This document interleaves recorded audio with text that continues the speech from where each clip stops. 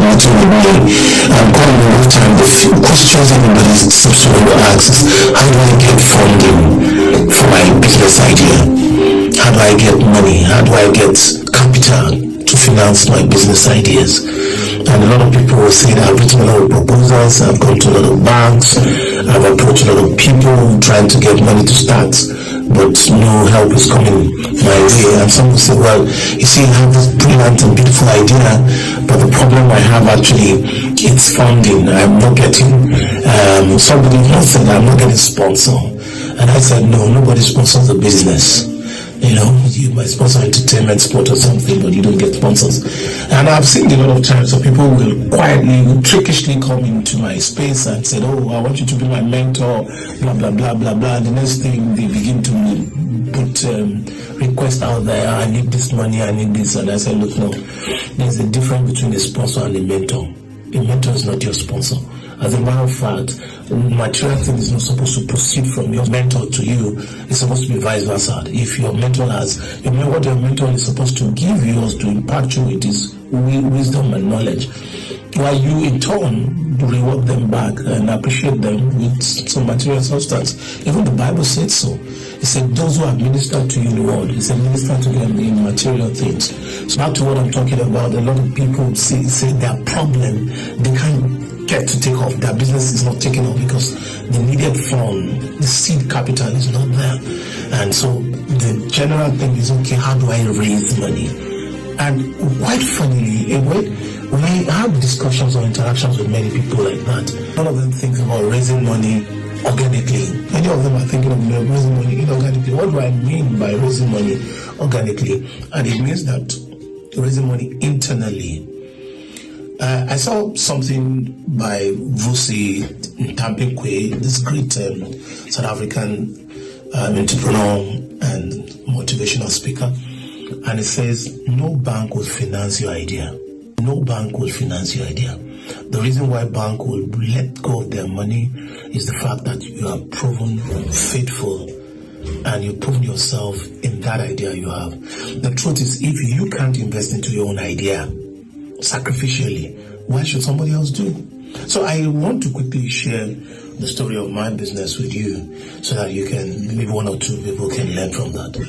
For many years, when I moved into Abeokuta town after getting married, I had this idea that I want to go into wrought iron making. Then wrought iron was in vogue, metal furniture. So I really wanted to go into it. I did a couple of one or two in my house, and a lot of people are coming and saying, oh wow, this is beautiful, this is nice. And I concluded, okay, this is the business to go. And for over 1.5 years or 2 years, I sat down every day fine-tuning my business proposals. My business proposal then was that I was going to look for money, I'll build different types of wrought irons, domestic wrought iron furnitures, and then I'll rent a hall, I'll do a big lunch, I'll bring the commissioner, the deputy governor. I had a very, very big idea. Very big idea. And for 1.5 years, I was sitting at home and the heat was on me. I could barely feed my family. And I kept saying, no, I have this idea, and then I wasn't doing anything about it because I was looking for money, because I didn't have money to do the bed, to do the chair, to do the dining, to do all the things. I don't even have money to rent the hall. I won't even have money to entertain the guests even when they come. So, and I kept saying, oh, that money must come. So my problem was how to raise the money. Then one day, a friend of mine just advised me, said, why don't you go and have a retreat? And so I said, okay, fine. So, because I was also tired, life was bored. God really dealt with me. Everything in the house went there. My car broke down, AC, free, TV, almost everything was just shutting down. And there was no money to fix them. So when I got tired, I had to go on this retreat. And then God said to me, I've told you what to do. Go do what I've told you to do. I spent 3 days in a campground of one of the Pentecostal churches around Ogun State, and between Ogun State and Ibadan. 3 days. In fact, the first day I could pay for a room. The room then was $150. The following day I couldn't pay. I had to sleep in the car for the next 2 days, 2 nights. And so, but God told me, I prayed near night, day, everything, went out to different mountains in that retreat ground. And all God kept saying, I've told you what to do. Go back home and do what I've told you what to do. And so I left the campground with not hearing God telling me, don't worry, my son, I'll do this, I'll do, don't worry. No. He just said, I've told you what to do. So go back, do what I've told you what to do. So I just said, okay. So going back home, I said to myself, I said, okay, God has told me, I know what God is saying. It's this wrought iron business. And so what do I do? It was on my way back home, I started thinking, I started strategizing, and I said, I needed to say this to some people. A lot of people are sitting on the fence and say they are waiting on God. Let me tell you, God is waiting on you. A lot of people will say, well, I'm waiting on God. God is saying He's the one waiting on you. He's waiting on you to take the lead. He's waiting on you to take the first move. I read a book many years ago. Sorry, I'm digressing. I read a book many years ago written by Kenneth Hagin Jr. He said, take the first move. Very short book. I read that book in the city. He said, take the first move. The first move, God is waiting for you to take the move. Then He will step in. Many of us are waiting for things to drop on our lap or on a platter of gold, but it's not going to work that way. That's not the way God works. God waits for you to move first, then He comes in and He helps you. And so what I decided to do was, okay, I know I can make wrought iron. And so what am I going to, how do I market myself? So the first thing I did with zero naira, that's why I tell people I started my business with 0 naira. With 0 naira. So what I decided to do was, it wasn't too long that I got married. So I came back home, got home that day, took out the wedding album, removed all the wedding pictures that were there, got the Argos magazine that a friend got from me from the UK, where you have all kind of wrought iron pictures and design, cut them stylishly and put them in sections, sectionalize them and put dining here, bed here, couch here, divider here, bookshelves here. So I did them. I could cut out those magazines and put them in the album. And then I said to myself, I'm going to go to the banks. These are the guys that I really love. I go to where the people want my product. So I realized that, I remember that I have some friends in 1 or 2 banks. So I went to one of them and I said, hey, but can you introduce me to your colleagues? I need to share through them what I do. He said, hey, what's that? I said, I do wrought iron. He said, hey, you mean? I said, yes. So I went to, the first bank I went there was GTV. I know quite a number of the GTV guys who knew me at the beginning. They'll remember what I'm saying. So I went there and then after work hours and I said, hey guys, this is what I do. Some believed in me, some didn't. And so I said, okay, let's see what you do. So they came to my house, see the 1 or 2 that I've done. And that's how I started. So one of them, in fact, the person that really believed in me and eventually commissioned me to do the first job, didn't even come with them. In fact, she told me later that most people say, don't mind that guy. Go and see the rubbish he's packaging and said he's doing something. I don't think he's serious. He doesn't know what he's doing. But she said somehow she just believed in me. And she called me. And she ordered the dining, she ordered beds, because she was about to get married, so she was trying to put up a house. And she gave me the first money that I had. And I was able to go to the market, I bought the raw materials, and I started production. And that has been so. So the first thing I did was to market with nothing. So I tell someone, what is that business idea of yours that you think money is the one keeping you behind? If the money is not forthcoming, why don't you look for other ways to get it? I bet you'll be surprised that there are 1,001 ways by which you can get your business off the ground. Please note, don't start your business inorganically. Start it organically. God bless you. Once again, I'm your friend, Tunde Ebidero.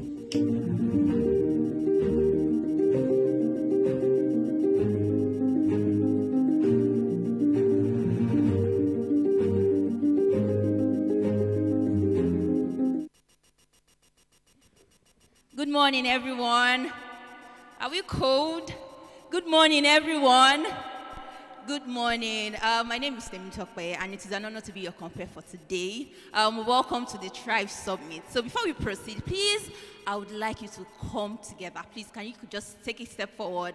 Let us fill these empty seats in front. Please, if you don't mind, I will come and drag you people. You people are not giving me the ginger that I want. Please, let us all come together. We are too far away. So please, let us fill up the empty seats in front. Thank you. God bless you as you do that. In the name of Jesus, you will see fuel to buy at 580 naira. You won't buy it at 900 naira. In Jesus' name. Say amen now. At how much? You know what? Don't let's go too far. Let's just still maintain the normal price. Please there are still spaces in front. I'm coming down to drag people. Please, there are spaces in front. Can we just come together? Let's come together. There are empty seats here. Please, please, please, please, please, please. We are still very far. Like, we are still very far. We are still very far. Just one more step, please, please. Thank you so much. Thank you. Thank you. It's like we are all fighting with this side. I don't know, this side is really, really empty. Please, can we all just come together and fill it up so we can kickstart this amazing event? And trust me, you are in for a good time. Trust me. Our guest speakers, they will be giving it to us back to back, so you are here to learn a lot.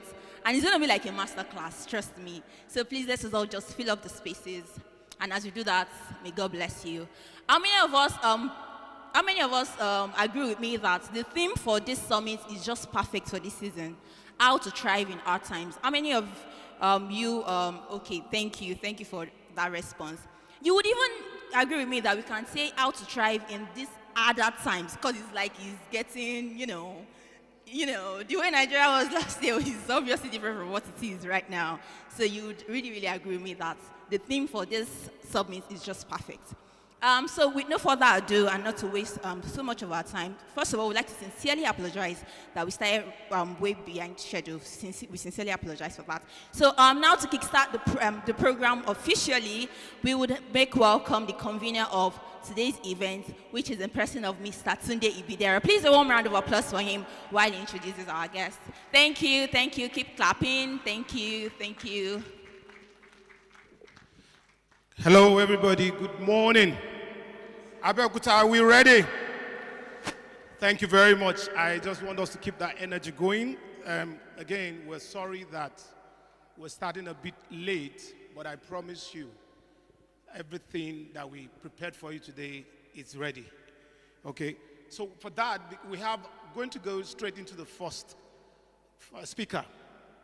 We have 3 speakers already slated for this program, and one of us is going to be joining us via Zoom, because currently he's on a holiday in Europe, and he has decided to join us. He didn't want to miss it at all, and that's why I said, look, rather than miss it altogether, I'd like to speak through Zoom. But it doesn't matter. We're here to get information, right? So wherever anybody is speaking from, doesn't really matter. But the important thing is that the informations we're here to pick. Okay? And so that's why I'm going to be introducing someone very important and very special. How many of us have gone to shop in Just Right before?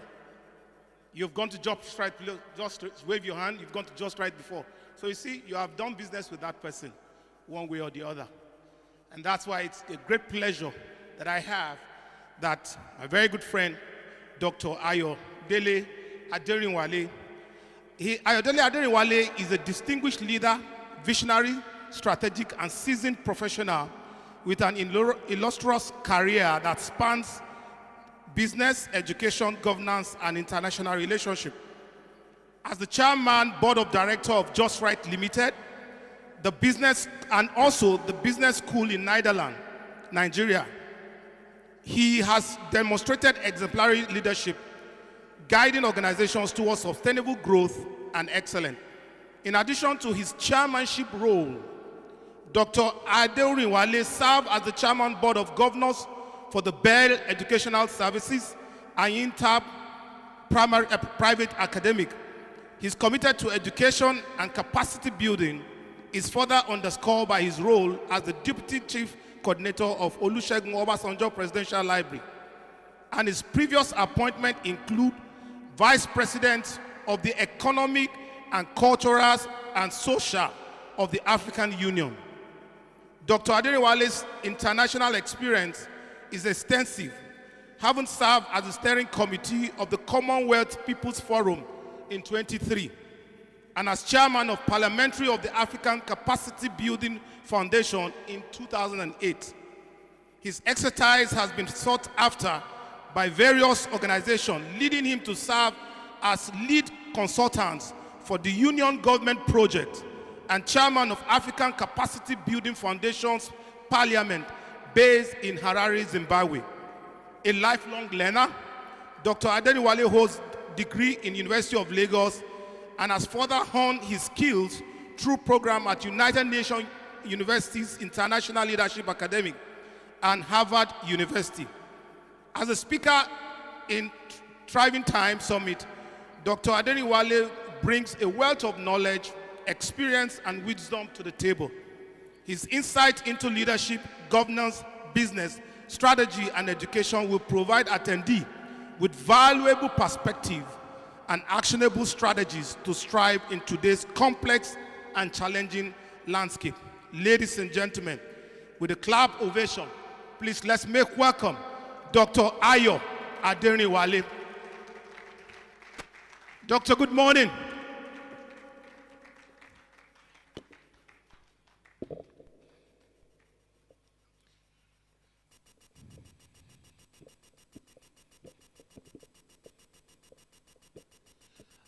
Doc, can you hear me? Good morning.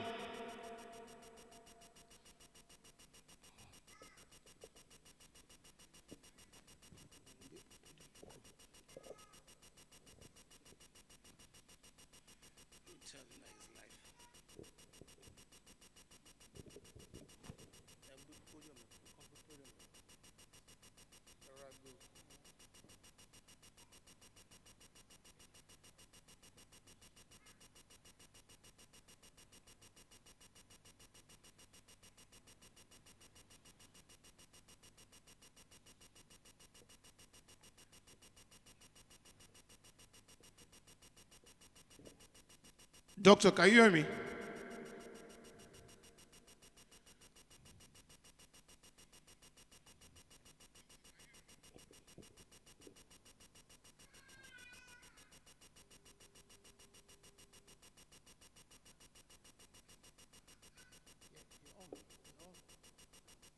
Yeah, you're on already. Please go ahead. Yeah, you're live already.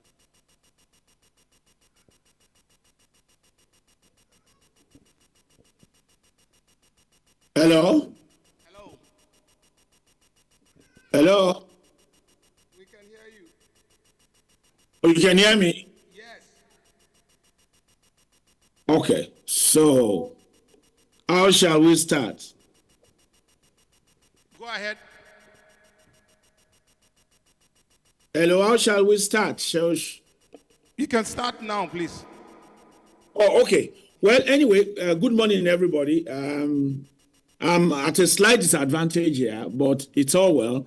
First, my apologies that I cannot be in Nigeria with you physically, but I'm here. At least I can join you thanks to modern day technology and all of what it offers.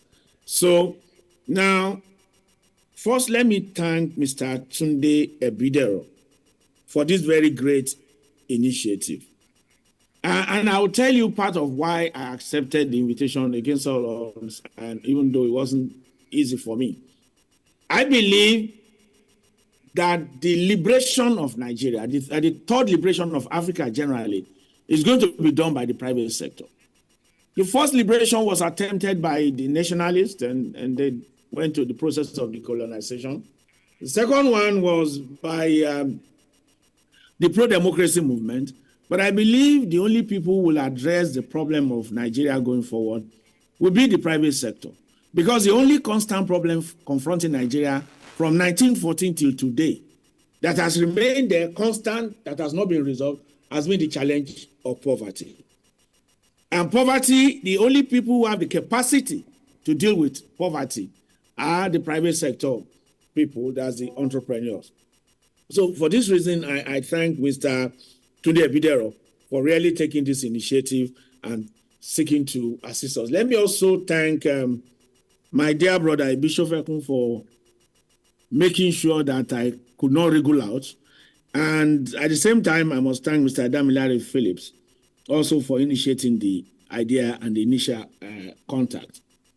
Now, having said that, I think let us try and address our mind to the topic or the theme of the meeting as has been framed. The organizers gave a deceptively simple topic that if you were to take a look at it, you would be tempted into dismissing it as it's just striving how to thrive in hard times. The first thing I really would like us to address and understand properly is this. In the topic, it is assumed that there will be the hard time, and then there will be, which will disappear, and then you will have the good times. And so what they want, they're looking for is a switch that you flip. That, okay, when the hard times come, you just flip this switch, and then the toga of hardness comes upon you, and then you can deal with all of that. I'm sorry to disappoint you that unlike in the past, I look at over the last 60 years, it has been one hard time to the other. Hard time has now become somewhat perennial. Whether you look at it globally, in the past, it was easy to talk about the Westphalian notion of state. The state has a monopoly of violence, so it can deal with it and guarantee security, guarantee safety. Today, there are all manners of non-state actors, be it from the private sector or even all of the terrorist group, the bandits, and all of that. And that creates all manners of instabilities and difficulties. The farmer that can no longer go to farm, and the traders that can no longer go to trade, are then facing hard times. If you then also look at it at the economic level, let us go back in time. Shortly after you had the Obasanjo regime, the Murtala Obasanjo regime, they started what they call the low profile. The economic crisis of the 70s and the 80s led Shagari to the austerity measure. From austerity measure, we moved under Babangida to the structural adjustment program as pushed by the World Bank in order to deal with our economic realities. From there, we moved on to all the other phases, and it has been one unrelenting economic hardship, difficult economic environment, because hard times connote very a period that is difficult, that is challenging. The answers are not what they used to be. You are talking a lot of disruption, unpredictability, very difficult choices, and no easy answer. The truth of the matter is that those things are not going to disappear anymore. Technology has made disruption a permanent feature of our current existence. So life is not going to be as it used to be, so to speak. The long and short of what I'm saying is that our time has come to stay. Now, the one that I now find very interesting about the framers is their choice of the word thrive. How do you thrive in a very difficult and challenging period? Now, note that verb thrive and try to understand it. They're talking about being able to blossom, to prosper, to progress, to fly. They're not talking about coping. The framers of the theme are very clear what they're asking for. That if you are just concerned about surviving, maybe like the eagle, you want to fly above the cloud, stay, ride out the storm, and when the storm is gone, you come back. No, they have deliberately, and they're very clear. They've now come to understand that hard times will be with us permanently. And they are not interested in your just surviving.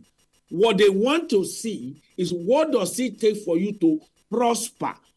Why is it that an Aliko Dangote is able to attract a $20 billion investment into Nigeria when even the Nigerian government is finding it difficult to raise $10 billion in the international capital market? How come in Nigeria, in Africa today, where people say A, B, C, D, you still find a lot of businesses in Nigeria thriving? How is it that in 2023, as Nigeria was preparing for election, and everybody was talking about the fact, oh, Nigeria will disintegrate, there's going to be chaos, mayhem, everything will disappear, my company, Just Right, signed a mega deal with Africa-Invest, and Africa-Invest took a minority stake in the company for a significant investment.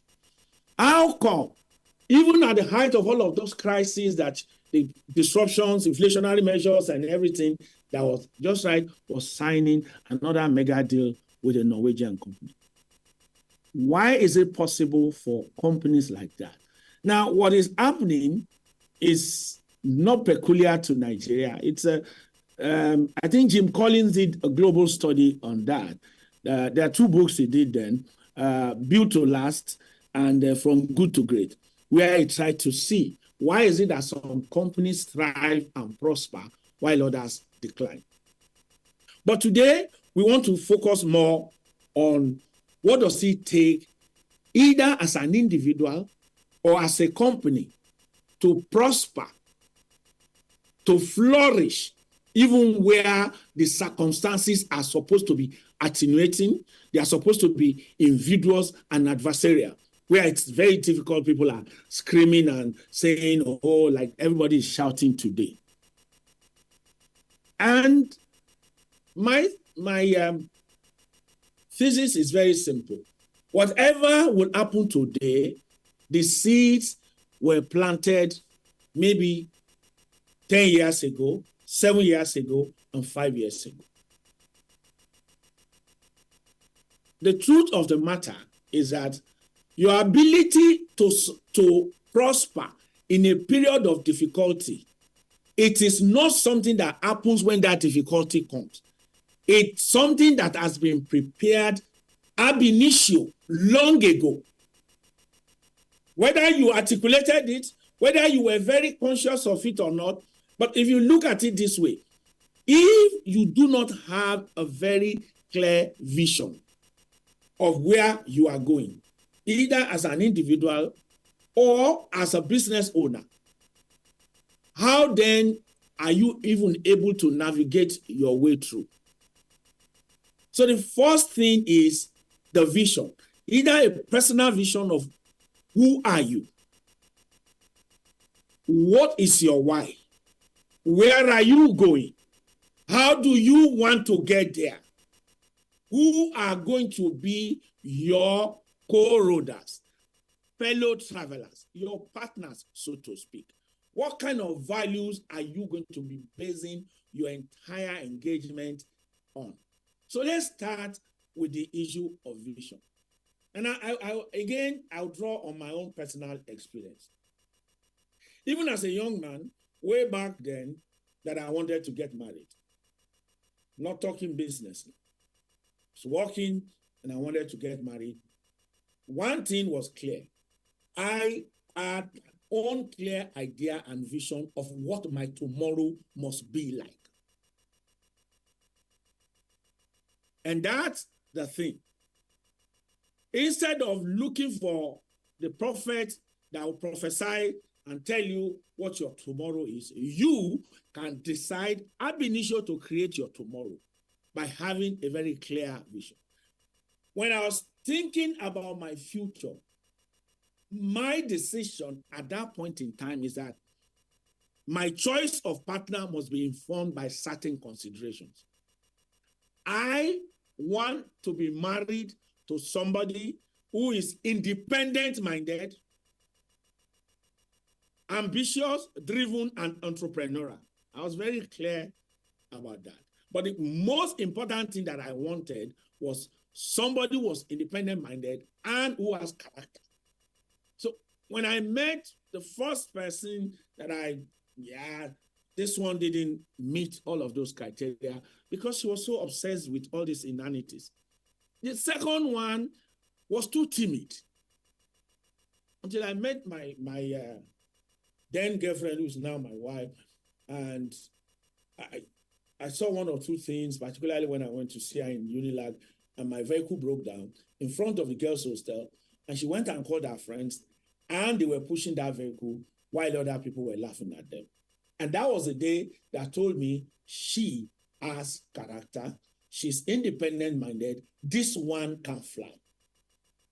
So now you look at that.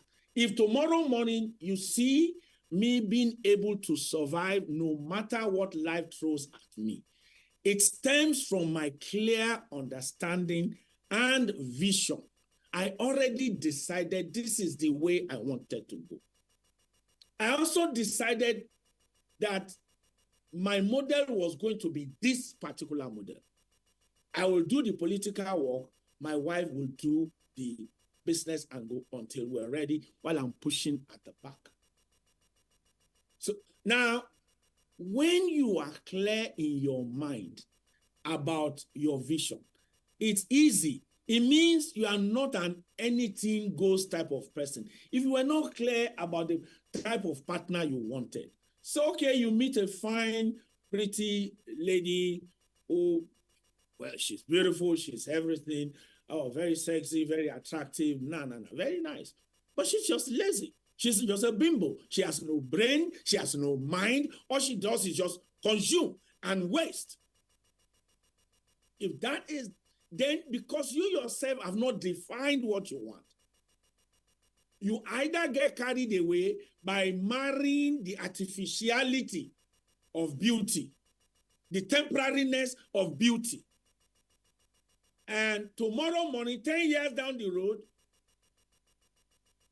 you are unable to do things that you are supposed to do because you guys have spent the little resources you had, you've wasted them on inanities, on keeping up with the Joneses and trying to impress people who don't even matter to you.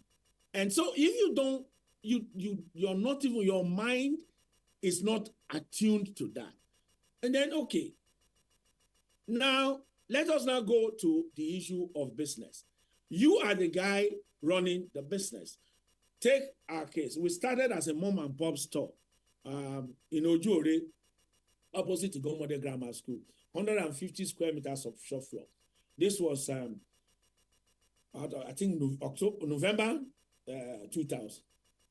And today, we managed to build our business to having 25 stores in different parts of southwestern Nigeria. Our hope, our dream is to continue to grow and get to a point that maybe we'll have double that number of stores throughout Nigeria, in southwestern part of Nigeria, as I mean. Now, again, let me now show you this. We were also very clear and very deliberate in terms of our overall business design. We were clear we were only going to be focusing on low to medium income neighborhood, high density neighborhood. We're not going to be operating in malls, in the eyebrow areas, and all of that. No. We're clear in our mind that, okay, as we go on in this business, this is what we want to do. This will be our value proposition to our people. And what was it that we wanted to do? We said we will make it available and make it affordable to those fellows in the neighborhoods where we operate. Because again, it's to know what you want to do, how you want to do, and where you want to do. That goes on to all of the thing about your values and about your vision. The second most critical aspect that these are fundamental ingredients that will stand your business in good stead, that will stand you in good stead. The second thing is your values. Because without clarity of values, really, you will be an anything goes type of person. And because you are an anything goes type of person, you are not wired to thrive, to endure. You cannot last because you don't have an effective organizing framework. The people that are going to work with you, they will see what values you espouse. They will also take on those values. In sociology, it is called the imitability of the elite. They will imbibe those values. They will replicate those values within the organization, be it honesty, integrity, transparency, accountability, hard work, discipline, loyalty. Those key principles must be clear about what you want to do and how you want to do it, because they are the ones that will shape. Those are the organizing principles upon which your life and living will be based.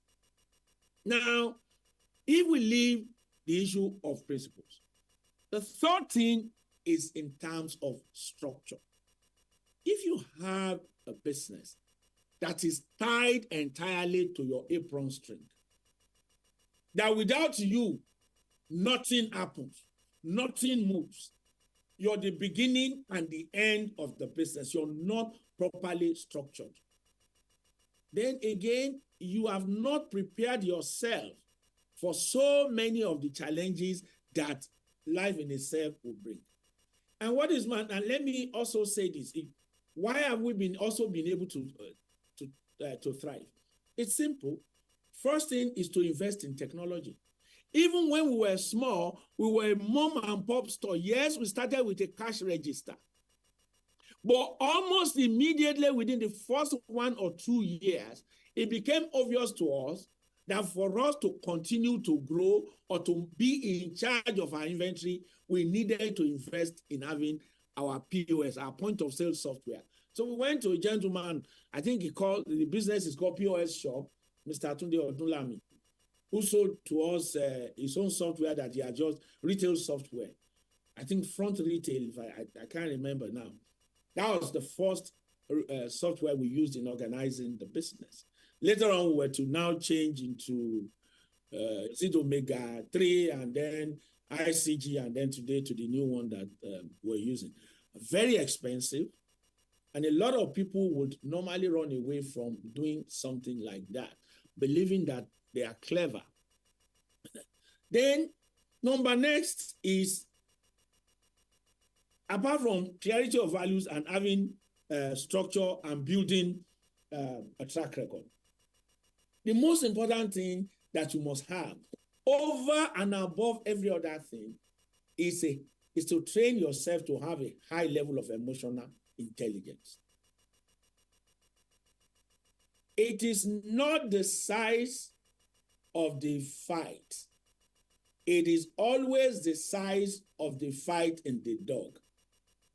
It is not the nature of the problem that happens to you. It is your overall attitude to the problem that you confront. There will always be very challenging and difficult times. On so many occasions, we faced all manners of troubles and issues. Let me give you a typical example. We have been borrowing money locally at very extortionate rates, 29%, 28%. We borrowed even 1 year at 30%, 25%, 16%.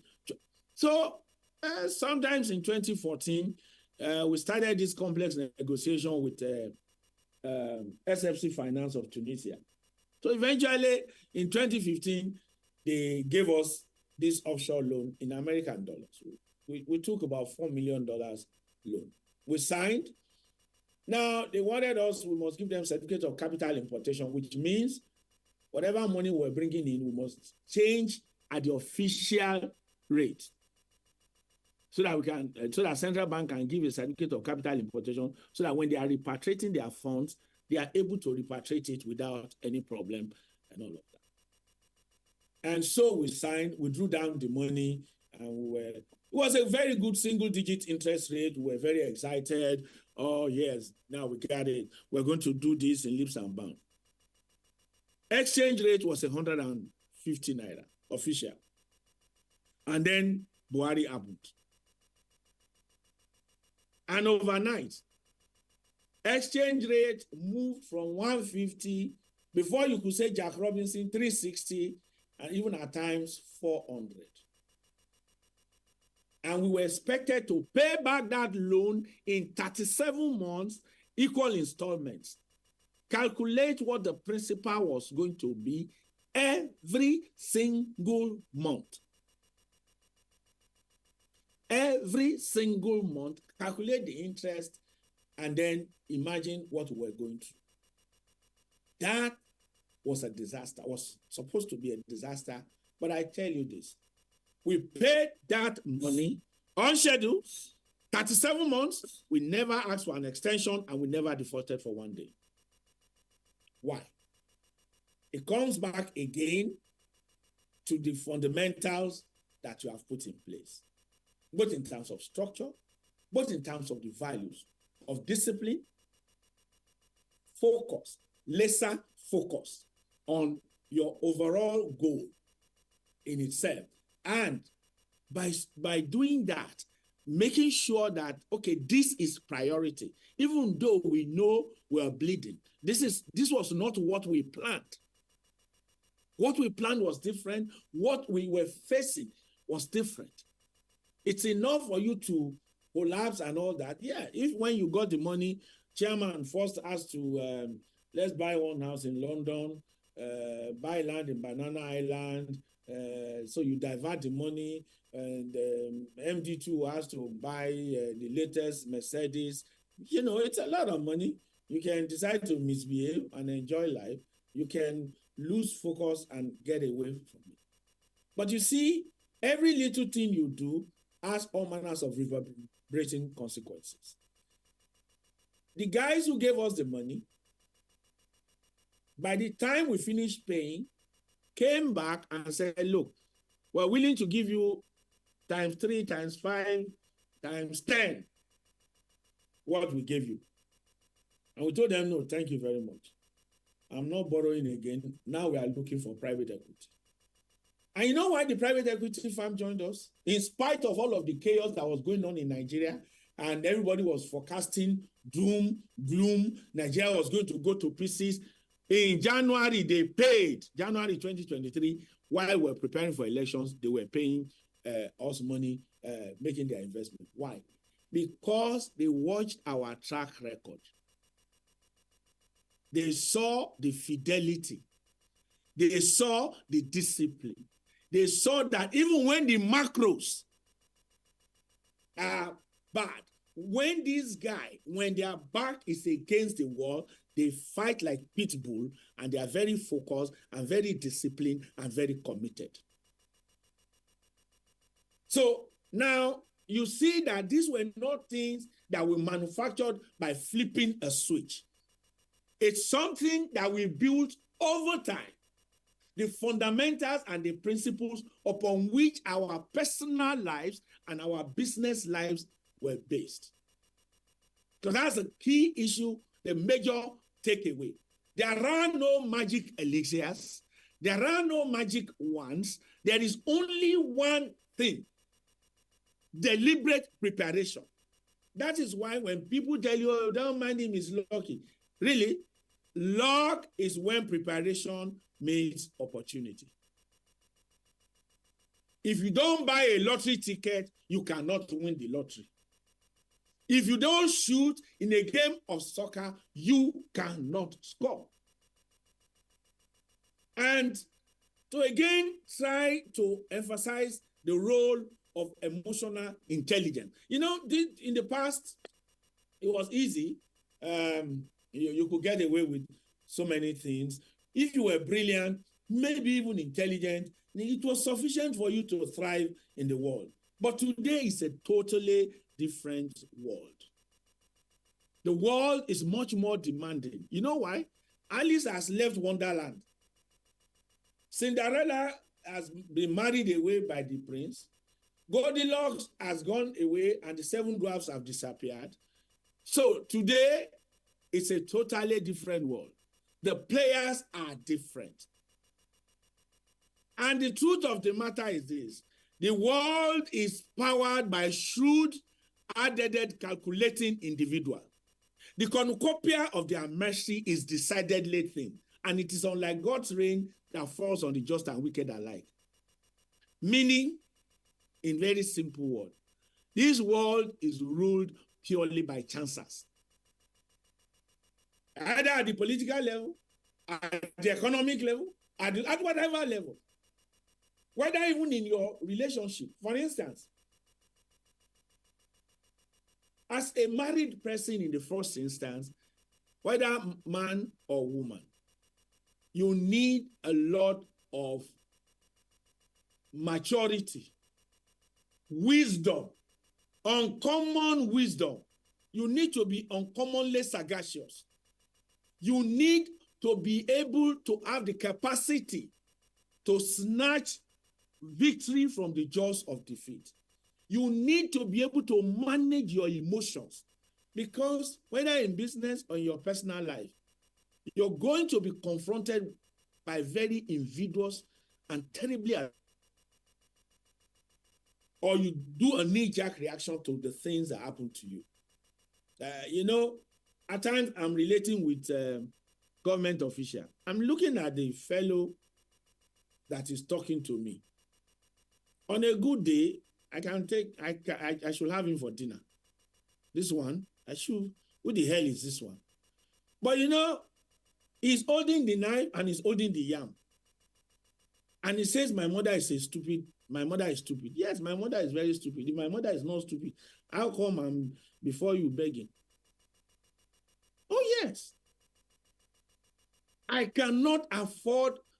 I think he was Sonny Ade song long ago, that if the mosquito is on your testicles, your scrotum, you cannot slap it with force and kill it. You have to gently push it away. Or like they will tell you the story of the bull in the China shop. If a goat enters the store of somebody who is selling ceramic wares, breakable plates or so, you can't just chase the goat anyhow. You have to find a way to negotiate the goat out of that store. Otherwise, the damage will be such. But a lot of people don't have that reflective capacity. A lot of us get carried away.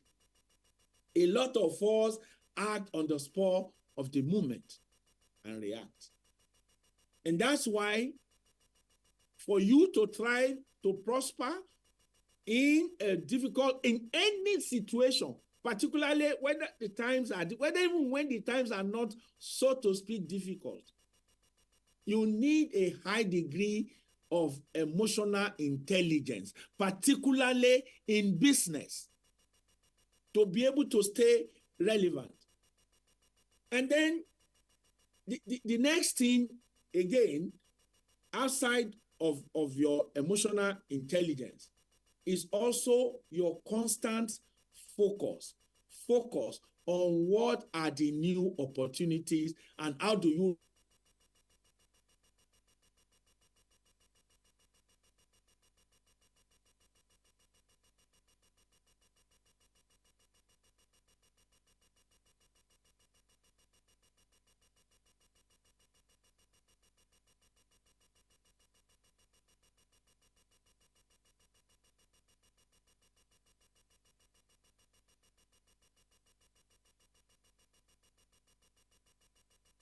smiling, and you'll be like, oh, this man must be a very funny man. I can just imagine what he would look like in real life, right?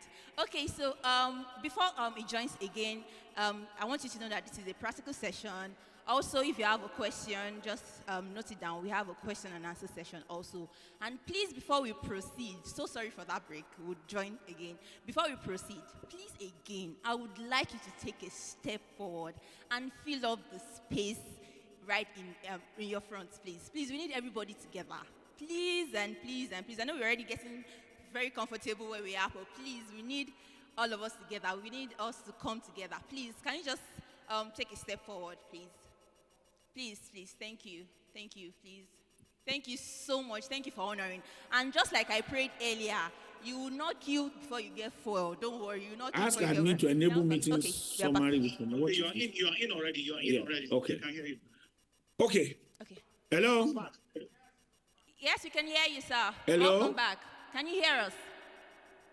Hello. I take it that you can hear me. Yes, we can. Yes, we can. Okay, very good. Hello. Okay. Now, where was I? I'm lost now. I had spoken about the issue of emotional intelligence. But I was now going to talk about training yourself to see opportunities where people see issues. You know,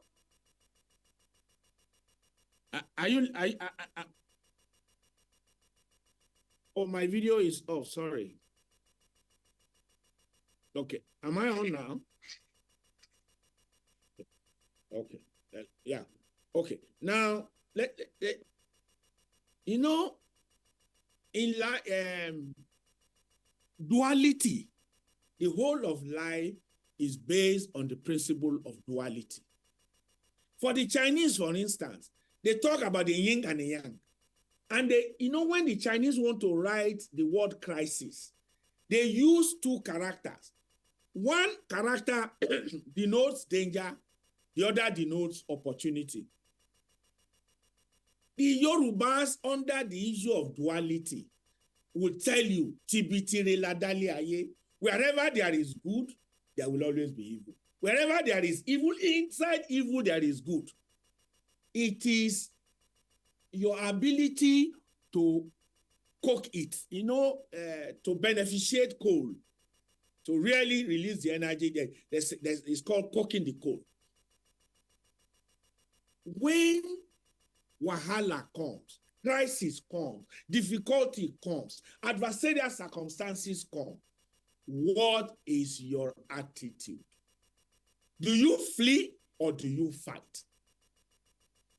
Do you just crouch and shrivel and just run under the table? Or do you, I saw one video 2-3 weeks ago, I can't remember, two videos or so. There's one, I think the transformer is bad. And then these people gathered and were praying, casting and binding, and The other one, a house is on fire. They are calling on God. You are not trying to put out the fire.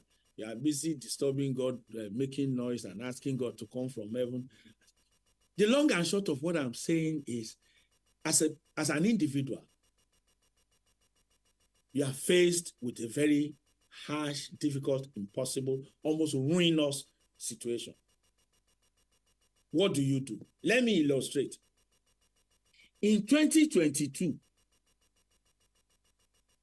I discovered that the money we were spending on diesel and electricity compared to 2021 had risen by 5 times. 5 times. As at that time, you know, each of our branch has 2 generators. One UPS, and then you have NEPA. So our thing, in order to have electricity 24/7, means we have what you call the main generator, essential load generator, you have the UPS, and then you have NEPA. And you can imagine our diesel bill. Had gone today, we have 25 stores. It means we have 50 generators. Plus, we have a cemetery of discarded generators where we rob parts from in order to service existing ones. Maybe you have another 8 or 10 generators in that place. And it was obvious to me that the way we are going, very soon we are going to be out of, we're not longer going to be profitable, we're going to go out of business. Let me tell you, today, 1 liter of diesel, as at the last time I checked, I don't know what the current rate is, it's almost equivalent to $1. And 1 liter of diesel will give you 2.5 kilowatt hour. Now, it means if you are even in this, their new so-called before, that means 150 naira per liter, per kilowatt hour. Today, imagine 1 kilowatt hour is going to cost you, using diesel, you're going to spend about 1,500 or so, compared to about 200 or so that is being charged by NEPA. No matter what you do, you are going out of business. I was reading an article this morning. Somebody posted it in one of the online forums. Oh, this hospital, I think the hospital was slammed with a bill of either 2.5 or 25 million naira. Oh, they are going to close. Hospitals are closing down. People are shutting down. And I'm laughing. You know why? When I saw the problem in 2022, I did not join them in the Nigeria Castigation Forum. Oh, Nigeria is a hopeless place. It's a stupid place. The president is an idiot. The minister is a goat. This is not my. How will that solve my problem? I was more focused on solution. I'm a solution provider. This is what I do. That's why I'm an entrepreneur. If you are an entrepreneur, if you are not a solution provider, then you are not an entrepreneur. So if I am a solution provider, how do I resolve my own energy crisis? The choice was obvious. Go for alternative energy. Very nice.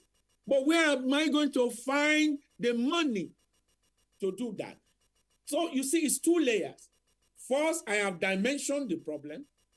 I have seen the futility in traveling that same road. That it is imperative that I change my source of energy. I have also been able to decipher the knowledge in terms of what is it that I need. And I was able to sit down and do a serious business plan to say to myself, okay, I need this quantum of investment. So the next thing is, one thing that I've learned is that wherever it is possible, I always use OPM, other people's money. I grew my business purely by debt. I never had money from day one. If I tell you the story of how we set up that place, you'll be shocked. We never had money. When we were opening Just Right in 2000, the generator was on credit, air conditioner was on credit, cash register was on credit, closed circuit TV was on credit. The shelves, I paid Benro the carpenter only part. I think it's only the guy who sold us that nonsense truck that insisted on getting his money. Okay, and then the landlord, he insisted on. Those are the only people I fully paid. Even when we opened and we put in the 120 square meter, 150 square meter, we couldn't even stock the place. The shelves were empty until my wife said, let's go and buy Ever Water. So we put Ever Water to make the place look full. So we never had money from day one. So it was always obvious to us that whatever happens, we need to be creative. 2, we need to live on credit from day one. That one was clear. 3, we need to be very clear and precise and focused as we move. So even when we now face this energy crisis, and I went to the board, at the board meeting, I said, guys, we have a very big problem. And okay, board members agree, so what are we going to do? I said, okay, we'll go for alternative energy. We're going to go solar. Where are you going to find that kind of money? I said, you watch. You watch. And so I went.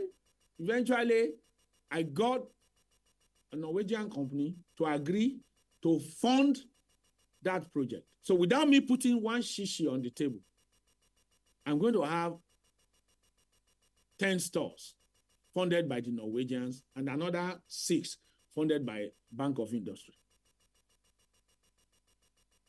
And I think with effect from next month, worst case scenario, the first 4 stores will be switched on. 2 months thereafter, the remaining stores will be switched on. And I'm sure by this time next year, almost, if not all Just Right stores will be purely running on solar. Again, you see, these are not things that happen overnight. It goes back to the very beginning, those foundational principles about your vision, your values, your focus, your emotional intelligence.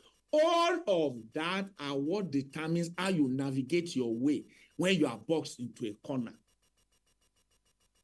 When Sugar Ray Robinson was going to face Marvelous Marvin Hagler in boxing. Marvelous Marvin Hagler is a street brawler, toe-to-toe boxer. And Sugar Ray Robinson knew that for his life, he cannot go toe-to-toe with Marvelous Marvin Hagler. And he dealt with him, and he won the match. Against Roberto Duran, the same thing. He frustrated Roberto Duran into submitting. Check Ali versus George Foreman, or Thriller in Manila, Ali Fraser.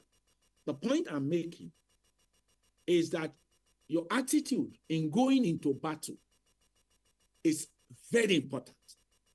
They help you make appropriate technical decisions. You are able to discern the technical aspect. And when it comes to the political aspect of your decision, the level of your emotional intelligence will also be very critical in addition to that which you are. As I always tell people, you must develop the capacity to hear the dew fall on the grass in the morning.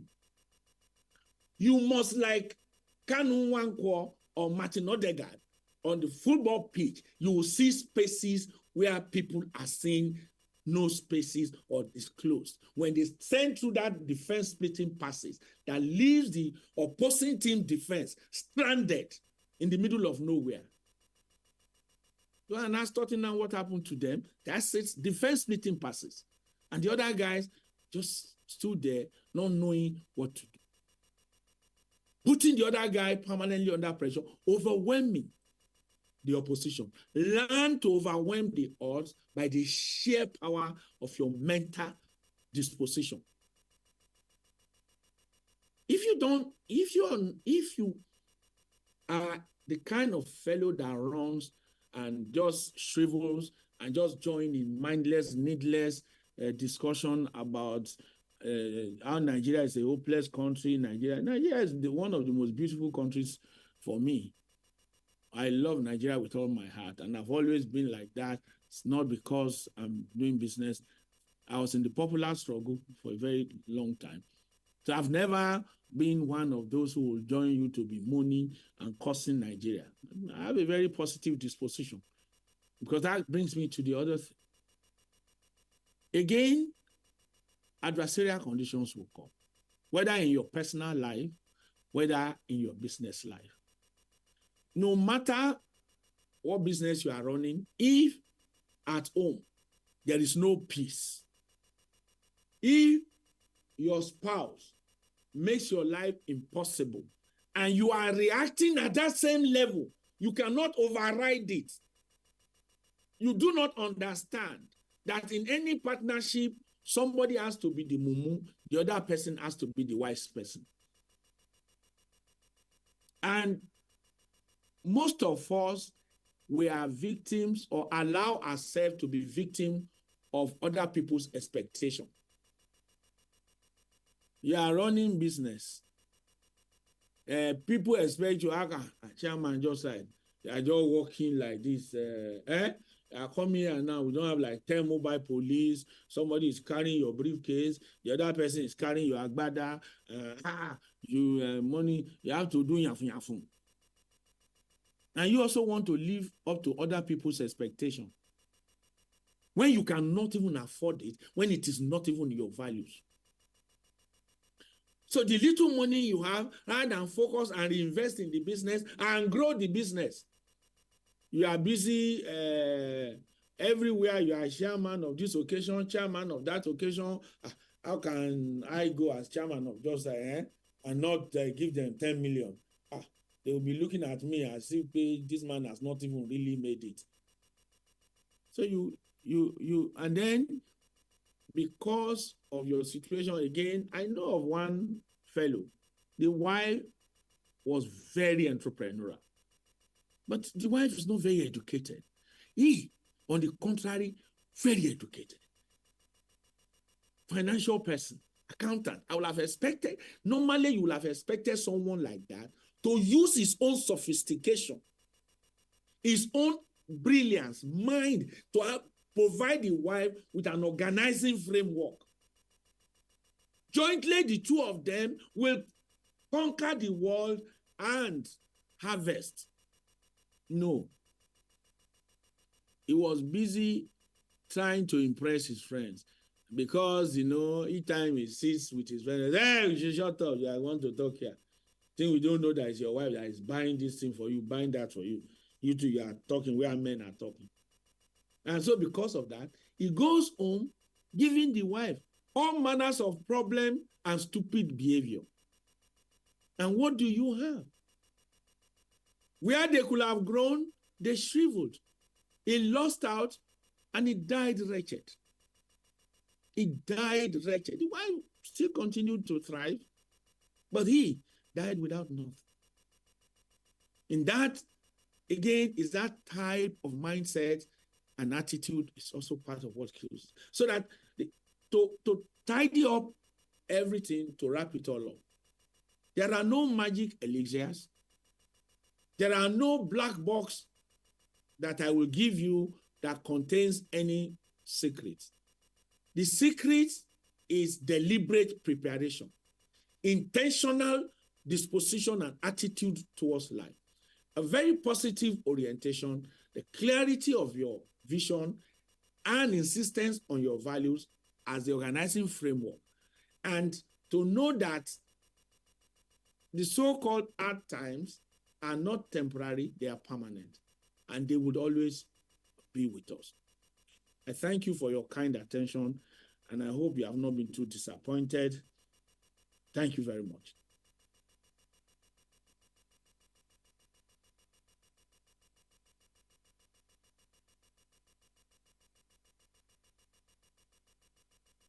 Session. Thank you so much for that session. Can you hear us, sir? Yeah, I can hear you. Okay. So thank you so much. Right now, we'll be going into the Q&A, question and answer. We'll just take like 3 questions for now. Then we'll proceed. There'll be another session later on. So if you have any questions, you'd like to ask our guest speaker, anybody? Okay, so while we are reminiscing on that, I would like us to also take pictures. You can take pictures with your neighbor just using the hashtag. I'm going to be reading out the hashtags now. So while we are getting our questions... Could you try to be a bit louder? Because I'm okay, sir. How about now? Is it better? Yeah, now it's better. Okay. So we are just preparing our questions. For those that have questions, can I see your hands up if you have any question? Oh, okay, so we'll just go into that. We'll take just 3 questions. Can we have a mic? Okay. Yeah, good morning, sir. My name is Ido Ridwan. First and foremost, let me thank the organizers of this program at this time for taking so very far to organize this kind of program for us. Sir, I also thank you for meeting you for the second time. Although this is the true version. The first time I met you is at the OPA. This is almost a year ago, sir. But my question here is that, do you ever have a kind of a hard time or something that ever happened to you that give you sleepless nights in your business, sir?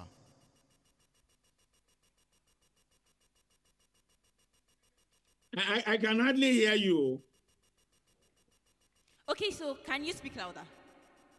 Sir, what is the question? Can you repeat the question? Okay. Let me just summarize the question. So what he's asking is, have you ever had any sleepless nights during your business, and what has ever happened to you? What has ever happened? Sleepless nights. Okay. Have I ever had any what? Any sleepless nights? What ever happens to you that give you a sleepless night in your business life, sir? Have you ever had any challenge that gave you sleepless nights all through the time you've been in have I business? ever had any challenge that gave me sleepless nights? Yes, sir. Well, let me tell you. As it stands today, the guys who give me sleepless night, who keep me awake at night. You see, all these small kiosk operators and all of that. They are selling some of the things I'm selling. They don't have my overhead and all of that. So they keep me awake all the time. That's one. 2, there are, honestly, from beginning till today, we've faced enormous. Some of those challenges were threatening to the point that there was a particular occasion that I told myself, if we do not resolve this thing, we were going to go under. It would have been finished when we were going to do Abule Egbaden. And I can go on about so many instances. I told you about the one, we took $4 million loan. We brought it in at 150. To pay back, we were paying back at 400 naira. That's 250 naira on every $1, which means on $1 million, we're paying extra of 250 million naira times 4. You're talking extra 1 billion naira that I did not get, that I was paying back. Do you know what that means? You're dead. You're dead and buried. And I can go on and on. There have been numerous experiences, occasions that we have encountered. But like I've told you, life happens to everybody. Things will happen. What is important is the attitude you bring to it.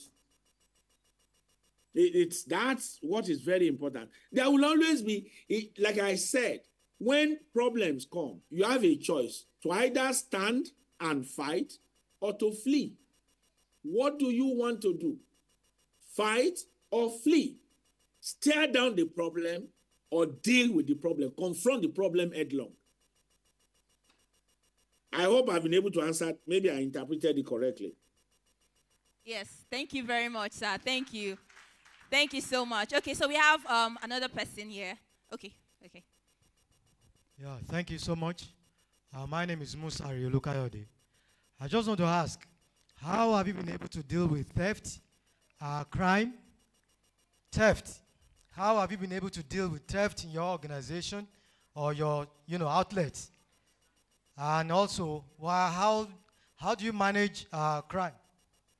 How do you manage crime as in online scammers in your outlets? Thank you. Did you get that, sir? How do I manage what?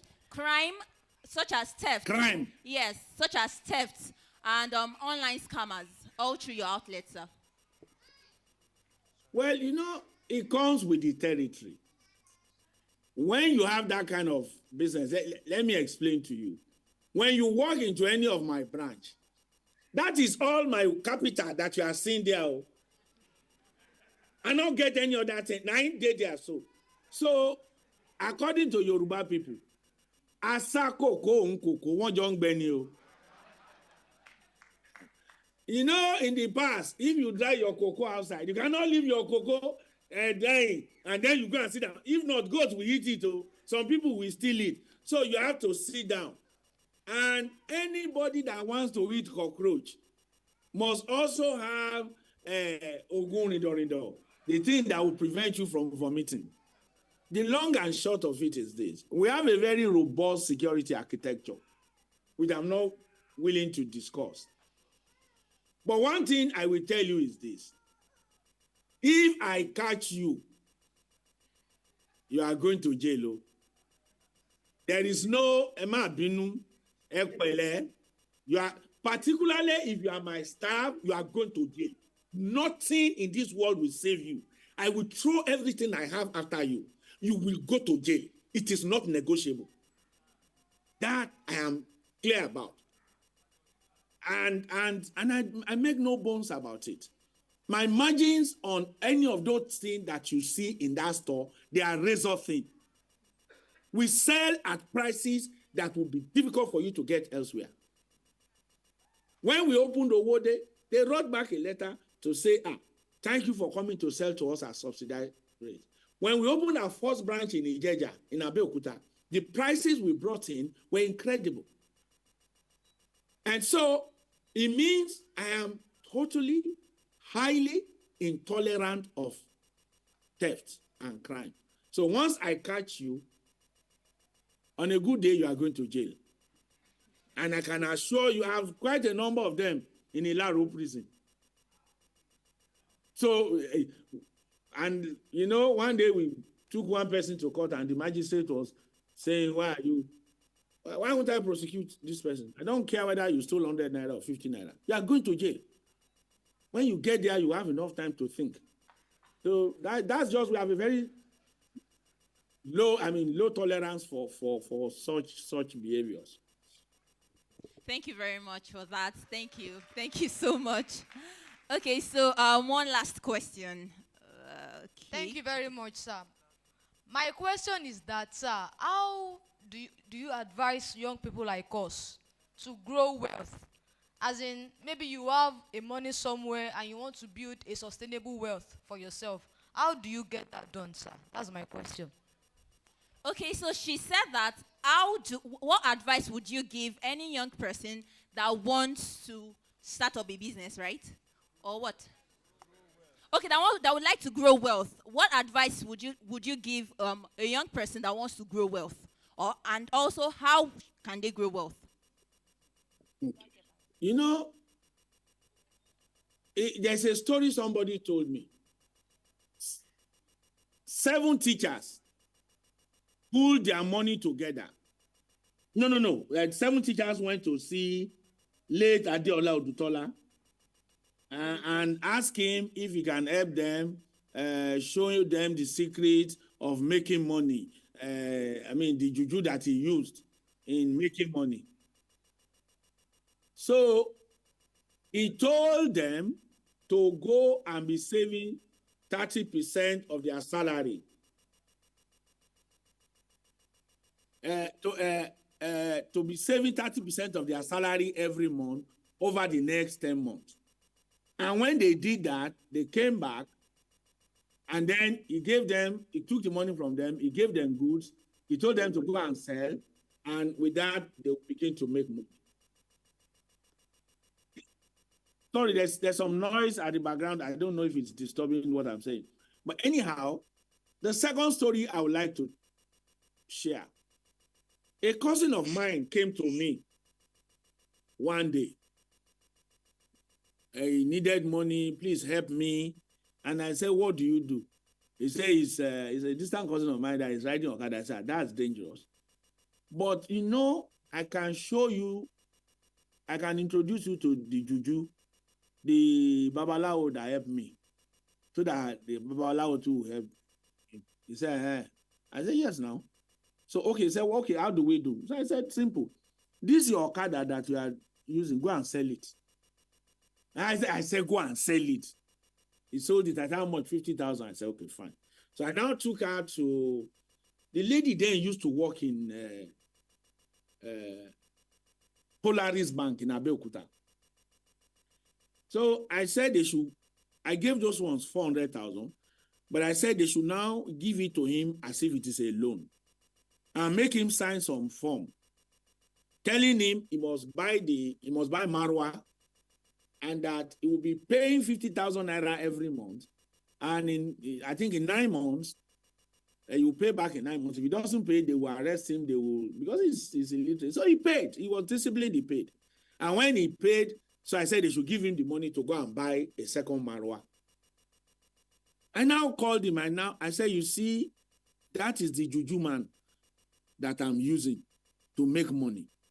I have shown you now that it is possible for you to become wealthy simply by curtailing your expenditure, by saving and building a wealth base. But unfortunately, the no good for nothing character, I think whether he said his father died at some point, he sold the 2 Marwa to do funeral ceremony.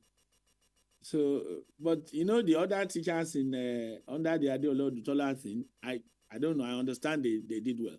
The long and short of what I'm saying is this. It goes back to what I said earlier on. You need to have a personal vision. You need to have clarity about where you're going. You need to have a sense of delayed gratification. Everybody can be wearing the latest jeans now. You go and buy your Konkilabia and be wearing your Konkilabiya. In the fullness of time, you will buy the latest. You know, like Julius Nyerere said in 1967 when they were launching the Arusha, the Arusha Declaration. He said, while other countries are going to the moon, and while in the future, we will also go to the moon. But for now, all efforts should be directed at reaching the villages. First and foremost, consolidate. Build wealth before you start spending. I have seen people, you start a business. This business is your cover business. They're just giving you 2 naira, 3 naira, 5 naira. You're already behaving like Boda Samu. Boda Samu, you don't know where he's working, whether he's, I don't know, whatever he's doing. You want to be spending like a drunken sailor. If you want to build wealth, wealth building requires discipline, focus. Keeping your eye on the ball, never losing sight of the big picture. Not getting carried away. Don't live up to people's expectation. Live up to your own personal goal expectation. But if you're the kind of person that, okay, you want to impress people so that they will know where you're not to make it, you are making it. So you start to blow money. Money that you can ill afford. I see somebody, you can ill afford it. You went and rent a duplex that you cannot pay, or somebody was telling me, you want to send your child to America. Where are you? Okay, even if you struggle now, you pay year 1. You still have 3 more years. Where are you going to get money? Where will you get money? It's not, you don't have to go to America before you become successful in life. Why can't that child go to one of these private universities? So, and that's the kind of thing. Be clear about your priorities. Be clear about your choices. First is your vision. Your vision. Who are you? What are you? What is your why?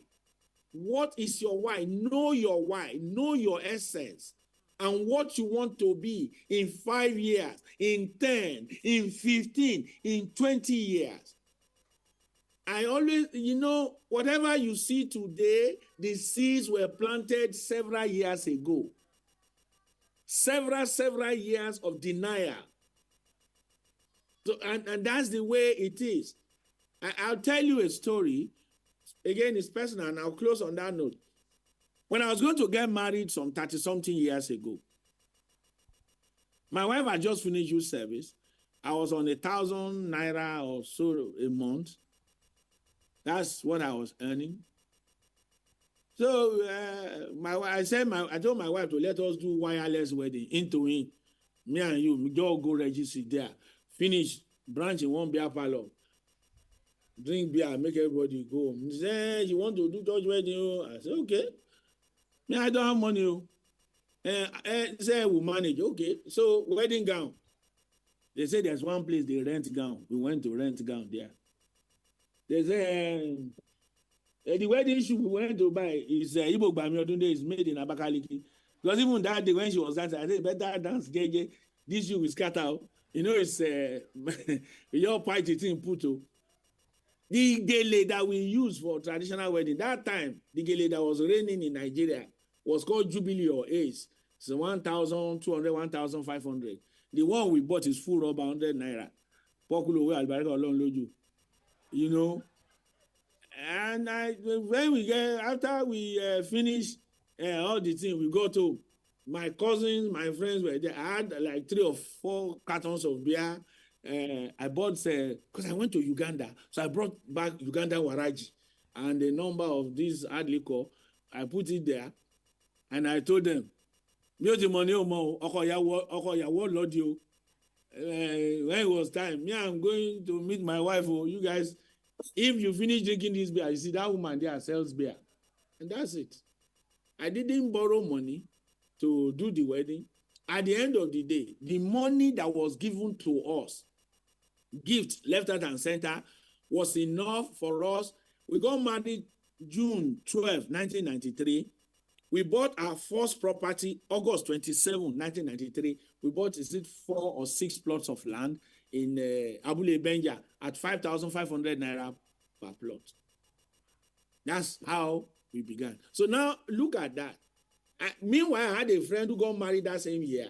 They went to borrow money to buy shoe, buy me. So me, I didn't have any debt to pay. When I finished, I started building a house. That is how you accumulate wealth, by curtailing your expenses and increasing your savings. Thank you. Thank you so much, Doctor. Thank you so much. Okay, so Doctor, just one last question for now. One last question. Okay, please proceed. Good day, Yes, I'm listening. Yeah, my name is Eze Abadwe Elvis. Sir, please, I want to quickly ask this question. Sir, what are the difficult decisions you made that seems to be risky to your business in all your lifetime as a businessman, sir? What is the difficult decision that I made that did what? Yeah, that seems to be risk. After making the decision, it's like, wow, Kiniti Moshe, you. Do I really know what I'm doing?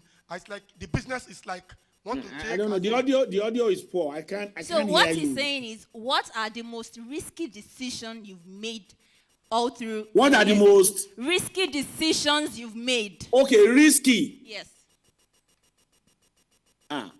My dear, everything I have done is purely risk. Number one, when we're going to start this supermarket, neither my wife nor myself anything about this business. All the thing when I get at home and abroad, now I put. When we went to take offshore loan, it was a risk. When we brought in the private equity partner, it's a risk. If I go to borrow money at 20-something%, it's a risk. I'm going to import goods. You know, one day, our first container was coming. After we had started, I don't know, maybe this was like 9 years or so after we had started this business.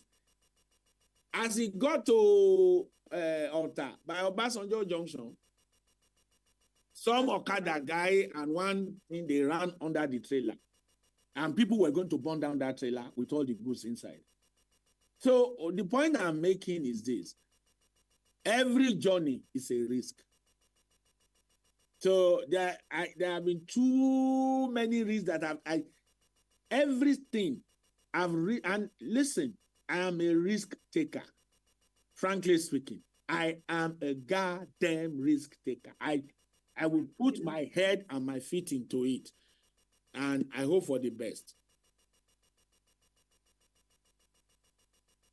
I hope I was able to answer your question. Yes, Doctor. Thank you so much for your time, Doctor. We've learned a whole lot, I hope right? I've not been too disappointing. Not at all, right?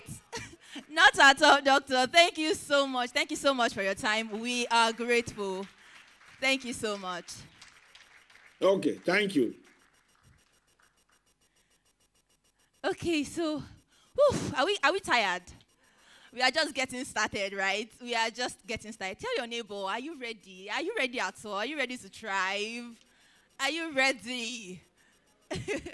Okay, because there is a whole lot. There is a whole lot to talk about, and that is just one out of so many things we would be learning today. Okay, so like I said earlier, please would like you to also join us via social media. You can just take a picture with your partner and upload them using the hashtag TRIVE Summit, hashtag Tunde Ebidero, hashtag Adversity to Prosperity. So let's just do that real quick. You can just take a selfie with your neighbor, and also just networking a little bit, asking your neighbor what their name is, what they do, and just a little bit of a network. Okay, are we good? Are we good? Okay, so before we bring in our next speaker, we can just do that briefly. So if you'll be taking pictures at all, now or after the summit, they are the hashtags you use. You use TRIVE Summit, Adversity to Prosperity, TRIVE with Tunde Ebidero. Okay? Are we good? I've not seen anybody take picture. Is your neighbor not fine? That's what it means, though. That means you are saying this, my neighbor. Will I say, you know. Okay, thank you. Yeah, I can see that mama. Yeah, there. She's already taking a picture. So just upload that. Also, okay, so also we have a pros here. While we're moving, someone dropped this. So if you own it, you have to give us proof, evidence, full-blown evidence that this is yours. You tell us what is inside, and you have to pay too, Sha. You have to pay to get it, and you have to pay that to me, okay? Okay, so let me ask your neighbor, how has your week been so far? Just ask your neighbor, how has your week been so far? How did you survive? How did you thrive this week? How did you survive this week? The shaggy of this week, how did you survive? Let me tell you my own. Oh, yesterday at 6:30 a.m., I went to NNPC to go and get fuel. All because it is 580, as I cannot buy for 900 naira or 950 naira. I was there since 6:30 a.m. You guys, just guess what time I left. Just guess.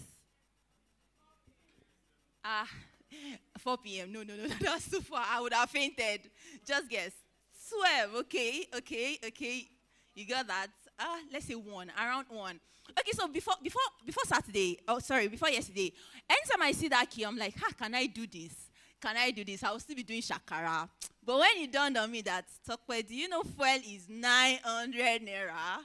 Last, either you push your car or you just put the car on your head, but you just have to survive this queue. And I did. And there was one man, we were on the queue, you just came from nowhere. Because the car before us wasn't working. So there was a space now. He just came from nowhere and entered the queue. Guess what people did? I will just leave you to that imagination. Just guess what?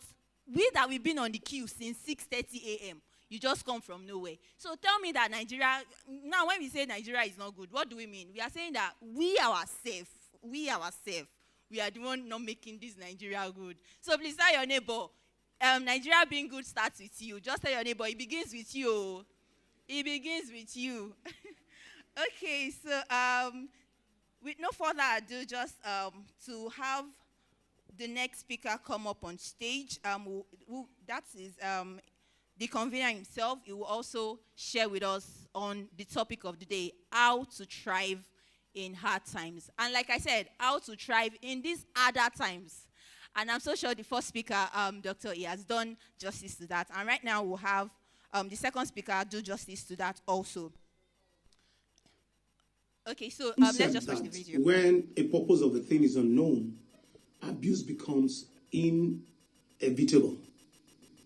And that's why this morning I want to start my section by busting some of your misconstrued money mystery bubble. And I want to start, Money is not a gift item.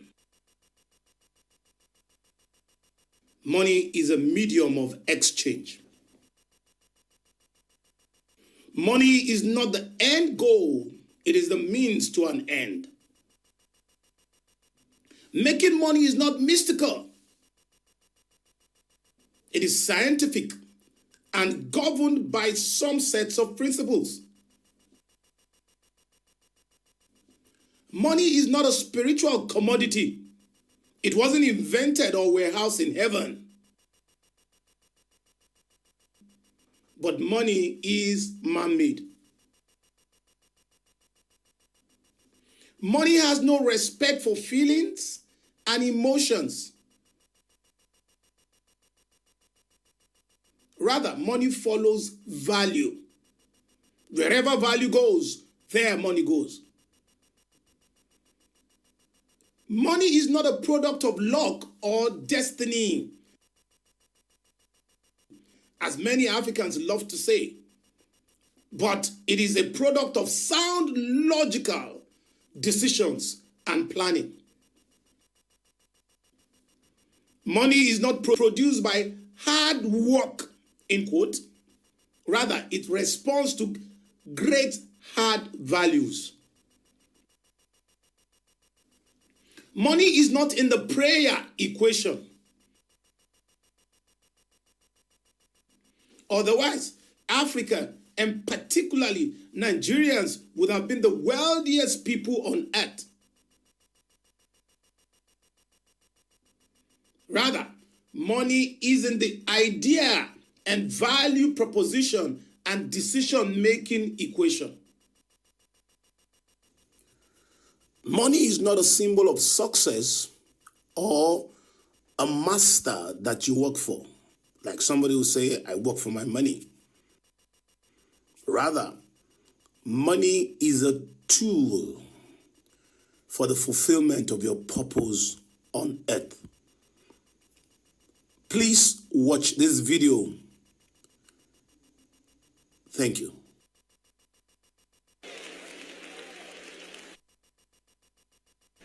The Zambian government, Bishop, sold the copper mines in northern Zambia to an outside consortium for $25 million. The copper mines for $25 million because they couldn't manage to keep them.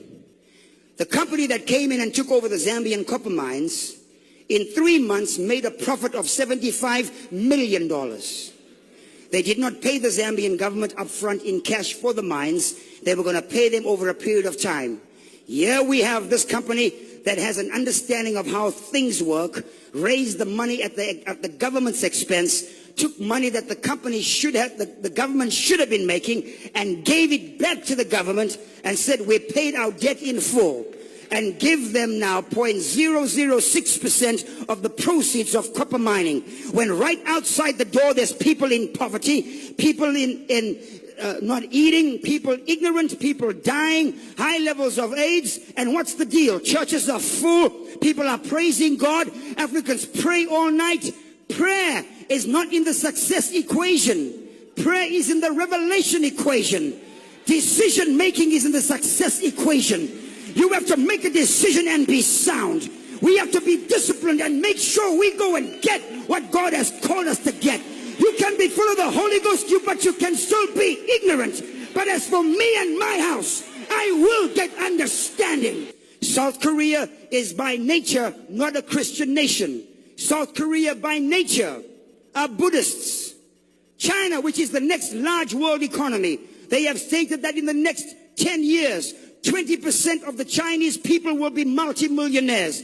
That means almost 450 million Chinese will be millionaires. They are not Christians, they are Buddhists. The Japanese are Shintoists. Those in Indonesia and Malaysia are Muslims. It's not about praising God and hallelujah and a great thank you, Jesus. It's about possessing an understanding as to how things work.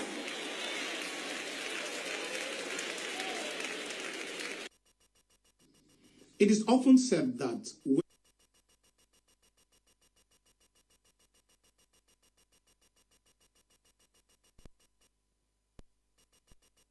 Is it gone now so far? I'm sure most of us, our bubbles have been busted, and then we're amazed with what we're hearing so far. I want to say a very, very special thank you to Dr. Aderinwale, who took out his time to be with us. Honestly, he had a very tight schedule, but because of his love for some of his friends, so he decided that, look, I want to add to the society where I'm also making it from. Okay, this is my first part of my session, and I'm quickly going to do something very briefly, and then the next speaker will come up. We'll have our tea break, and then I'll come up later to round up with what we have to say. But please, if you know really that you are really, really getting something here, I'd like you to please share on your social media handles so that other people can also be beneficiary of it. Now, like we said, we set up this to help, because we know that there are things, the thin line between success and failure is just knowledge. There's something that the successful person knows. The thin line between the rich and the poor is knowledge. I have come to realize that in my own life. If I share with you my humble beginning, my humble background, you'll be amazed. At age 7, I was already hawking bread on the street. And so you can imagine that. And it is not sheer luck. It is not my position my opportunities that I've got. Or rather, it's not because I was fortunate that I've been able to scale through to where I am, but it's because I stumbled over some informations in life that really brought the change in me. And that's why we said what to do is to share these informations with you. One other important thing I want you to note this morning is this. All the three speakers, inclusive, myself inclusive, are not terrorists. They are not terrorists. We are not here to propound theories that we read or garner online. We are practical people. I'm sure the first speaker has convinced you. Everything he said to you was what he saw. And that's what I am also going to do. And that's what our third speaker also is going to be doing. So, but before then, I want to go through one thing. I want to show us something that represents where every one of us belongs at a time. And I titled that The Reality of Our Society. Please, can I have the slide? The reality of our society. There are 5 stages that describes everybody's position in life, particularly as relates to money. Because I know that the bottom line here is money. Owo nikoko, right? Whether you are a pastor or, because even the Bible will tell you that owo nikake. So without money too, it's now to preach the gospel is difficult. Or to evangelize, either you are as a Muslim or as a Christian, becomes practically impossible without money. So, and that's why money is a major factor and a major tool. Unfortunately, in this part of the world, we are too oversensitive and concerned about money. But yet, we are the one that likes it most. What we do is because we are very emotional about it. But we are not in the decision-making equation, just like you saw in the video there. We are not calculative. We are not analytical about things. We are not knowledge seekers. And all we just do is that we felt that by just being emotional, I can come out of poverty. No. The world does not give to those who are emotional. The world gives to those who are decisive. To those who are decisive. You heard Dr. Adeniwale says that first and foremost, you must have a vision. You must also manage your emotions. So we're talking about the realities of our time, and there are 5 stages. The first stage is the stage I call the nullity stage. And I'm using a very simple thing here as to explain to us what I'm trying to say. We're going to see, what you see here is a tank, a water tank, a simple thing that almost every one of us have at home, right? And it is called water reservoir. Am I correct? It's also called water reservoir. And this represents every one of us here. You will find yourself in one stage or the other. So by the end of the day, you'll be able to say, okay, this is the stage I am in, and this is the stage I want to go to. And that's why we're doing this exercise. Now, this is the stage of nullity. That is the stage where you have zero income. You are not earning anything because you don't have a job, or you just lost your job, or probably because you don't have a business yet.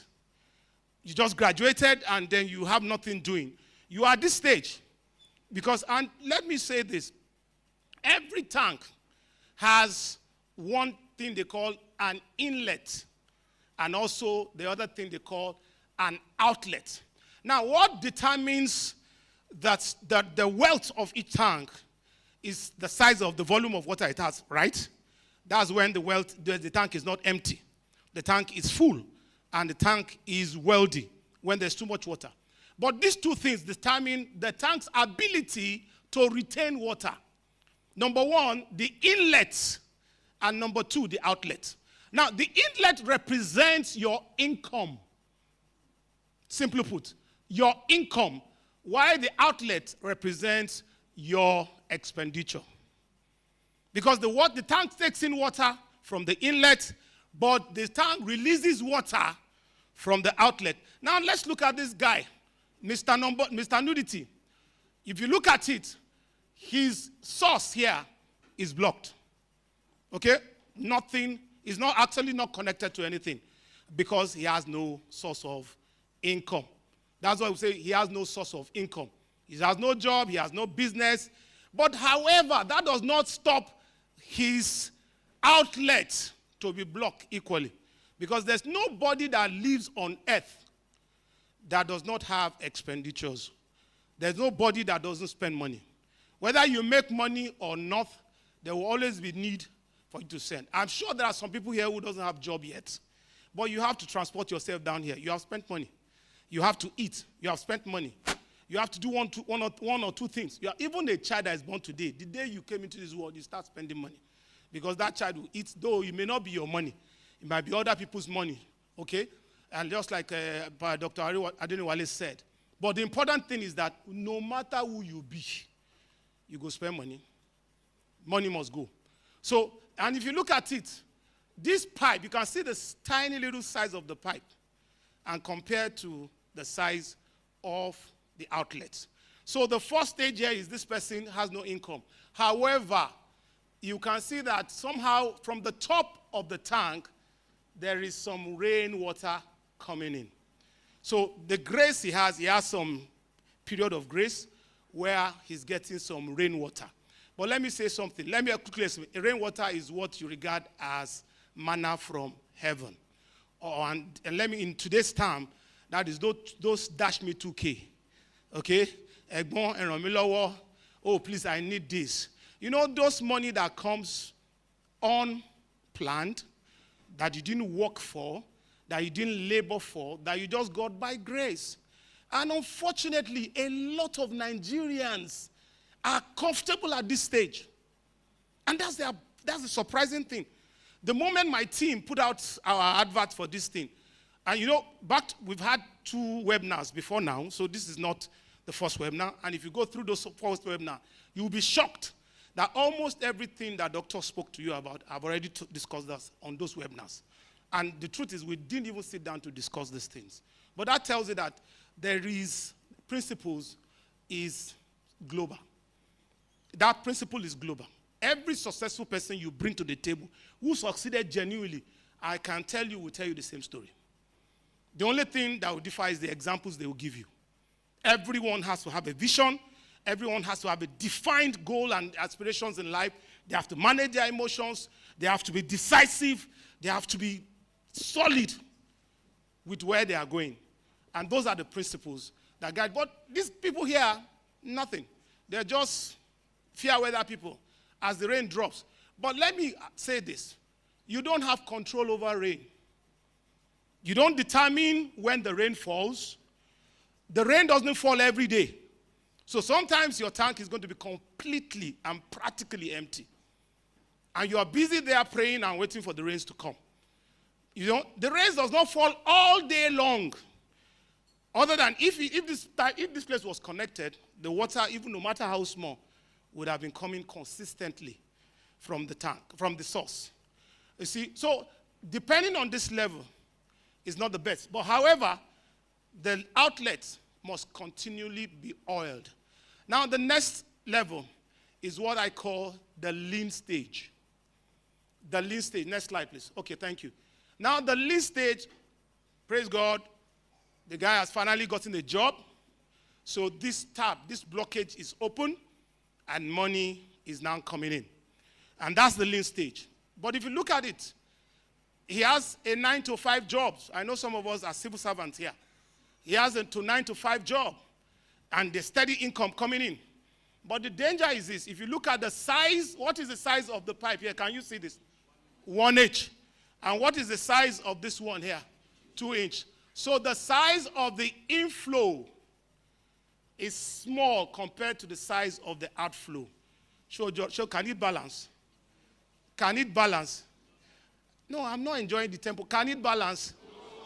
I want to be sure you are following the flow. Okay? So that's why that's another stage someone is. You have a job, you have a business. Your business is bringing in something. But a lot of people are in this stage, but your expenditure, the pressure that is on that little thing is much. Now, this is to explain to you why you need to take this seminar seriously. Because at the end of the day, you will see where we are going. And now that takes me to the next stage. That's the stage 3. Stage 3, which is the stage I refer to as the equilibrium stage. Now, at the equilibrium stage, there has been a bit of advancement. The man has now advanced. He has been able to manageably increase the size of his inlets from 1 inch to 2 inch, while also by doing what Dr. Adeniwale said, manage also his expenditures cutting his coat according to his size. And so we have what we call equilibrium, because the inlet and the outlet is of equal volume. The volume that comes in is the volume that also goes out. But there is still a problem. Bó ṣe ń wọlé, ló ṣe ń jáde. So to have reservoir, because this is a reservoir, this tank is called a reservoir. To have reservoir is practically empty. He might not be able to have savings. So when those unplanned events happen, okay, he might have nowhere to fall back onto. And that is it. Now the three stages I've mentioned, I also classify them as the stage of survivalist. The stage 1, stage 2, stage 3 are the stage. If you are in these stages, you're probably a survivalist, because all you are just trying to do is to survive. Now we go on to the 4th stage, which I regard as the stage of fatness, the fat stage, or the fat income stage. Now what has happened here is that somehow also, by what we'll be discussing in the later part of my own section, he has managed again to increase the size of his inlets he has doubled it. So he has what? He has 4-inch pipe that brings in water into his tank. So the volume is now larger, and he's able to bring the water level up. And he has also, by discipline and a Jewish lifestyle, been able to, sorry, apology to all the Jewish people, and he's been able to keep his outflow at 2-inch pipe. So which means now he's making more and he's spending less. He's making more and he's spending less. And this is a stage that I regard to as a stage of success. At this point, you are a successful person. Okay? But the truth is that there's also a danger here. If nothing is done for you to move away from this place, the uncertainties, like the days we are in, if it comes, it will shake you beyond your imagination. And you realize that there's really no safety and assurance in this stage. And that's why going to the next stage, which is the last stage, is the best bet, and which is the ultimate stage that we want every one of us to be at the end of the day. And that's the stage of manifold income stage. I call it a manifold income stage. Not only has it been able to increase the size of his flows, but he has multiplied the inlets that he has. Now he has multiple inlets. Some of you may want to call it multiple streams of income. That's fine, if that's the way you want to look at it. Now he has multiple inlets. And this is the stage that I called, that is a stage where you can now move from one point to the other. Okay? And that is where the goal of this webinar. The goal of the webinar is to bring you to this place so that you will not just remain in that stage of success, but you will now get to the stage of what I call the stage of significance. My friend who just spoke with us has gotten to the stage of significance now. That is when not only are you taking care of your own needs, you're also meeting the needs of others. The goal of every man on earth is not to take care of your own self. As long as all you are battling to do is take care of yourself, you are a survivalist.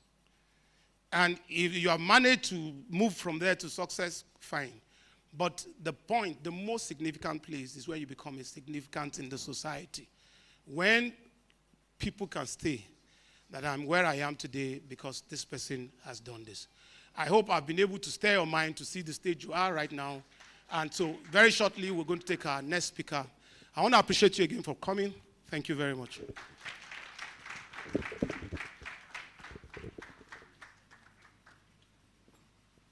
Right, let me just say this. So my closing remark is going to be how. Because I know a lot of us is wondering, okay, how do I move from that, from survivor to success, from success to... So I'm going to tell us practically how you can do that. With example, with giving you so many examples with how I have been able to do it in my own life. Thank you. So you have to stay around, oh, please, and don't go. Thank you.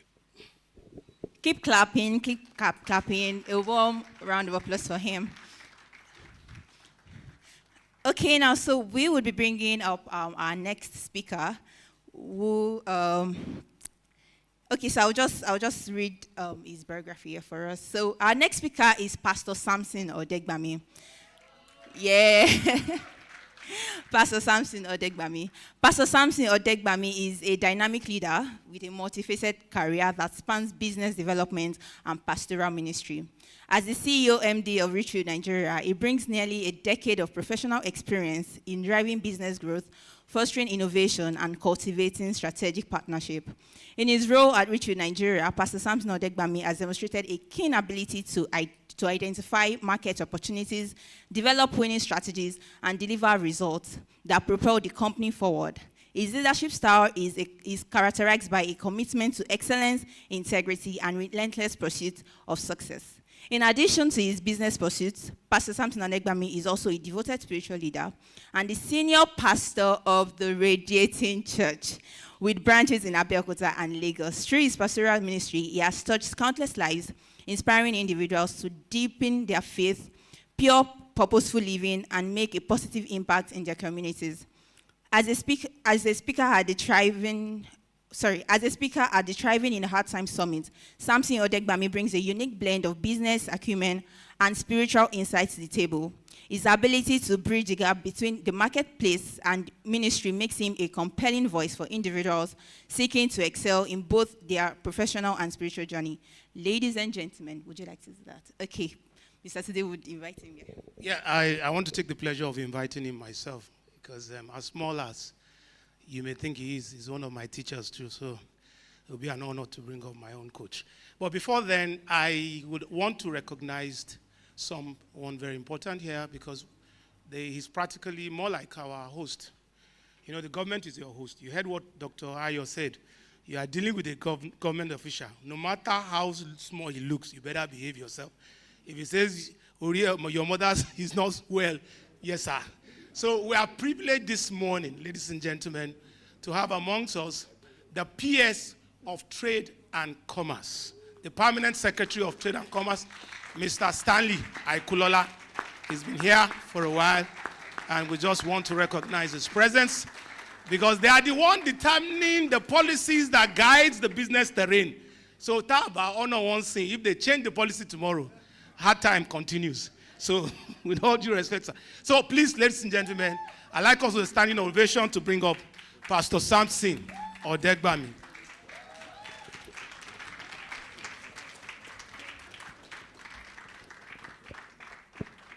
Thank you. Can you please take your seat? Thank you very much. Okay, can we please appreciate our convener, Pastor Tunde Ebidero?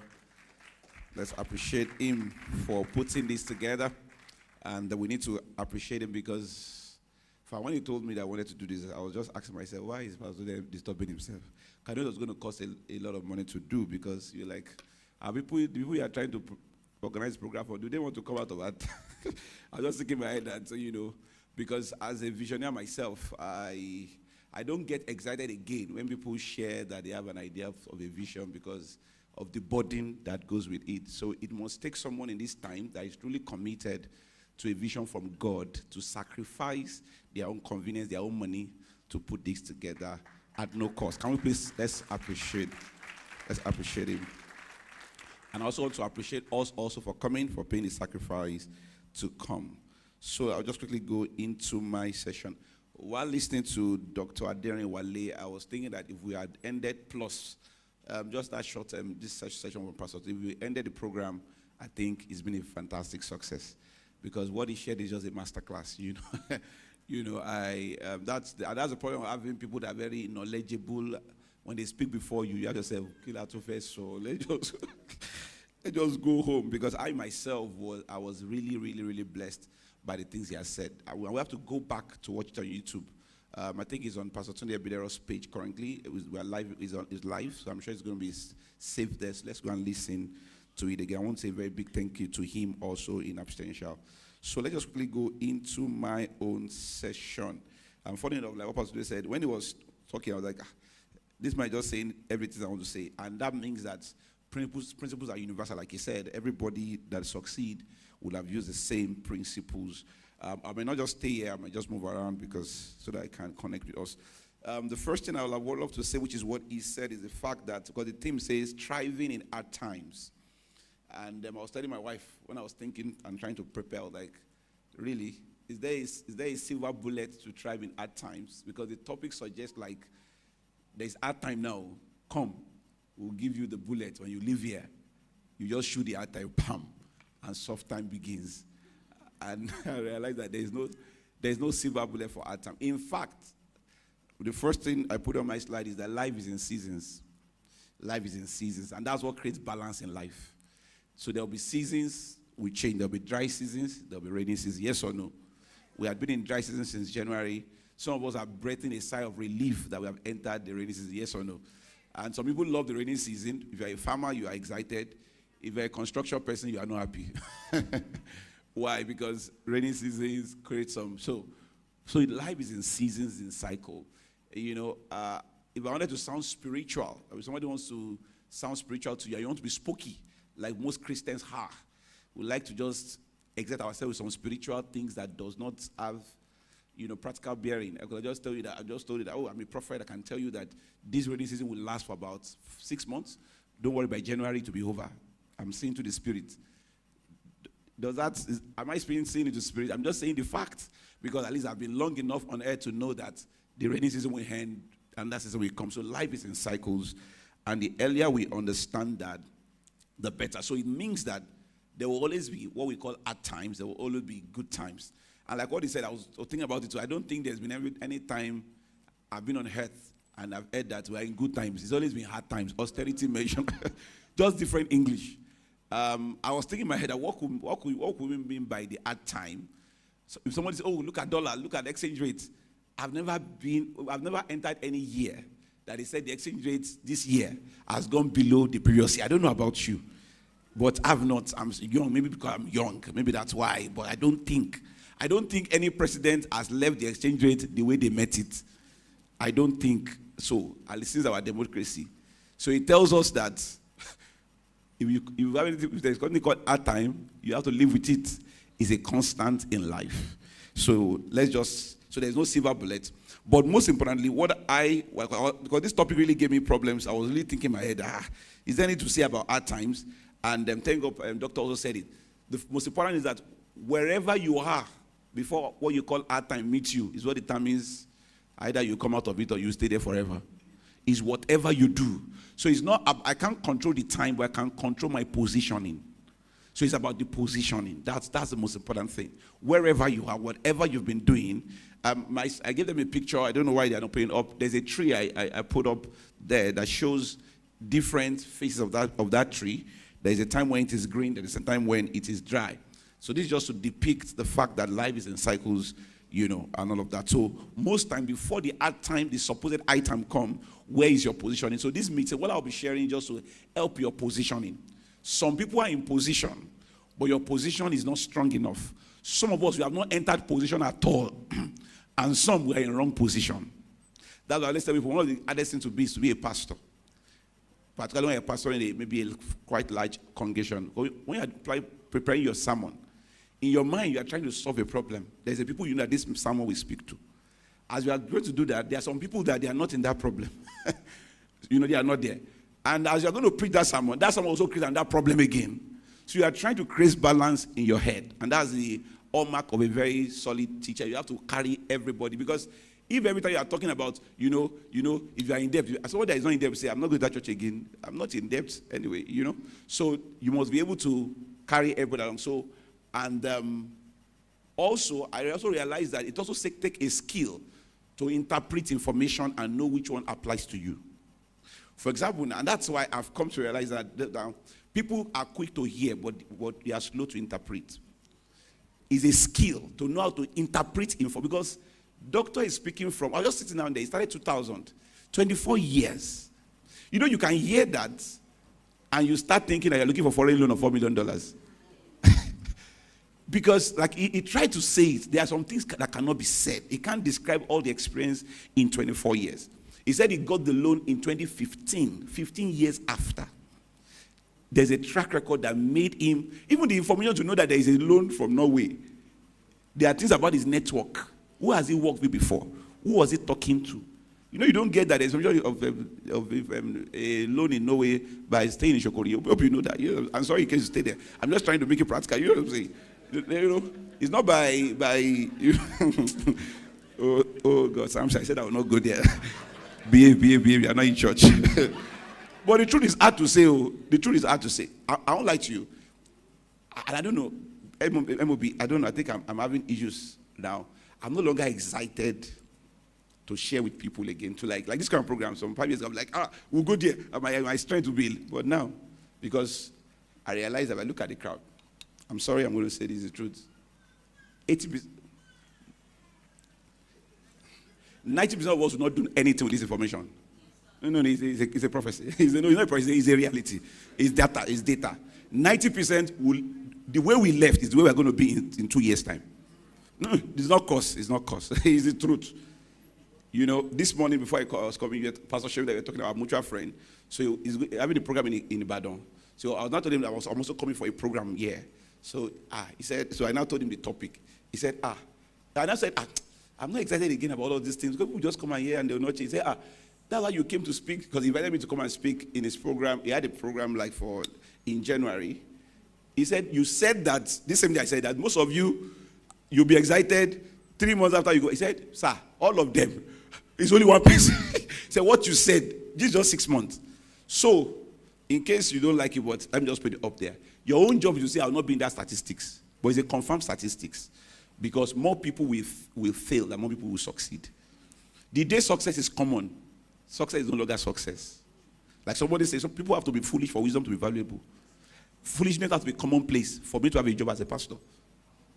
The day wisdom is everywhere, you don't need me as a pastor. So I'm always happy when people are foolish. I'm always happy because it makes me relevant. Because by the time you come here, yeah. So I know that what I do is to dispense wisdom. So that's why my diet is different from my sacrifice. What I do during the week is not what you have to do, because we are going to come to listen to a pastor for 45 minutes. You could be sleeping at home. 45 minutes of your time is very critical. It means that I must say something that enlightens you. Now imagine that I now have a Pastor Ebidero in the congregation. What will I say that will make him coming? That's a challenge for me to rise above, right? I'm trying to say that so that you can understand how life is designed to be. So what am I saying? I'm saying that it's not just about coming to a program. They say that people are not made by great meetings, but by great decisions that they make. Now, those decisions most times are very hard to make, because most of what we have settled into our lives by what we used to know. And most times what you know is not all that there is to know. I don't even understand. You could have known what is not working. But if you don't have the audacity and the flexibility to change, there is no point. That's why I'm saying that what happens is that where is your position in? Some of us have a position. That position used to be right 5 years ago or 20 years ago, but now is weak.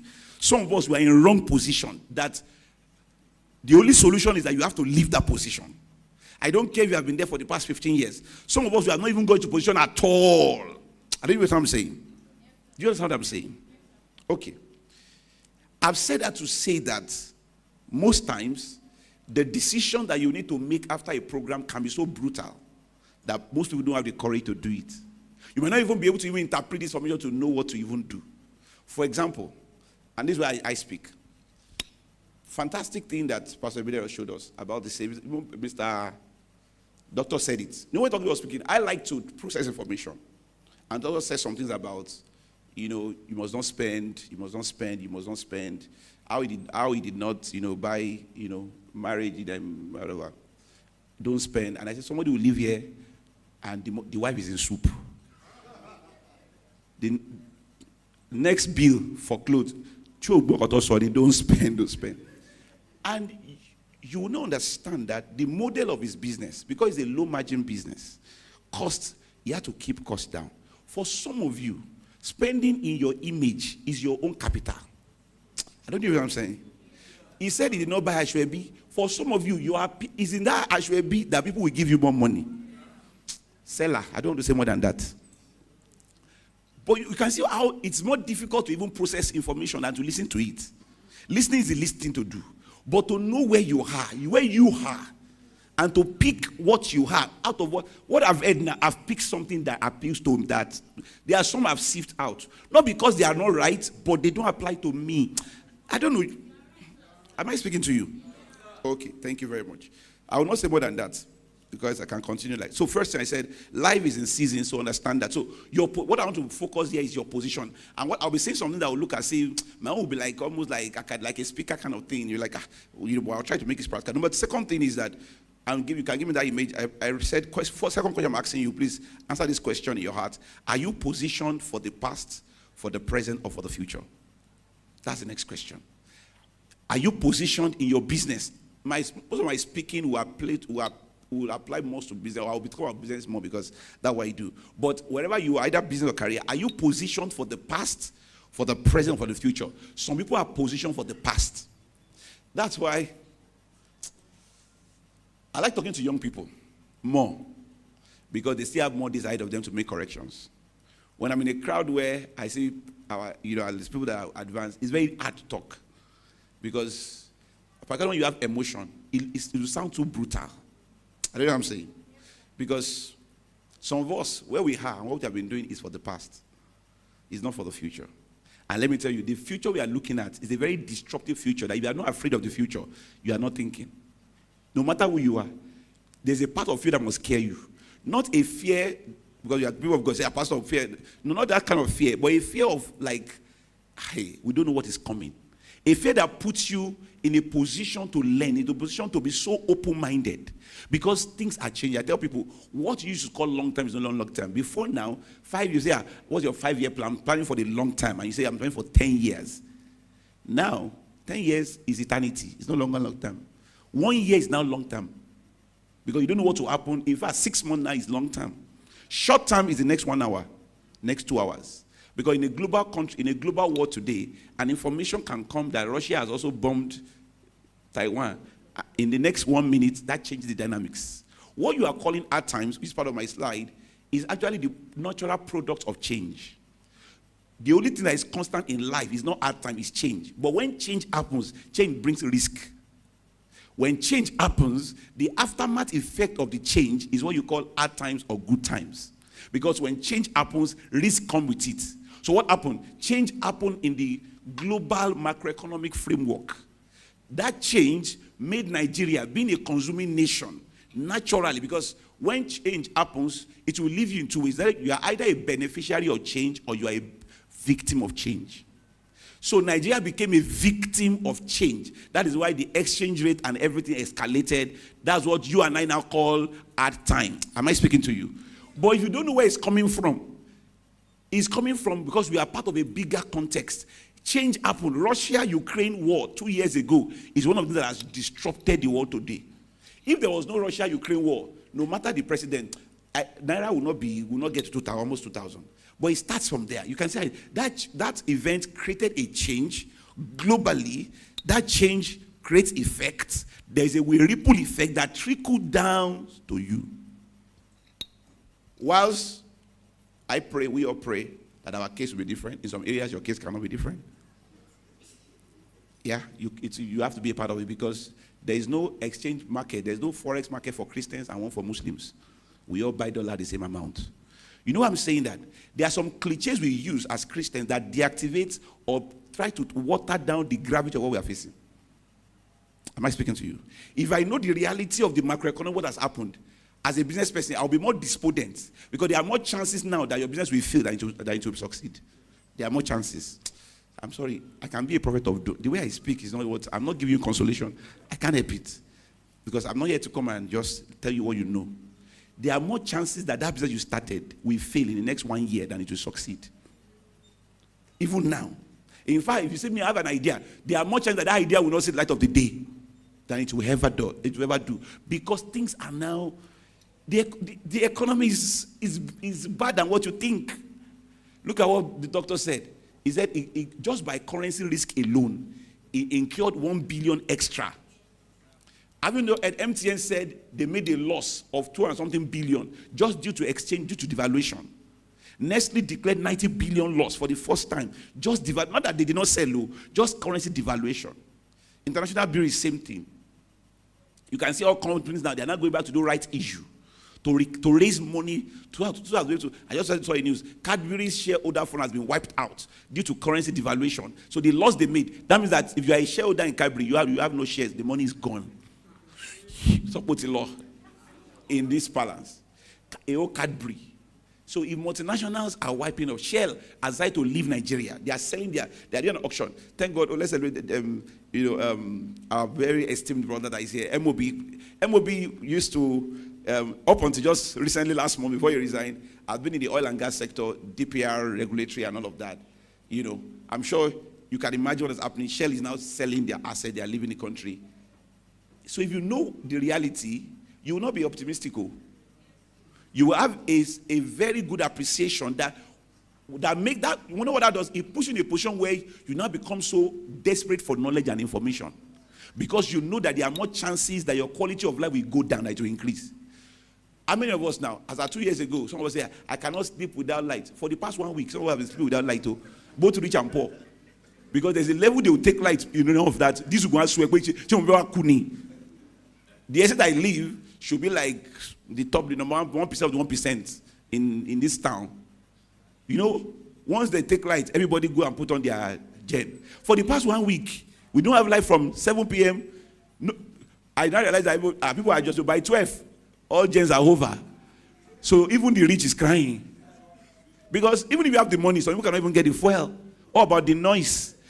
Now, solar is being disappointed now because there's a way even the rain, the sun is not enough again because of the extra, because this is not supposed to be palliative. But when there is no more life for so long, and I told myself, is it getting better or getting worse? Am I speaking to you?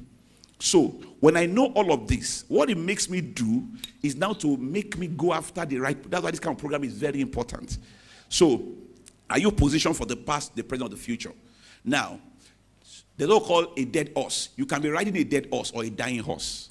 So I have to ask you, what you are doing, is it a dead horse? Is it a dying horse? Or is it a horse that is alive?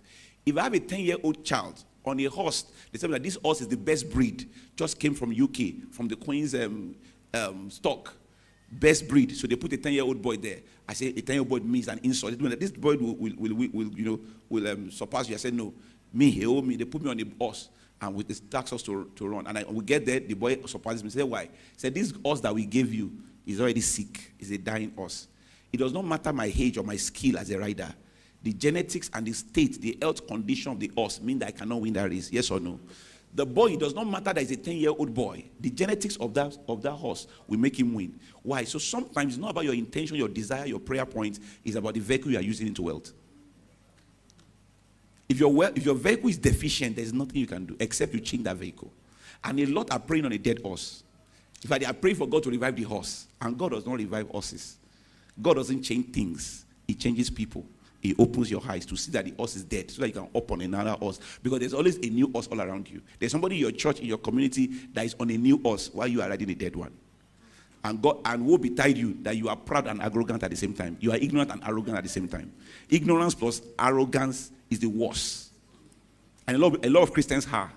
Because there's something about knowledge that pops up, gives you a false sense of knowledge, while people that are not as knowledgeable as you, but are very flexible and open, they've changed their horse, they've moved on, and you are still there. Christians are the most difficult people to talk to about prosperity. They'll be the one fighting it. It's about Christ. What do you mean? Prosperity gospel. So that's why I don't like talking to, because you have to be, the level of open-minded that is required now to succeed, it will shock you. Sometimes it will be as if what God told you, you have to go and review it again. Not that there's nothing wrong with what God has said, but the interpretation, most times. So, this alone, I can stay here for 2 days and just unpack a lot. Because, listen, if your vehicle is defective, knowledge may not help you. Because, don't forget the parable of the sower. The same seed is sowed. Some fell on thorns, some fell on stony ground, some fell on good ground. Some did not produce, one produced. Why? It's not about the seed or the sower, it's about the soil. Sometimes the soil might not allow the anointing of the pastor to come through. So your positioning. I know I'm saying that because I know I'm in Abeokuta, I know I'm saying that. You don't need rocket science to look into Abeokuta. Just look outside and know that there's poverty in this land. And know that there's struggle. Even the best are struggling. I know what I'm saying. I know what I'm saying. And unfortunately, you are so helpless because you are not divorced from the macroeconomy. You can't separate your economy from the economy of the government or the economy of the city. Forget anything you know spiritually. Put it aside. We are talking here now, practically. Am I speaking to you? There are some businesses that even if God says, if you say that God told you that idea, if you come and tell me, we have to go and meet God together and ask. It's like you are living in Agoka. I say, God, give you an idea for a spa in Agoka. You to ask yourself. Agoka or Agodo, my family house, a spa. Or even if you are in, there's a limited to what you can do. I am saying. Because when people are not eating, you are talking about spa. Who will spa hunger? So I see people come to give you ideas and to make it worse. Christian now say, God told me. Please, I tell you, when you go to meet a mentor to advise you, even if God told you, pocket that part of it. Just say, sir, I have this idea. What do you say? Because when you have said God told you, who am I to say God has not told you or to contribute to what God has said? But because you want to sound spooky, please leave it. That God told you, 5 years will show it, if it succeeds or not. Whatever God does will always succeed. It might have challenges, but it will prevail. So just say, sir, I have this idea. So what do you think? I'm thinking. Once you say that, you have given the person the latitude to inject their ideas. And most times you now realize that, oh, maybe that's not what God said. Maybe that's not the way he said it. Maybe there's this I should adjust. Am I speaking? That's why when anyone they ask you to pray for our states and pray for our governor or whatever, please pray it very hard. Because it determines what happens. Except you are not making money from this economy alone. But if I'm making money here a lot, and I'm happy that PS is also here, because we need to begin to have that kind of engagement between the two to know how we can move this place forward. So what I'm saying is that you position for the past, the present, and the future. But thank God for internet now. With internet now, you can be your body can be in Abeokuta and your spirit is drawing value, monetary value from all over the world. And that's where you have to be. The internet is the biggest miracle now. I tell people, if you know what internet has done, when you wake up in the morning, after you have thanked God for your life, the next person you'll be thanking God for is Mark Zuckerberg. Mark especially, the founder of Facebook. You have no point praying for yourself. Pray for Mark. Because most of you, all your life is on Facebook. If Mark decides to change his mind, you have no business. Some of us have no online church again. Because there's no Christian platform. We all use Facebook and YouTube and Instagram. Yes or no? And some of you make money from it today. So can't people see that the miracle of 21st century is internet? Can't you see that God has blessed us? You don't need to complain about anything again. That I can stand here as I'm speaking and somebody in China, in Singapore, can hear what I'm saying and buy from me. You know what it has done? It has made me not to be limited to the economy where I live. And let me say this. If you have not found a way to make money beyond where you live, there's this nothing I can say that can really help you.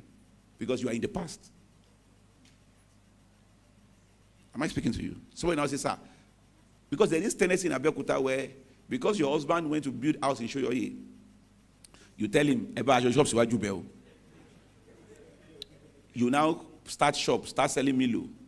Because in Abeokuta, you do business by convenience, not conviction. Or not what has to work. So because you don't want to be going to Kuto, in that your new area, and it's a new area, because he bought the land for 200,000, they gave him block, 1,000, You need to just open radio in Abeokuta to know what's going on. Say, he said, you buy the plot for 200,000 naira, we give you 1,000 block. Didn't you know that you bought block, you didn't buy land? So anyway, so you bought the land, so that means that it's a new developing site. So if you check everybody in that community, all the household is not up to 50. And you open a shop in front. And you come to you and say, Pastor, Pastor, what prayer will we pray? All the people that can spend and that you can earn from are 50. And mind you, some of them they don't like Milo. Some of them cannot afford it. So by the time we drip down that sample size, maybe only 10 are your customer size. Listen, you cannot fish in a river and expect the result of an ocean. It's as simple. No matter who you are, I don't care your prayer. Some of us, our ocean is too small. Where you are fishing from is too small. You have an ocean-sized dream. We are fishing in a river or a stream.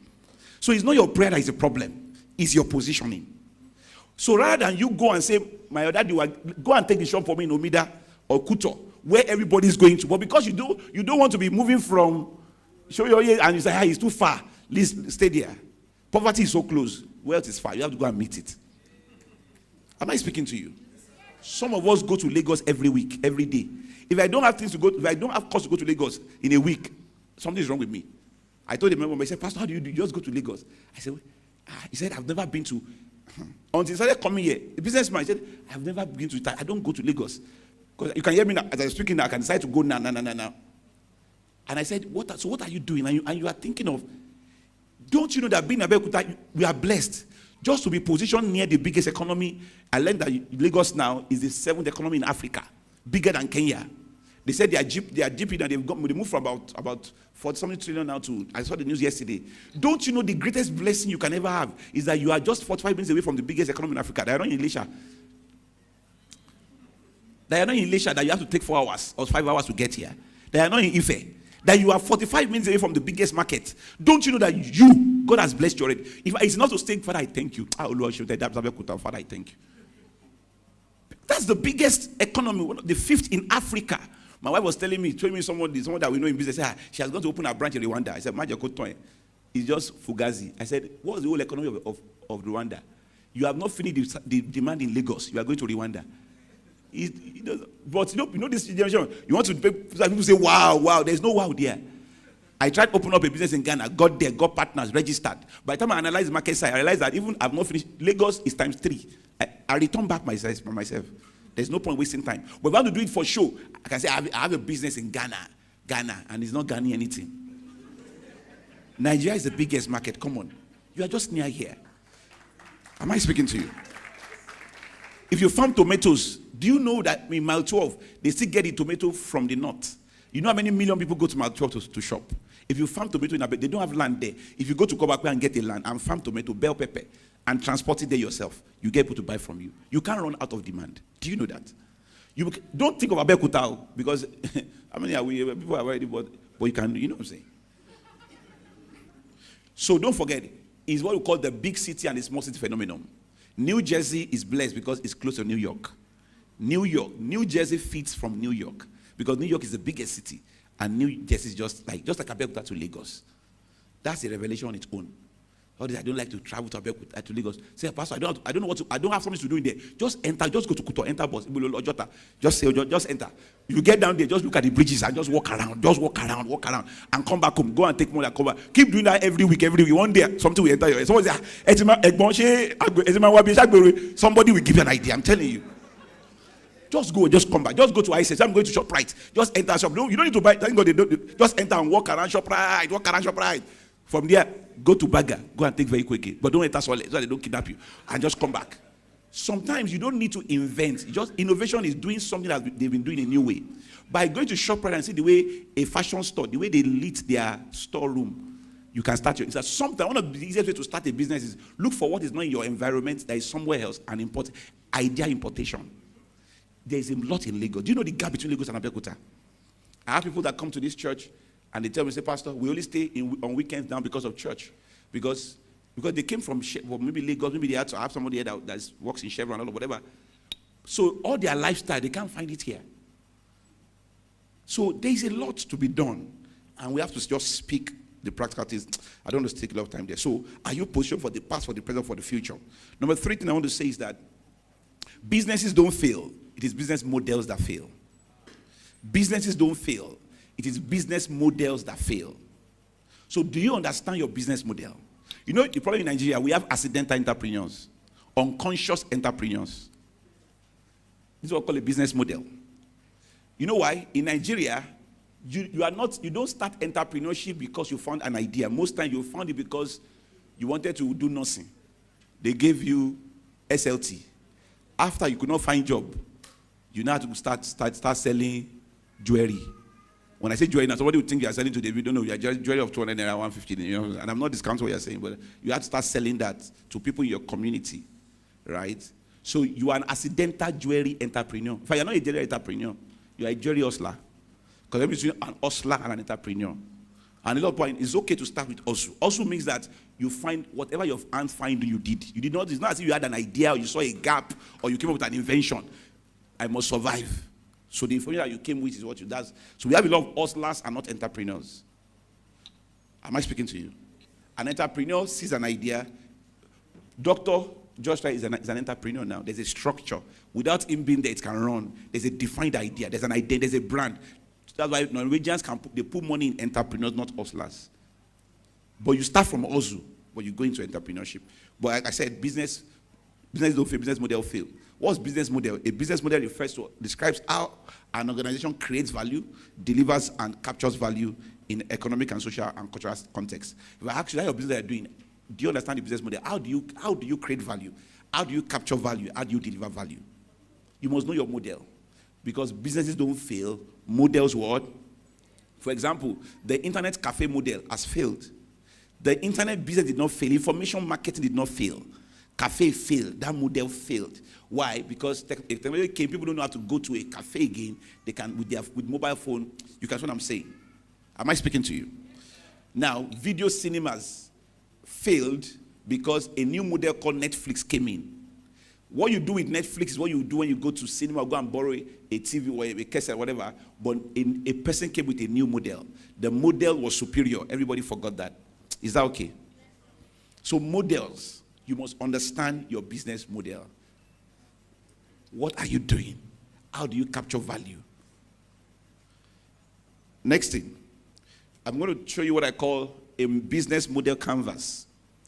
And I'll tell you what a business model does. Okay, before you take this over, so business model, value proposition, what you are offering, value delivery, value capture, how you charge your customers. You must understand this. It is in this that will let you know if you should be in Abeokuta or if you extend a branch to Lagos. You would know when you do your business model. Who are your customers? How large is the market size? Some of you are doing business where the market size is not enough to make you make anything substantial. And listen, the same energy you use to make 200,000 is the same you use to make 10 million. Do you agree with me? It's the same energy. It's just that where you put it is different. So I've come here to challenge someone. You might go home today and not happy. And you may not like my face. It's okay. That's what I do for a living. To make you not happy when you live here is my specialty. When you come next week again, I will not make you happy. Because if you are happy, you will not be here. If you were to be happy, you will not be here. Let's go on. Next one. Let's show the business model canvas. You must answer these questions. Number one, who are your key partners? What are those things that you need? It could be your suppliers. It could be your key partners to create the value. Your key activities, your key resources, your value proposition, customer relationships, then customer channel. How do you reach those customers? Customer segmentation. Do you know this? Or you're just selling anything? Say, Pastor, I've not been selling. And yet, you are selling high-end value to low-class people. Do you understand that? Purchasing power has gone down. I tell people, if you are in a basic city like Abeokuta, don't do something too complex. Just stay with Abraham Maslow's principle. Basic needs, what are they? Housing, food, shelter, water, health. What else again? Housing, shelter, water, health.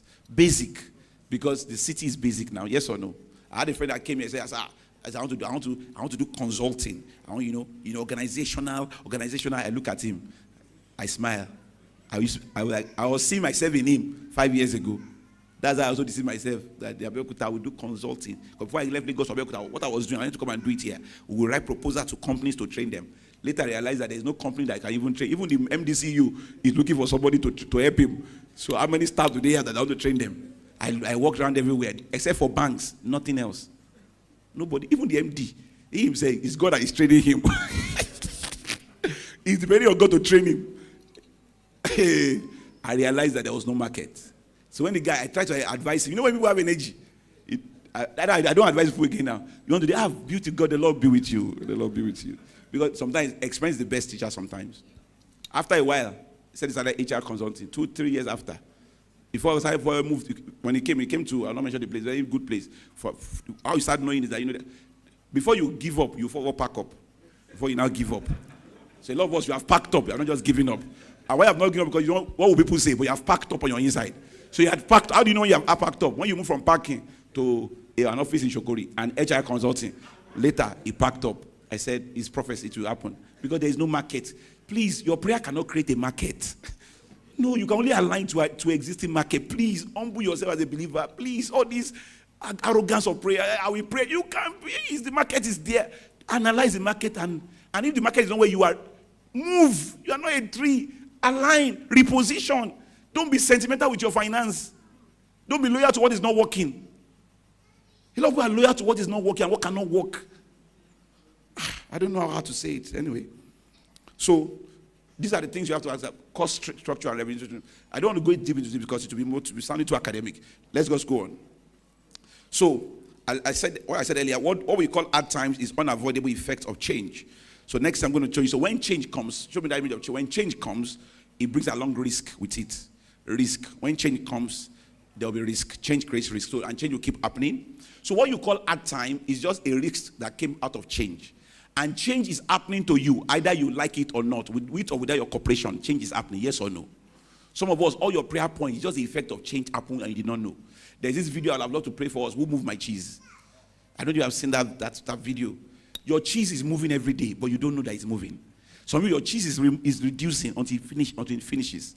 You have to be on the edge. What worked 10 years ago cannot work now. I was telling someone, like, to make money now, to make good money, life has so changed that all what they told us, told us that if you are a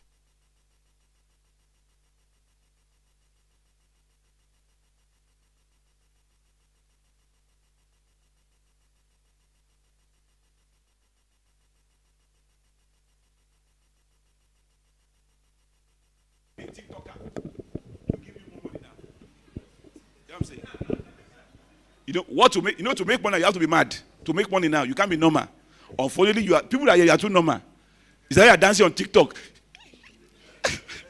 You must do something crazy. People are doing that now. I told a friend of mine, I said, it's unfortunate, you were born in the wrong generation. I said, you will have done fine if you were born in between 1980, or no, not born, if you grew up to be matured when you were 1998, 96. Because you are too cold and too normal. This 21st century, money does not follow normality. It follows abnormality. Oh, Joe. Oh, Beru Ezuri. Oh, Joe. Go and see the girls selling wigs. You know how much they are making? They are dancing. I woke up 5 a.m. I went to check something. All what I had to send one of my people in church. I saw the one lady, the way they were advertising, I'm like, Jesus, wow. And I imagine, I just picture myself, pastor. But that is the world we are in. There's nothing you can do about it. Am I speaking to you? As hard as it is, some people are also making money easily. Unfortunately, the world now support the creative arts. So if you don't have a creative talent, like dancing and all of those things, it's as if the world doesn't. You have to do more to be known, to be seen, to be rewarded.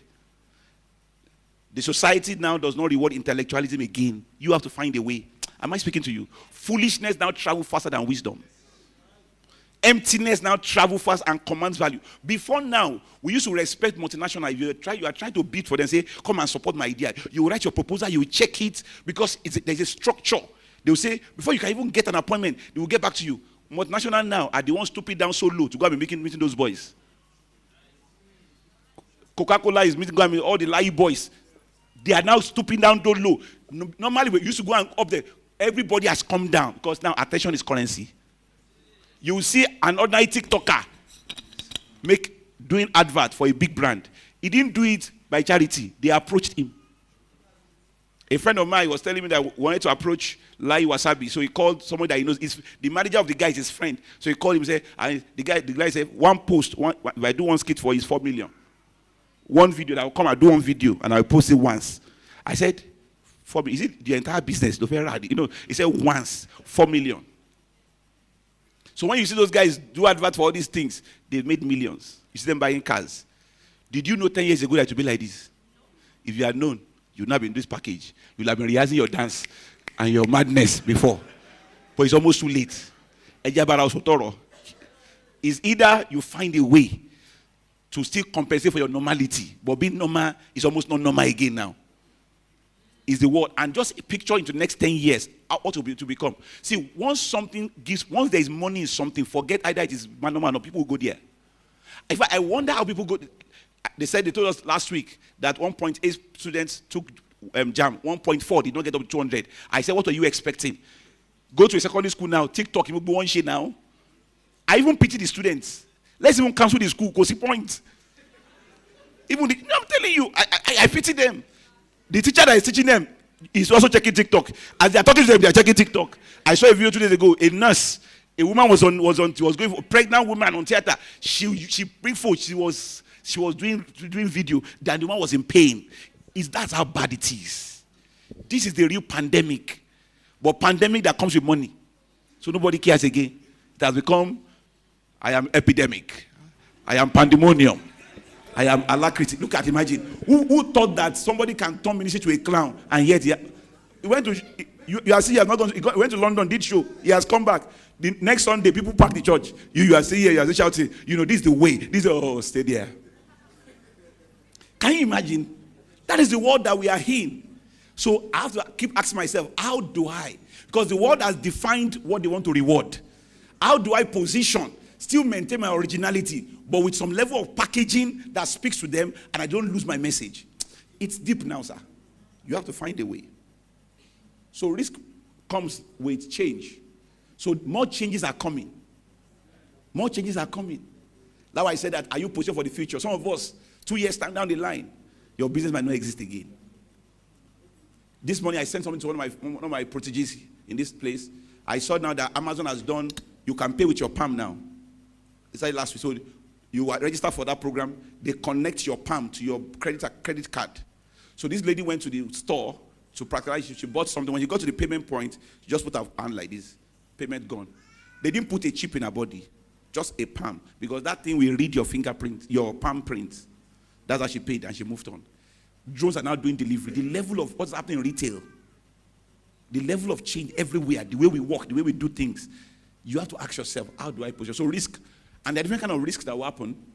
Now, when people say things are hard, things just became hard because of exchange rate, when you are going to start business, don't you know that there are more risks that you have to mitigate against? They're all called currency risk. Every year there's risk that Naira will go down. If you took a loan at this amount, it will not. It's not news. You should have known. That's why you're an entrepreneur. There is market risk. There is reputational risk. In this age of social media now, whatever you have built for 20 years, one fake news can take it down. How do you respond to reputational crisis? Look at Landmark said, what I built for 16 years was put down in 60 minutes or whatever. 6 hours. That's the world that we are in. So, you don't use prayer to solve risk. You mitigate, you create structures. We can't say it enough. Life itself, when you are leaving your house, it's a risk. A vehicle can come and knock you. That's why you make sure that you are in a good car. Everything is just risk all around you. We have to be risk aware. Don't be carried away by the promise of profit and forget risk. I tell people, wherever money flows, pressure follow it. Don't think you can make money without pressure, except for small money. If small money is the one that even pressure you, they want to kill your life most. Pressure and money are the same. When you're collecting the money, you are excited. We made a sale.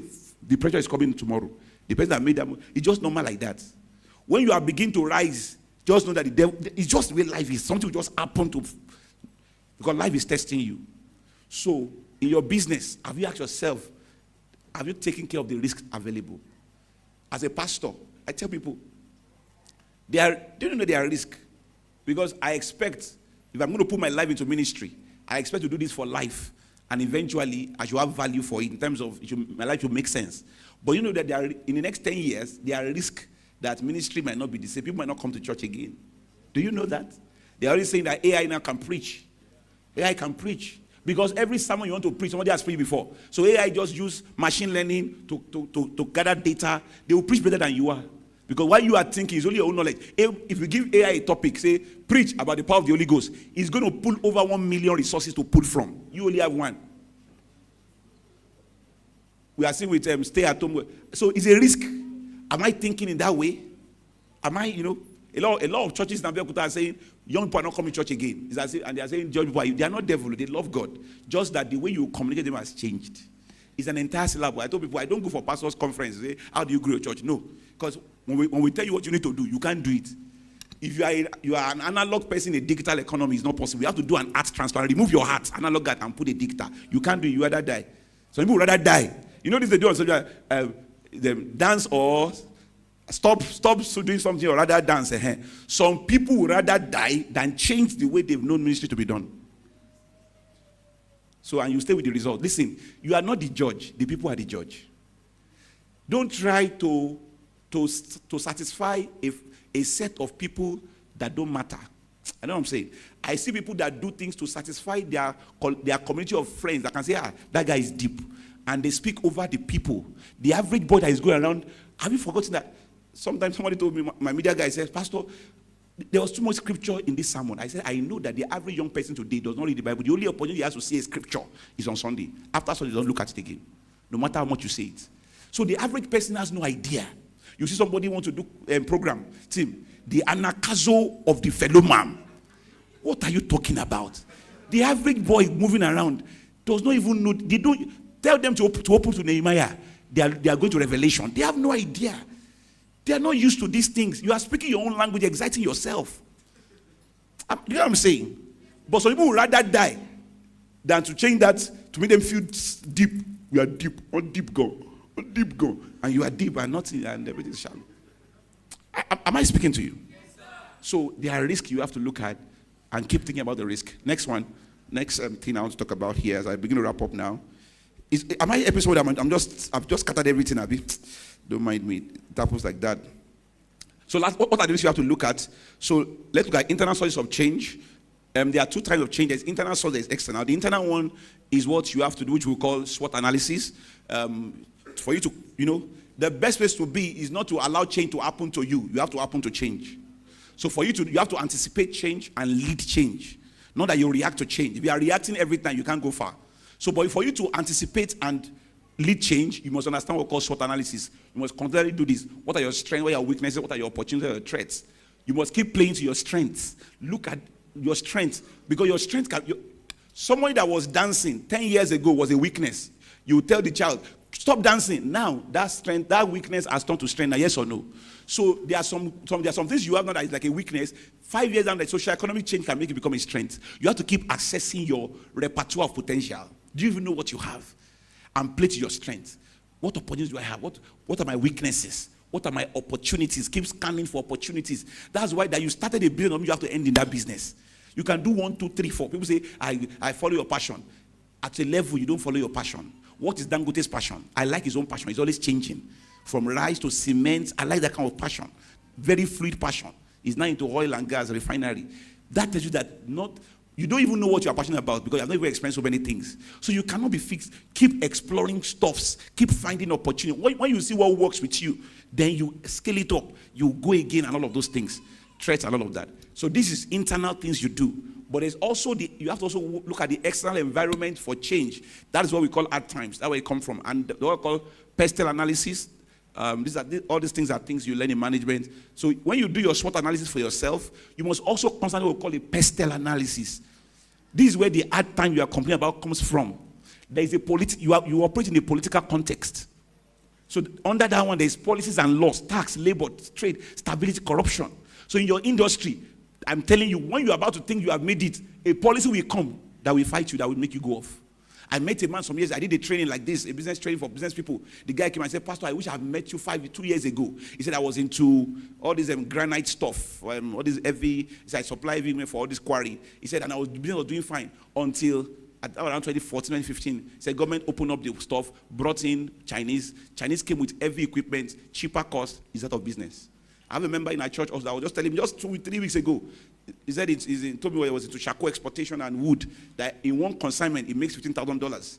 And business was good, was doing so fine. He said, I was not living in Abeokuta, I had to come here because things happened. What happened? He said, after a while, some Chinese went to bribe the minister at the big end. They opened the door for them. He said, while his consignment was on the way to China, what if you have bought for $25,000? They told him, if you don't sell it for $3,000 now, we will not buy it. He said, why? He said, never. He said, you know what? Our own people are already in your country. They are sending their consignment. We will buy their own, not your own. He was forced to buy $25,000 to sell it for $4,000. That was the first problem. He was in debt. It was in problem. He said, Chinese, now, business gone. One policy can, and it sits in a country where there's corruption. That is why there's no predictability. So you have more predicament. So you must keep asking yourself, what policy can go in one way? And you must be ready. Am I speaking to you? So political context. When you don't take care of this and you don't anticipate this, when it now happens, you now say, things are hard. No, you could have taken care of it. You could have known that it was going to happen. So there's an economic environment, macroeconomic environment, growth, inflation. Do you know what interest rate is saying now? Do you know that now you are going to borrow money at a very exorbitant rate now?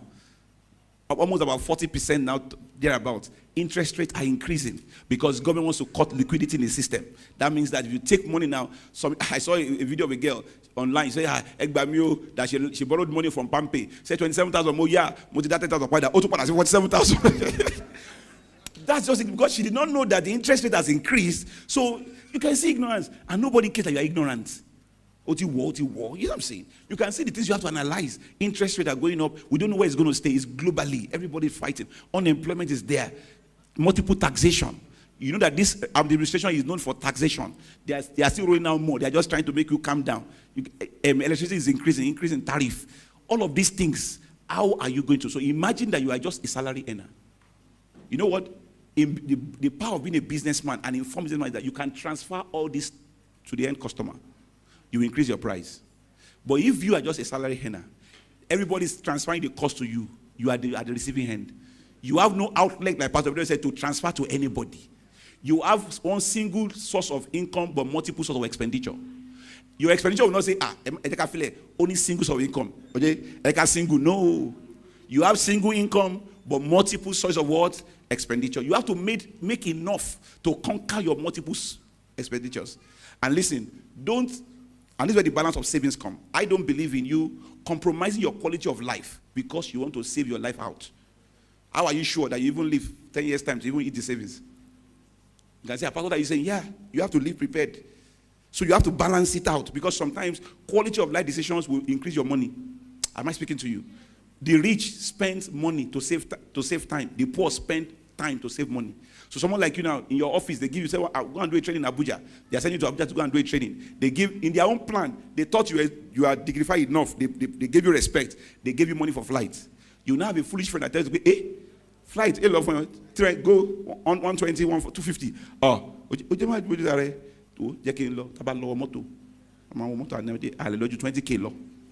You calculate it, you will save 200,000. It makes sense.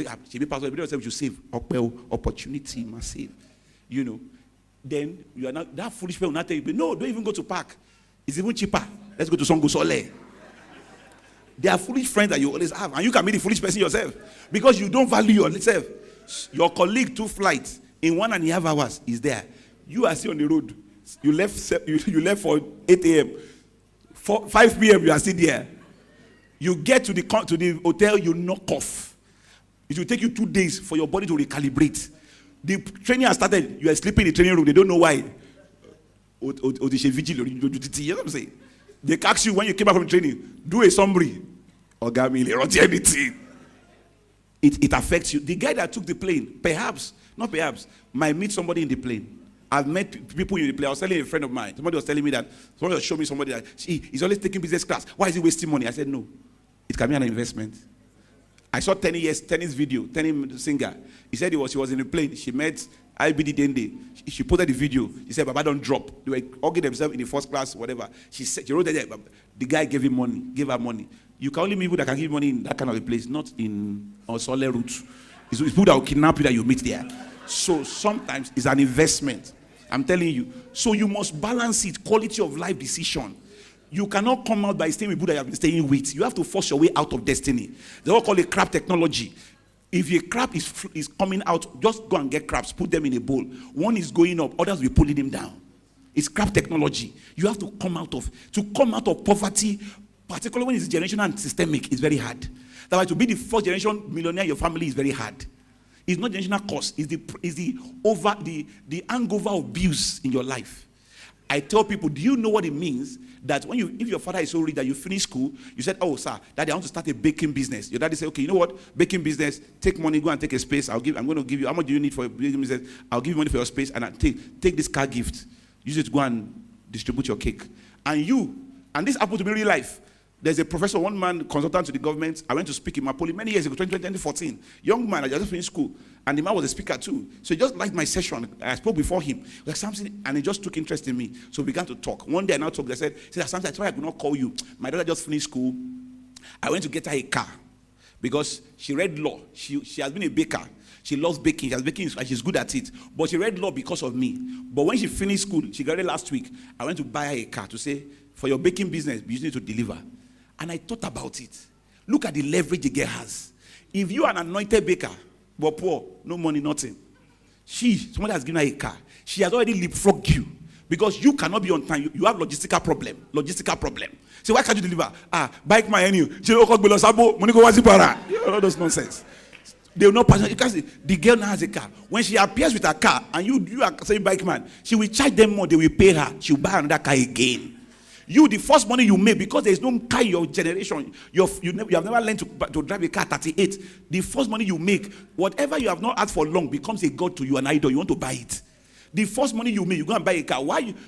That money is your capital. You're going to buy a car, a fixed asset, depreciated asset. When she make money, she don't have to go a car again. She's going to open that branch. Already, you can't beat her. That little leverage, parental leverage, has set her apart. So can you see that for you to create wealth in your generation, it takes more than you are thinking about it? Am I speaking to you?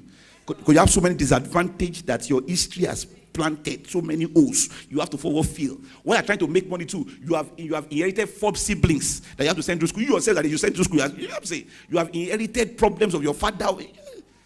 But this lady, her mom will not ask her for money at that because they are rich already. She moves on. Am I speaking to you? Sometimes people don't know what is before them. They just cruise through life and think that it's not that easy. You have to be on the edge. So economic issues, social, things are happening in the social economic space. There's almost a thin line between boy and girl now. Before say marriage is between Adam and Eve. Now it's becoming Adam and Steve. You know what I'm saying? So we have to ask ourselves questions.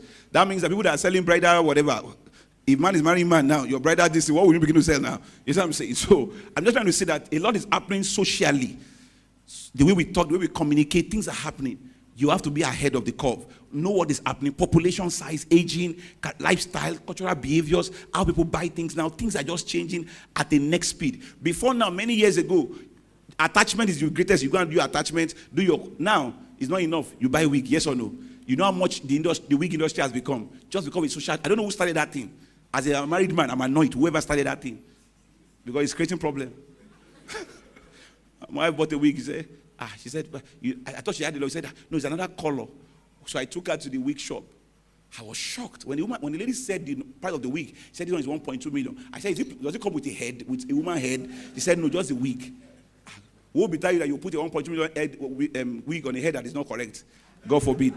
But I now realize that for those women, it's part of their tool now for their communication. If she's a corporate person, that is how people perceive you now. If she's a marketer on video, I now realize that people that will do it, they are sizing you up. They will look at you. You are selling something for 500,000. They look at you. Oh, they're due to 50,000. Oh my God, what's that law? You know what I'm saying? They look at you. So you can't, even your look alone, we are in a world of branding. People will see you before they patronize you. There's a face to everything now. You can't hide behind anything again. Am I speaking to you? Even church, they must like you as a pastor for them to come to your church. There's no faceless anything anywhere. And they want to size you up. And you must know that. So as they are coming, they were going to know one part. Yeah. Imagine I came to this place and said, our public speaker teach you how to survive in hard time. Even my shoe is hard on its own. My shirt is hard. You say, it's not about the container, it's the content. You will not even listen. Am I speaking to you? Technology, keep looking at technology. Technology can just change you up. Environment, legal, these are things you have to keep. Can you see that it's more than just reading your Bible? There is a lot you have to do.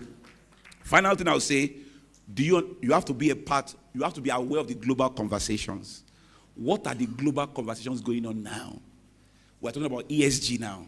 ESG. Please, if you don't know, go and research it. Environment, social, and government. We're talking about renewable energy now. Listen, you don't exist in your own world. There's a song that this guy sang many years ago. Two-Face, and I love that song. He said, if to say not just me, I will live as if I don't care. Nobody supernatural. I like it. We say, if to say not just me, but nobody just you. You exist in the middle of so many things. So also, the global conversations all over the world shapes where money is going into. Now, we're talking about renewable energy. You can't be talking about oil and gas again now. Renewable energy, we're talking about ESG. We're talking about social work. Look at the guy, Tunde Ebidero, the chess guy. Chess alone has made him, things are changing. People are not believing in it. You must have a cause. Someone that has a social reformation behind it. Things are changing. Are you aware of the global conversations going on now? And how are you positioning within those global conversations? If you don't know what is going on, you don't position, you just become a thing of the past. Thank you very much. That's not enough. That is not enough. Wow. I don't know what I'm full. Oh, like I'm full. Wow. Please let me just tap your neighbor. Tell your neighbor. Ask your neighbor. What are you listening to? What are you talking about? What conversation are you talking about? Is it the beef between Davido and Whiskey, or what exactly are you talking about? Ask your neighbor. Okay, now that was superb. Okay, so moving on, we'll be taking a break now. But before that, we would like to recognize the presence of some of our guests here. Everyone is special, so we just want to recognize some of our guests, and we would like to recognize the presence of MOB Mobolaji Bamidele. Mr. Mobolaji Bamidele, you're highly welcome, sir. We would also like to recognize the presence of the Permanent Secretary of Ogun State Ministry of Forest, Mr. Timothy Olatunji. Okay, you're welcome, sir. You're welcome, sir. Also, we'd like to recognize the presence of the proprietor of Paragon Group of School, Dr. Lawrence Olumide. Please, wherever you are, let's just thank you. Thank you for coming, sir. We recognize you. Also, we'd like to recognize the manager of FCMB, Mr. Egbetade. Apologies, I hope I got that right. You're welcome, sir. Thank you so much for coming. This is just an example of what Pastor Samson said. Where are you? Where are you going to? Where are the places you visit? Right? At least this is the first time few of us will be in the same room with people like this. So where do you go to? Where do you go to? Where do you visit? Okay, now, so we also like to recognize the presence of the former GM of Ogun State Radio, Engineer Tunde Awolano. Are you anyway? Oh, you're welcome, sir. Good to see you. Good to have you in our midst. Also, we'd like to recognize the presence of the MD Olatunde Prestige Limited, Mrs. Momolabo. I'm so sorry. I sincerely apologize for this name. Momolabo Ebidero. So sorry, ma. Where are you? We recognize you, ma. We recognize you. Also, the presence of Executive Director of Admin, Mr. Ayodele Olasheni. Oh, you're welcome, sir. Good to have you here. And also, we'd like to recognize the Director of Production, Olatunde Prestige, that is Mr. David Ogbaji. Is he around? He's not here. Okay, and last but not least, we'd like to recognize the presence of Reverend Elijah Olakpade. I feel it's Olakpade, but you're welcome, sir. Anyway, are you here? Oh, okay, okay. Thank you so much. Welcome, everyone. So right about now, we'll just take a 5-minute break just to stretch our legs. And before we do that, please let's us all rise up. We just want to do something real quick. Let's all rise up. So let's just stretch our legs with what we've done in the past. My head, my shoulder, my knees, my toes. My head, my shoulders, my knees, my toes. Are we ready? Oh yeah, now 1, 2, ready, or they all belong to. So let's start again. 1, 2, ready, go. My head. We know those that gym. We know those that their back is on. Is nothing to write home about. They all belong to Jesus. Okay, so just walk up to anyone you haven't seen before. Walk up to your neighbor, ask them, just network. What do you do? And please do not leave, because we'll be having one more session and we'll be taking question and answer. So I would advise you, do not leave. Also, there is a book stand. There is a book signing outside, and there is also a book stand where you can get your book. I just got this now, so you can also just check it out. And just, network, meet with people, and in 3 minutes, we'll be back on track, right? We want to appreciate everyone. We want to appreciate everyone for coming once again. And also, we have the book signing for Mr. Tunde Ebidero's book, which is Your Business as a Ministry. So please, the book signing will be taking place outside, so you can just walk up to the stand outside for the book signing. And we are coming back in like 3 minutes, please. In like 3 minutes, we'll be back and just go on with the final session. Thank you, everyone.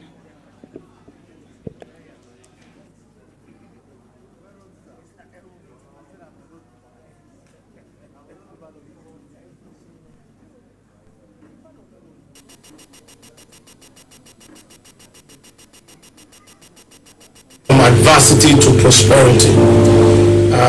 At the end of it all, because every adversity, every hard time is for a short time, I bet you at the end of this all, you'll be glad that you went through it because you come out of it better, stronger, and bigger. That's what I'm certain about. And that's why we want to share with you some few things, some few tips that will help you to move on. Thank you. Hard times are the most wonderful times in the life of every business person. But importantly too, hard times are the most innovative times as well. So what is hard time? Another word for hard time actually can be adversity, or you can call it crisis. So let's stick to these three words. So I'm going to be using these three words interchangeably. You're going to either using hard time, crisis, or adversity. But when you hear me mention either of these words, I'm saying the same thing. So what is it? What is hard time? Hard time is a period of abnormality. Hard time is actually a period of abnormality. It is hard time. It's not the usual time. It's a time that is different from what you're used to.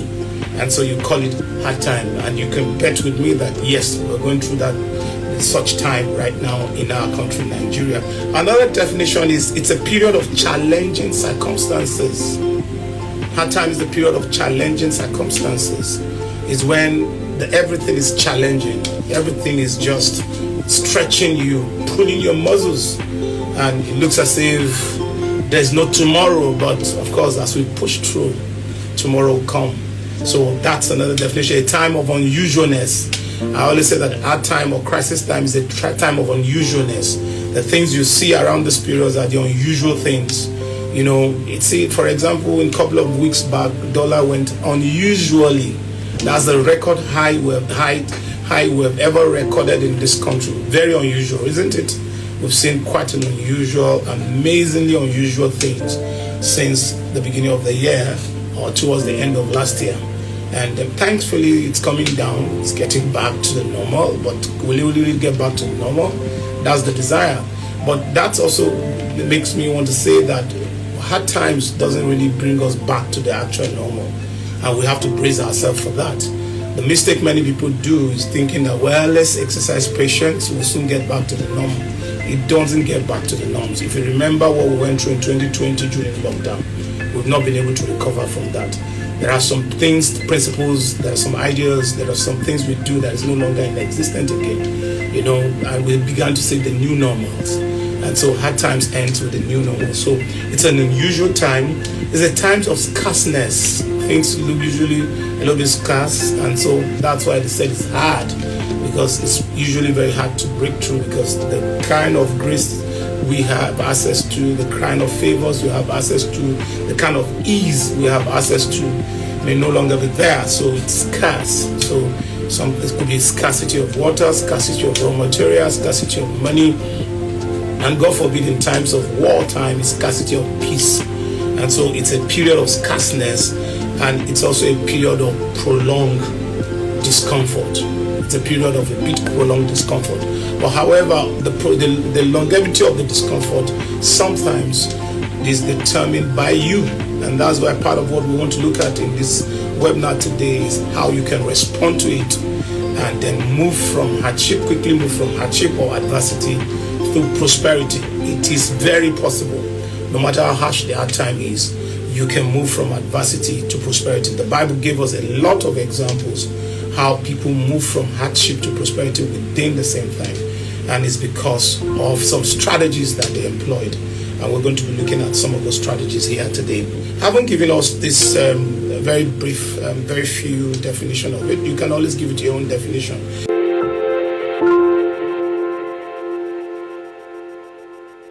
Today you're going to learn some practical strategies of how to move forward from adversity to prosperity. At the end of it all, because every adversity, every hard time is for a short time, I bet you at the end of this all, you'll be glad that you went through it, because you'll come out of it better, stronger, and bigger. That's what I'm certain about. And that's why we want to share with you some few things, some few tips that will help you to move on. Thank you.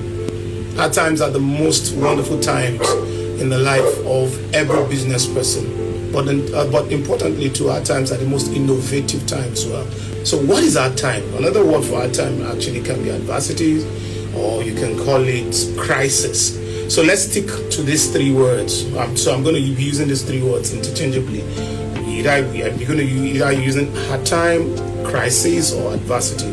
But when you hear me mention either of these words, I'm saying the same thing. So what is it? What is hard time?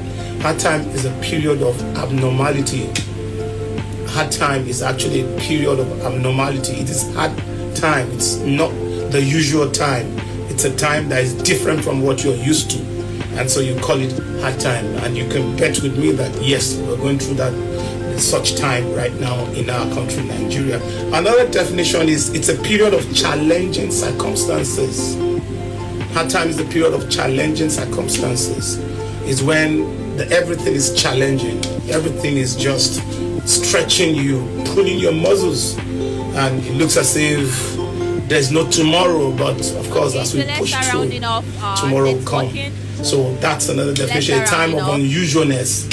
I always say that hard time or crisis time is a time of unusualness. The things you see around the spirit. 50 seconds more. So for those that are outside, please, we are starting the next session right now.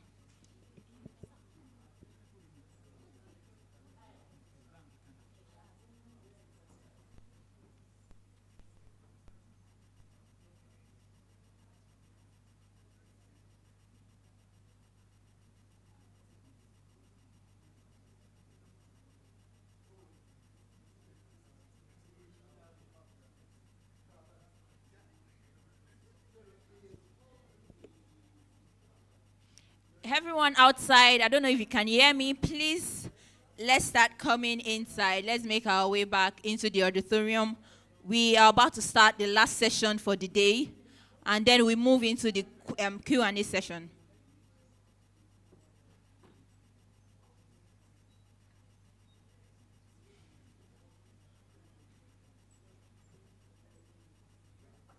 I need a timekeeper that will be ringing the bell for me.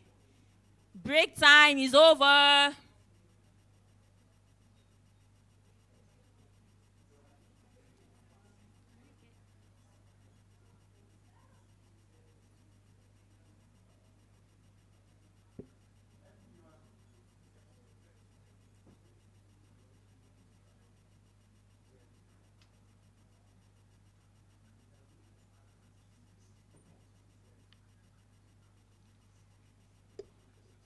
Okay, so let's just wait for those that are outside, and then we start the next session.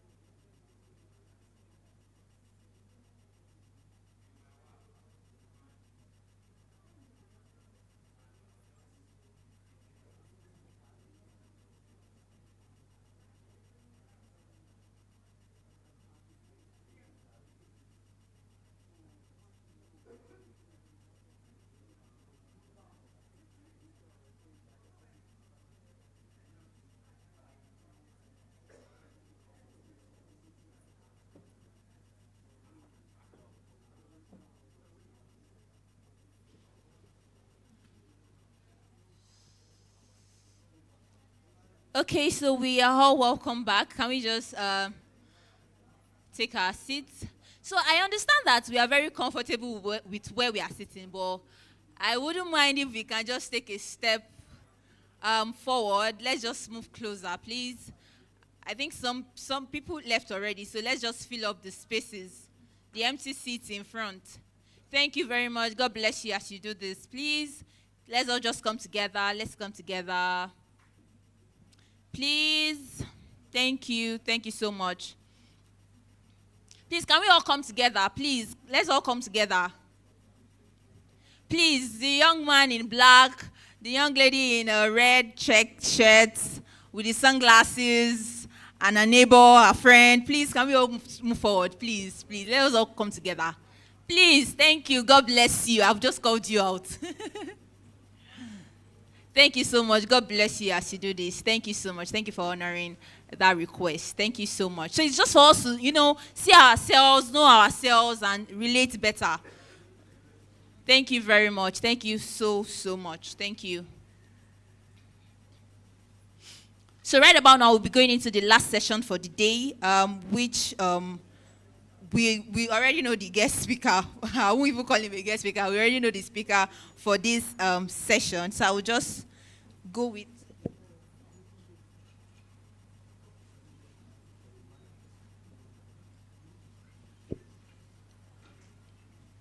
Okay, so he had his first session earlier, and now he will be taking the last session for the day. We all know him already. He's the convener of this amazing summit. So please, with a warm round of applause, let's make welcome Mr. Tunde Ebidero one more time. Please, I can't hear you clap. I can't hear you clap. Thank you. Thank you so much. If I wanted to do like the comedians do, they'll say, well, I'm going to go back now. And I will come back. And if you don't clap, but unfortunately, I'm not a comedian. Okay, and here we do more serious business.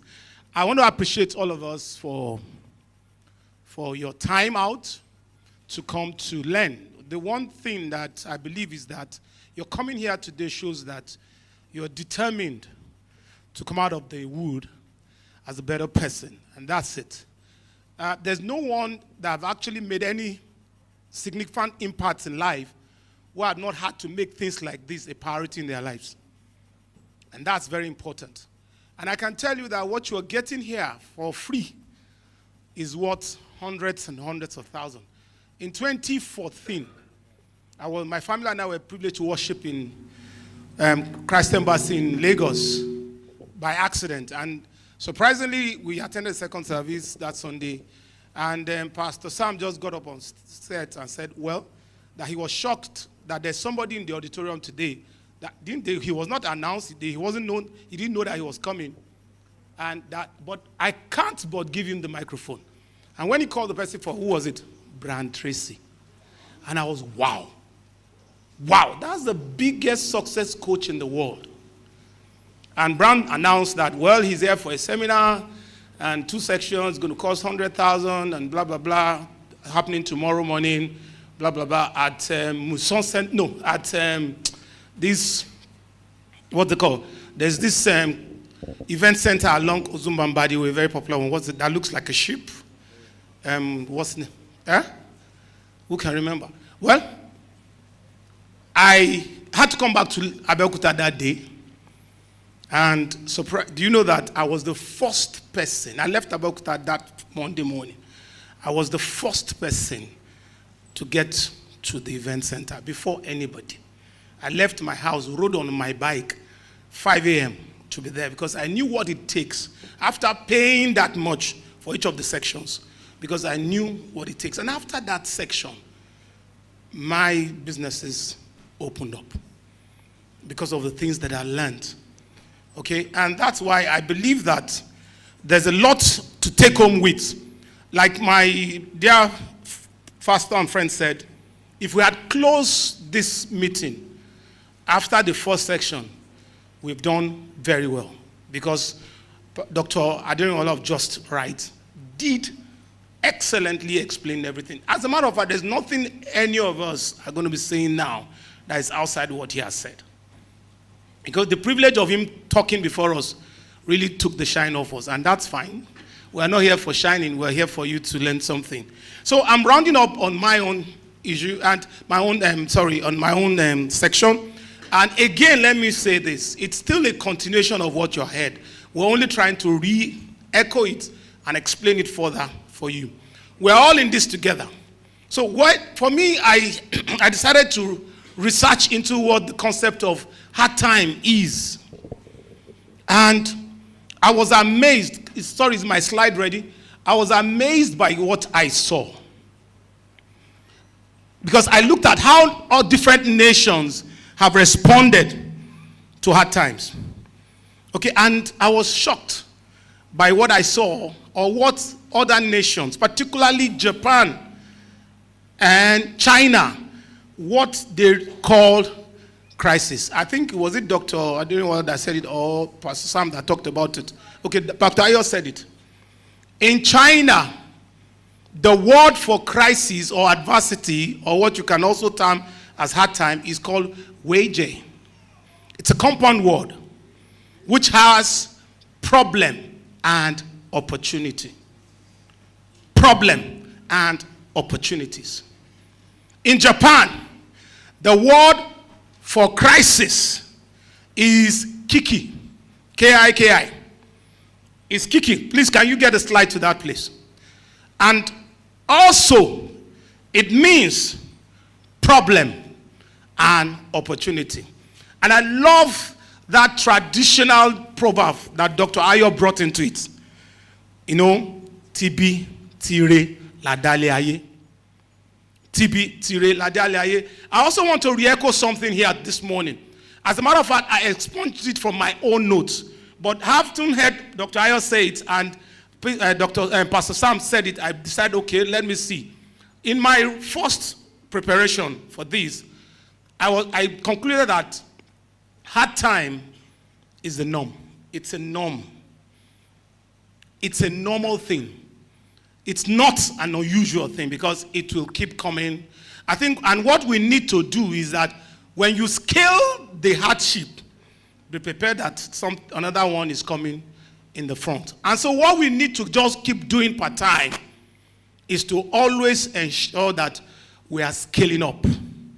And that's why in the my own closing session this afternoon, I want to talk to us about one of the best responses, or the only response that we can have to our time in any situation. And I'm talking about what everybody knows as innovation. I'm talking about what everybody knows as innovation. Incidentally, what P. Sam spoke about also is all about innovation. It's the problem we have in Africa, I always say it, is that that is, let's continue to do it the way it's been done. And like I always said, if you continue to do it the way it's been done, you will keep getting the same results. Because they say it's only a stupid man or a foolish man that does the same thing the same way and get a result. I am sorry, with all respect to the civil service system, to the civil service. One of the problems of our civil, because I have to say it because it's affecting all of us.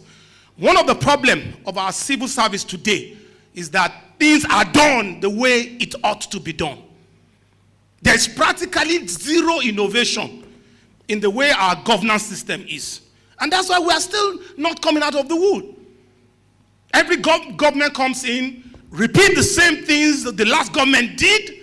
Practically nothing novel, nothing innovative, nothing creative. And then you are wondering why we are still there. And we say we have had series of government. Please tell me, what is the most creative thing the last government did? Or what is the most innovative? In fact, sometimes what happens is that they just repackage the same ideology, give it some bit of colorings, and then you are gone. Well, I didn't say that, because so that when they have to arrest, so they know who to arrest. Now, there is a difference between innovation and invention. There's a difference between innovation and invention. Invention is to create something, and that's fine. But if what you have created cannot capture value, that means cannot translate into substantial value for your clients and yourself, then it's not yet an innovation. So the transformation from the level of invention to innovation is the ability for whatever you have innovated or invented to capture value and be valuable in the market. So that product or that idea, if it cannot be sellable in the market, is not yet an innovation. It's just an invention. And that's why we have billions of inventions in the world, because they didn't see the light of the day. Until what you have created, oh, I have an idea. Yes, I have. Some people walk around and be carrying yes, I have an idea. I told you about my story. If you listen to one of my videos, I spoke about how I came about my wrought iron business. I had the idea. It was a brilliant idea. I kept refining this idea for years, kept refining it in my head. In fact, I've already done it. But I was unable to capture value. And I remained in poverty because I wasn't capturing value. And until the day I sat down and moved on, decided, look, I needed to capture value and change my entire approach. That's when my story changed. And because there's nobody seated here today that does not have one inventive idea. There's none. Don't be deceived by those ideologies that not everybody is creative. If you are not creative, why did you decide to wear the dress you wore today? And yet you're dressed beautifully well. And people can say, oh, I like your combination. It takes creativity to do that. If you are not creative and you are going to Shakmo, you saw that Kuto is blocked. You decide to go and take Shalegbeyi. What's that? Is that not creativity? Creativity is the ability to find alternative routes in every problem. And that's also what invention is.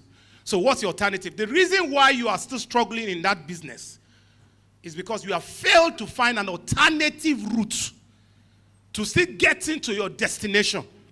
And just like my pastor said, you are just sitting down there in the past, crying and praying and looking for Jesus to send Moses again, or for Allah to send Muhammad again to come and meet you in your past stage, when all you needed to do is to rise up and move away onto the next. I've seen a lot of people who, out of emotions and sentiments, are running failed businesses, like you said, dead horses, riding on dead horses, not even sick horse. The horse is dead practically. And because of emotion, because of sentiments, they held on to it. And in fact, the annoying part of it is that you're not holding on to it because you've seen lights at the end of a tunnel. You're just hoping that somehow, by some stroke of divine intervention, things will change. Like I always said, if you get out of this place now, you say you are going to Shagam, and you now head the other way, going down the bridge, and you turn, and you kept driving, and you got to a place, Ibolele, on your Ayetoro. Shagam ni mo lo. He said, well, no Shagam ko ile you. He doesn't know. By God's grace, I will get to Shagam. And you continue on that journey. Where will you end? Benin Republic. Is that not? And that's what he was saying. That some of us need to take the bold step to say no to what we have been doing and look for the new thing to do. And sometimes we can't do that until we are innovative. And that's why I'll be talking about 4 stages of innovation in every organization. And then I'll cap it up with a bonus stage, which is personal innovation. Number 1 place you must innovate, which I practically spoke about, is what is known as product innovation. Product innovation. You must be able to invent something, either goods or services, in whatever you do, that will bring you out of the financial crisis. Because financial hardship in the business sector is when customers are not coming. Yes? Yes or no? When, as long as customers are coming and they are paying, what is your financial hardship again? The only hardship you can have is that probably your capacity can meet your customers. And that's an internal one. But as long as people are buying your business, people are buying your things, people are coming, ordering your product, you are not in any crisis whatsoever. And so what you need is, how do I increase my market base? How do I increase my market share? How do I push my brand out there and make sure that I get? In this time, it's hard. The point is that the buying power has gone down so much that people are either not buying again, so you are not getting sales, or people have reduced the quantity that they are buying. So your normal sales has dropped. All right? And because, maybe due to cost or some other reasons, other people too has started up their own businesses near you, competing with you at all fronts. And what did you do? You heard Doctor said it. When they asked him what was his biggest problem, what did he say? He said those kiosks that hang around Just Right were the real big problem that Just Right had. And he had to innovate ways of solving it. When he spoke to us about when he discovered that they can't continue buying diesel at the rate that they were buying it, what did he do? He looked for an innovative solution to the problem. And he found it. And he took the risk to do it. So the first stage you need to look at is the stage of product innovation. Sorry, my slide is slow. What's happening? Guys, product innovation. Move on, move on. So you need to that's when you are able to create a new product, invent a new product. Now, when we talk about inventing new products, it doesn't necessarily mean you're going to start a completely new product. It just means that you look for some other additional value that you can add to what you're doing that will capture more of your customers' needs. I mean, it will meet most of your customers' needs. It might be the same product, but you fine-tune it, add one or two things. If a very vivid example I can give us here is your mobile phones. Every year, a new version is coming out. And why are you rushing to buy it? Because there's something in the new one that wasn't in the old. In fact, when Steve Jobs died, I read on the media that he had designed the products for the next 10 years. He had it already on ground. So he was just releasing them every year and every year. How many of us have used Nokia before? You have used Nokia before? Yes. Thank you, 310. How many of us are using Nokia today? Nobody. Oh, you are still using Nokia. What Nokia is that? M10. Okay. Now, when we said how many of us are using Nokia, almost all hands here, particularly the older folks, because the younger generation does not even understand what is Nokia. They don't know it. At one point in time, Nokia was the category king in the mobile phone industry. Okay? What do you think happened to them? Remember, who brought out the first color screen phone? Was it Nokia? No. It was Ericsson. It was Ericsson. Where was Nokia when Ericsson came out with the color screen phone? And then camera phone came out. Was it Nokia? Samsung brought that in. Okay? And then emailing, and then what's it called? No, I think, not even double SIM. I think what came out next was BlackBerry, which gave you opportunity to text and do a lot of things. Where was Nokia? Nokia was just seated that our loba, nothing is happening. Nothing is shaking us. Okay? And then, where are we today? Where is Nokia today? Out of business. Why? Is it their village people? Is it their government? Or because they fail to disrupt themselves? We're in a world whereby disruption happens, just like Pastor Samson said, almost every now and then. And you need to be very prepared. Just also like Doctor said, it's not, so I mean, look, you can't solve hard time by preparing in the days of hard time.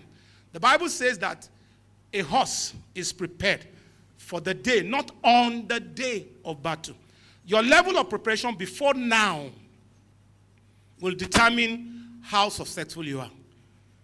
I was privileged to sit under his ministration one day about 2-3 years ago, and he talked about VUCA. As a matter of fact, I was not even in church. I watched online. And so I went down, I sat down, I looked at it, and then I knew that we're coming to a time where things is going to be tough. Some of us are prepared for this tough time long before now. Not today.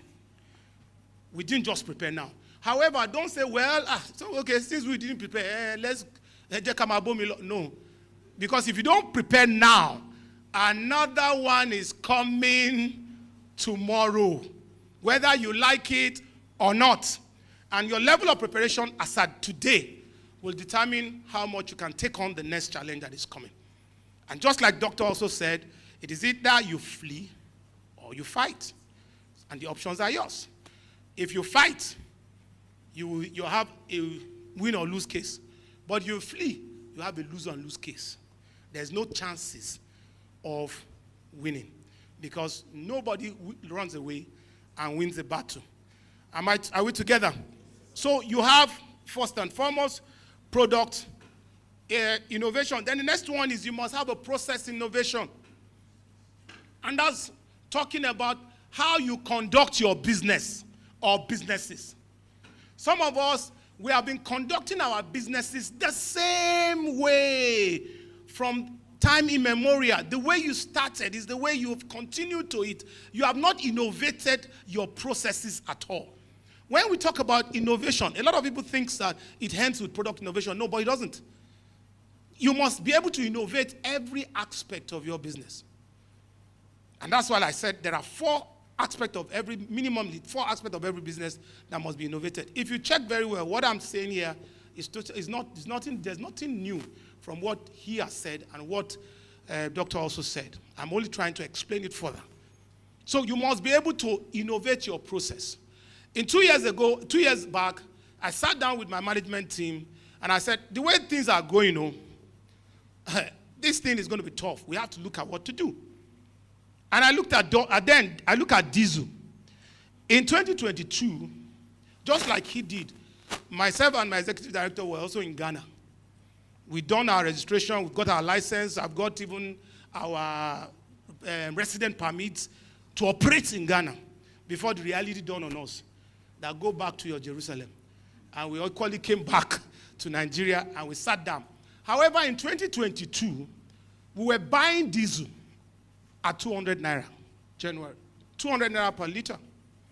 And suddenly, before the end of that year, diesel went up to 800 naira per liter.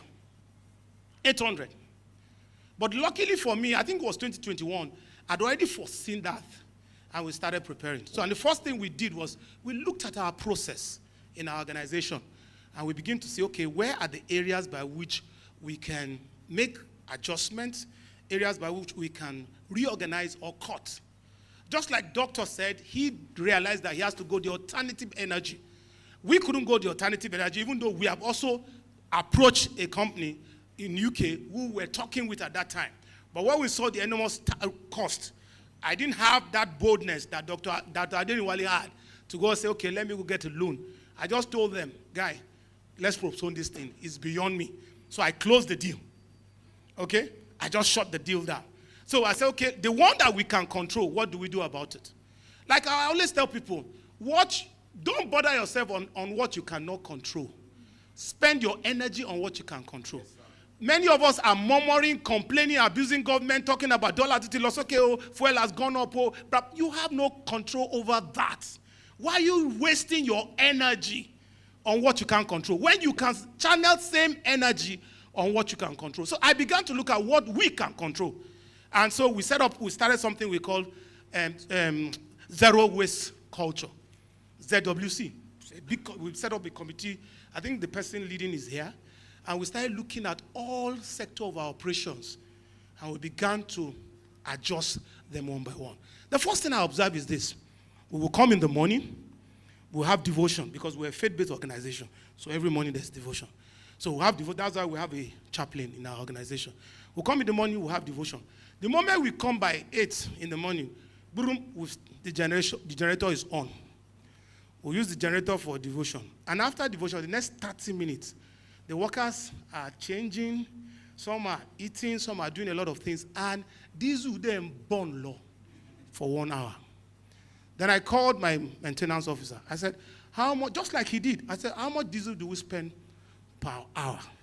And he told me, I said, how much per minute? And he told me, and I calculated it. Look at the volume that we are wasting consistently. So we made a rule. Number one, no more diesel generator for devotion. Maybe it's just a group of assembly. We talk to ourselves with our voices. We just need to echo, increase our volume, right? Number two, we don't put on gen until everyone is at his duty post about to start your job. And I made a law. Generator is on, I catch you, you are gone home for that day. I think even last week, I still sent to people home. When I saw them, in fact, they came late. They were 7 minutes late from break. I saw Isha Tonjo in here. So the half day they did was free. So I sent them away. Because you have to be brutal, just like you said. My pastor was saying last week, he said, look, there's no gentleman in this world. The Bible says we should be as wise as a serpent, but he said we should be gentle. But at the same time, you must be wise. Because sometimes sentiment is the reason why your businesses are dying. Because we bring in too many sentiments. And I love the way Dr. Ayo answered that question. My mentor told me about him many years ago. Because when I had issues in my issue of trust and distrust in my organization. And my mentor told me, he said, look, he referred to him. I've not met him then. And he said, do you know the owner of Just Right? I said, no, sir. He said, if he catches you steal 1 naira, he said he will spend 1 million to pursue your case. He doesn't mind spending 1 million to pursue 1 naira. He said because why? He has to set the example so that will avoid subsequently that. So sometimes when we are too sentimental, we are not really helping ourselves. So we need to look at our process.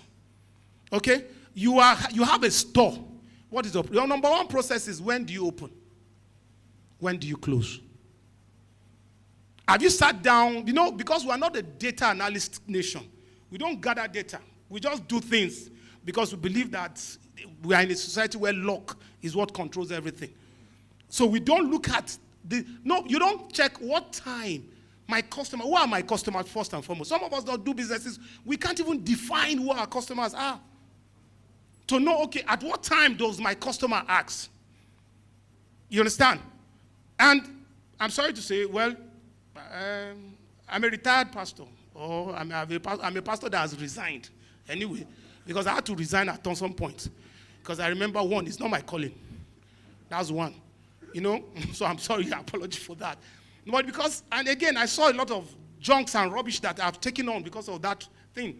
I remember many years ago, we run on Wednesday, we went to service, my pastor would tell you, you are late because of 1 year customer. I said, what? year customer. Then I realized that is not even biblically correct. Because that's who the God has put me to serve. Every one of us is in this world to serve. And so there is no year customer. And I looked at the man and said, even me, we sit down here, I'm your customer. Because if I don't come to this church, you don't go see me. So if you can call me my own customer hold your church. And that's all. We have to have a better understanding. There's no sentiment in it. Praise the Lord. Oh, sorry. I forgot. So that exposes me again that I'm a pastor. So, well, anyone you go tolerate more cooking Dansaki. So that is just the Dansaki aspect that came out. Apology for that. All right. So you need to address your process. How do you process your system? You need to keep innovating. Innovation is not a one-off thing. It's a continuous thing. And that's why Toyota is bringing out a new model every time. Phones are bringing out new model every time. That's the only way you can remain relevant in the market. And otherwise you are gone. It's not that, okay, I have innovated. That's all. No, it's a continuous thing. Once you see that, and that's why they said the largest room in the world is the room of improvement. So you just keep improving. So you have to look at your process. Your process is how you conduct your business. Who you conduct your businesses with. Maybe your business is cash and carry. And you should process it from that level to POS, to cashless. Maybe your own business that your customer must come to your shop all the time. You must move to that level to delivery. Okay, Matthew, don't worry. Just call me next time. I go make sure say the thing reach you for house. That's another process. That's a process. So you have to continually innovate your process. I've done a lot of that. That's one thing that we keep doing and has helped us to remain relevant in our own industry. Number 3 thing that you must also bring innovation into is your marketing. There must be marketing innovation. In the way you do what? You get customers. Now, look, market expansion is the endless drive of any serious business organization. If you are not considered, if you are not bothered about expanding your market consistently, what will happen is that you would remain at that level 3 that we spoke about. You have manageably gotten your tank, your inlet higher, and you have already made sure that your outlet is the same. But nothing is growing, nothing is increasing. So market expansion is very crucial. And now, how do you do that? You have to creatively expand your customer base. And 2 things are very important. 1, customer acquisition, that is getting more customers. And also, more importantly, is customer retention. Now, our artisans, I don't know if any of them is here. In Abeokuta particularly, they are bad in this case. Very bad in this case. Because they have one nasty saying. So they don't mind offending you. Because they believe that so they have no, that's why they don't have customer care. You call a mechanic and complain about how he handled your car. And the response will be very annoying. Because why? They don't understand customer retention. Your customer calls you to complain about the product you supplied. And the first approach you are giving is to give him 1,001 reasons why it must be like that. Did he pay for defective product? There's not even an apology to start with. So, and that affects it. You go to some people, particularly when they believe that they have arrived. I was at a shop recently, a supermarket recently, and I bought something, and only to discover that that thing I bought was defective. I have not left the place, but I have paid. And when I showed them, I said, look, I showed the cashiers, I said, look, this thing is not what it was supposed to be. They said, well, in our policy here, we don't return money. I said, you don't return money, okay? I said, incidentally, the owner of the place is my friend, and the manager is also my friend. So I called the manager. I said, sorry, sir. Please give me your account. Your money will be returned immediately. You know why? The manager has a better understanding of how to run a business. The other person is just a salary earner. She doesn't understand. Her own is, let the next customer come in.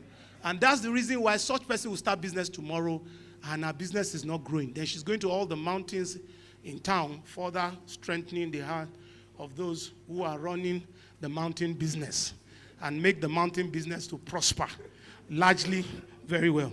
I don't want to go into that area too, like my pastor said, because if I enter there, I will offend a lot of people because that's an area we don't want. So you have to look at customer acquisitions and customer retention.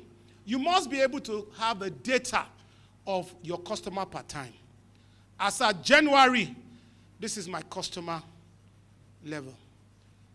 If by March it has not increased, but it has reduced, then there's fire on the mountain.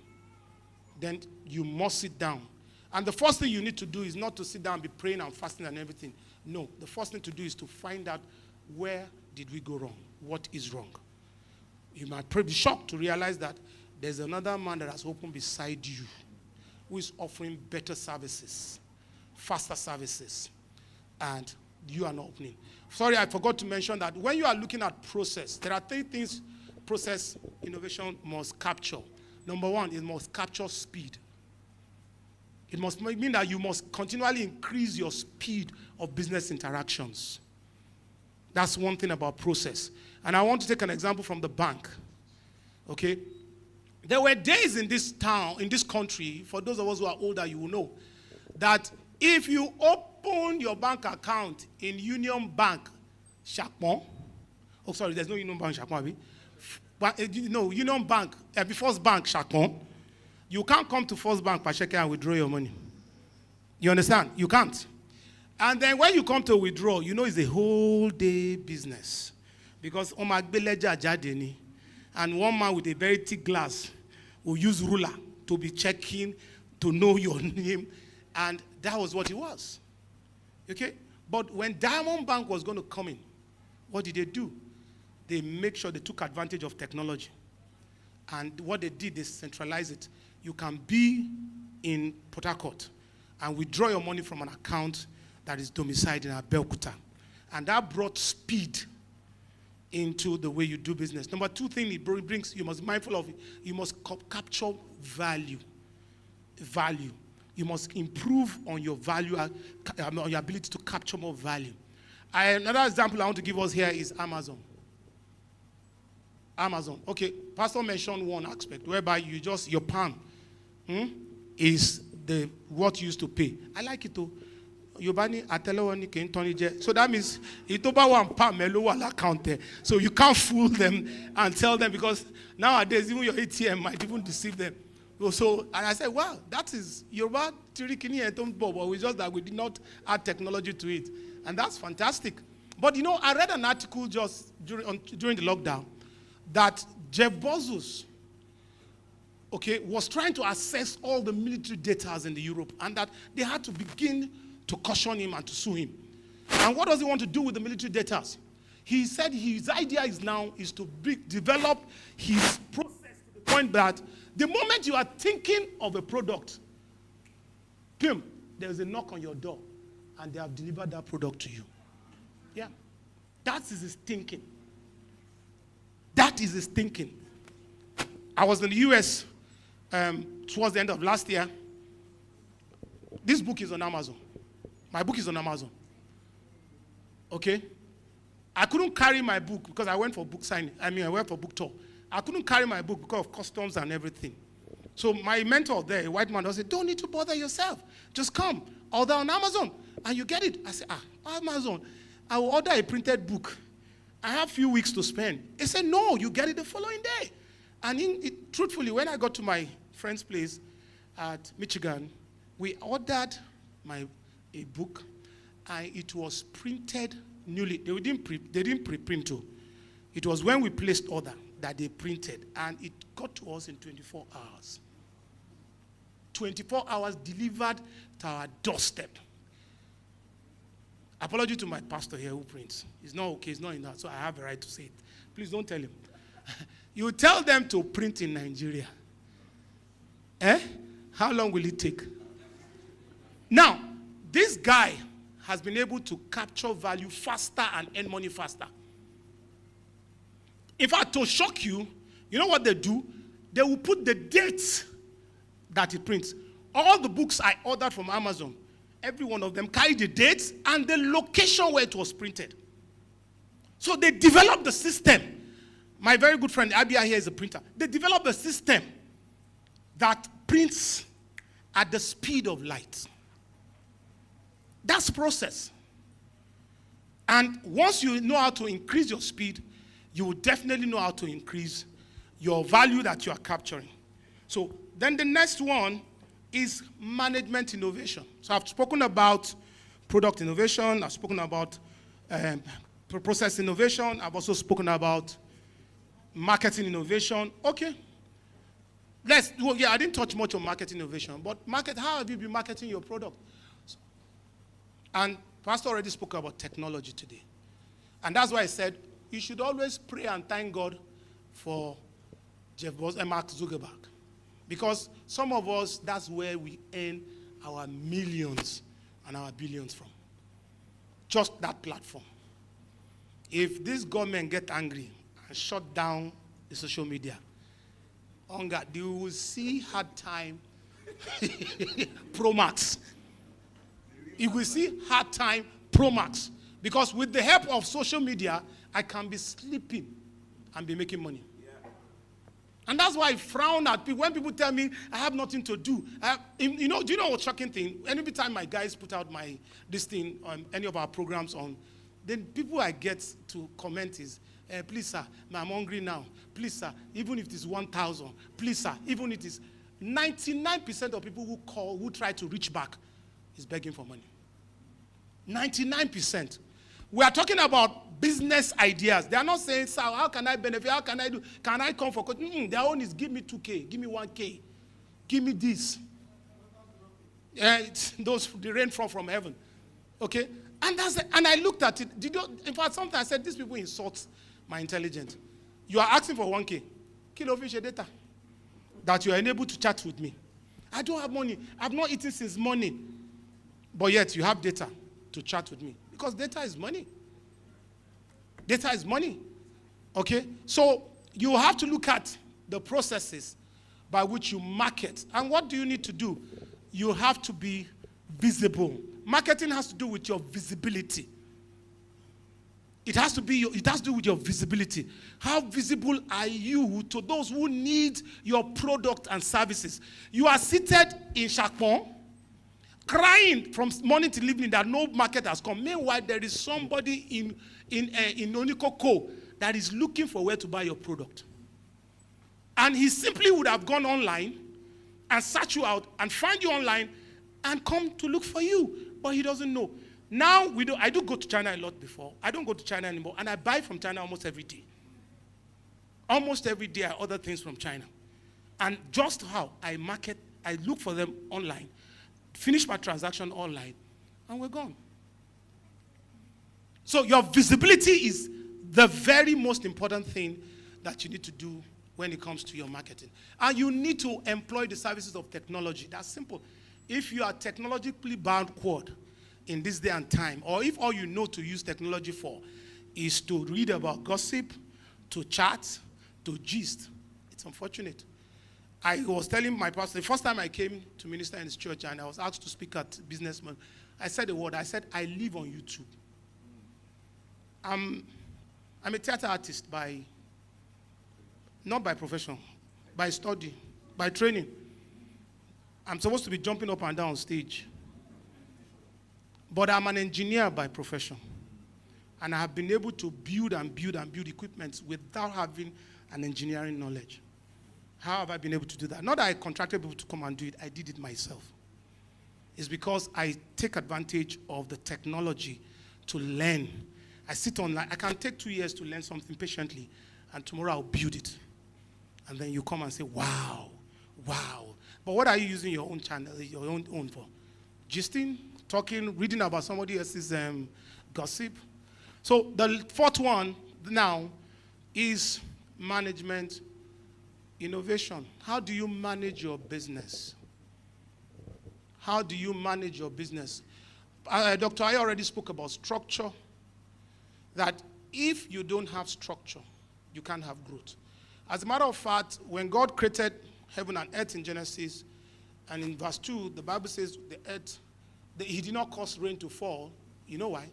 Because there's no manager. There is no manager. There will not be growth if there's no effective management.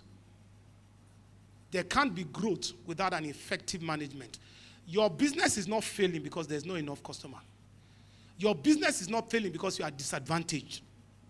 Your business is either failing because you don't have effective management in place. Every successful business you see today is because they have a good structure. Management is all about structure, putting the right structure in place.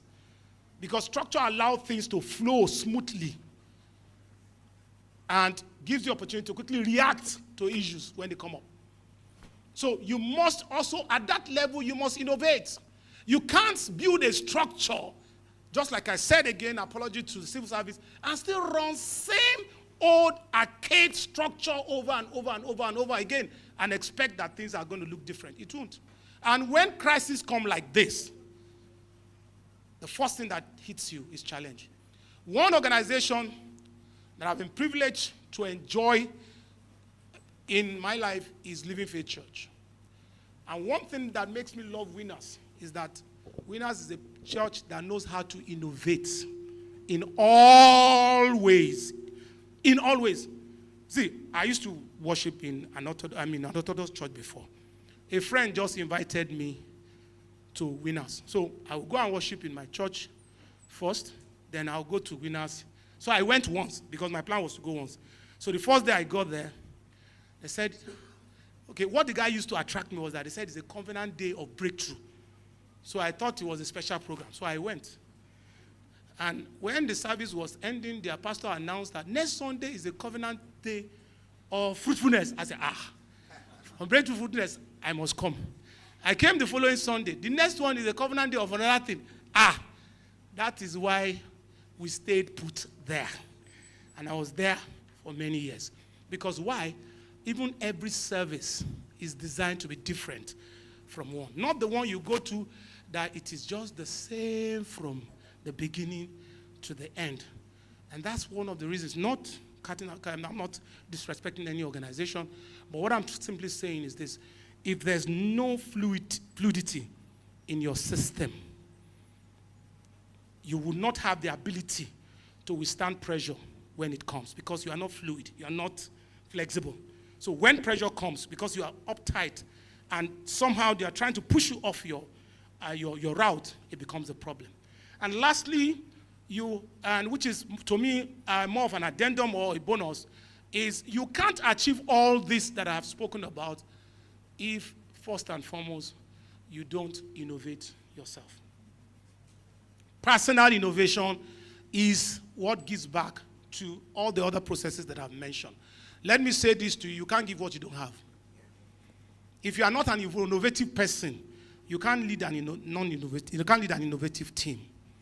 And so what you need to do is you must develop that capacity to be someone who consistently has a fluid mindset, who does not have a fixed mindset but has a growing mindset. Because many a time we have people who run businesses with a fixed mindset. This is the way it has to be, and this way it must go. I want to appreciate us once again for taking time to listen to me. And I think very shortly we're going to take questions, and then we'll round up for the day. Thank you very much, and God bless.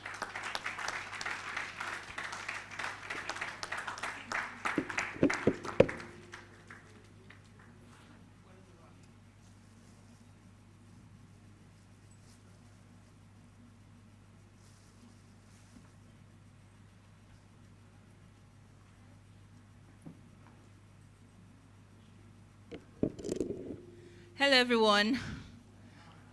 Are we tired? Are you sure? Don't lie, you. I heard yes. Okay, so please, a round of applause for Mr. Tunde once again.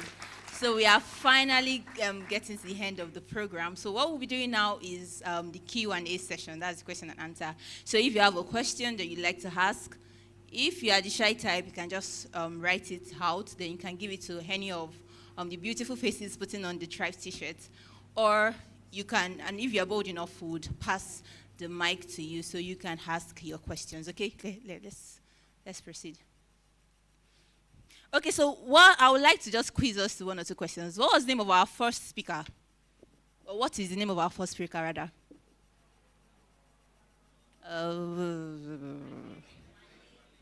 Again? Go for yourselves. You got that right. Sorry, I don't have gift to, but thank you for cooperating. Okay, how about our second guest? Pastor Samson Adegwami.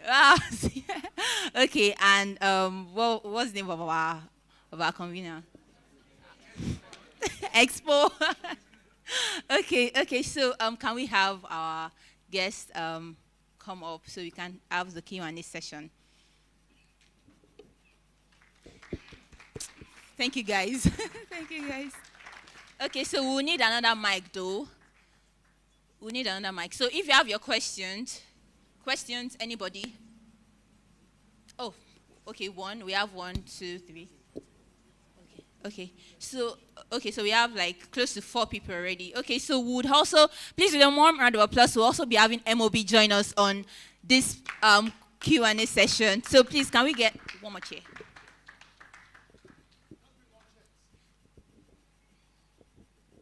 Okay, can I see hands again? Okay, so I have someone assisting me with the mic, so you will just pass the mic around, okay? So can we have the first question?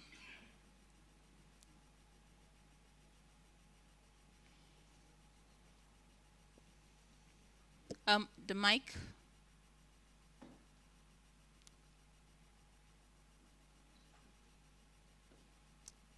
Okay, you can try it now. Okay, so let me pass this just to save time.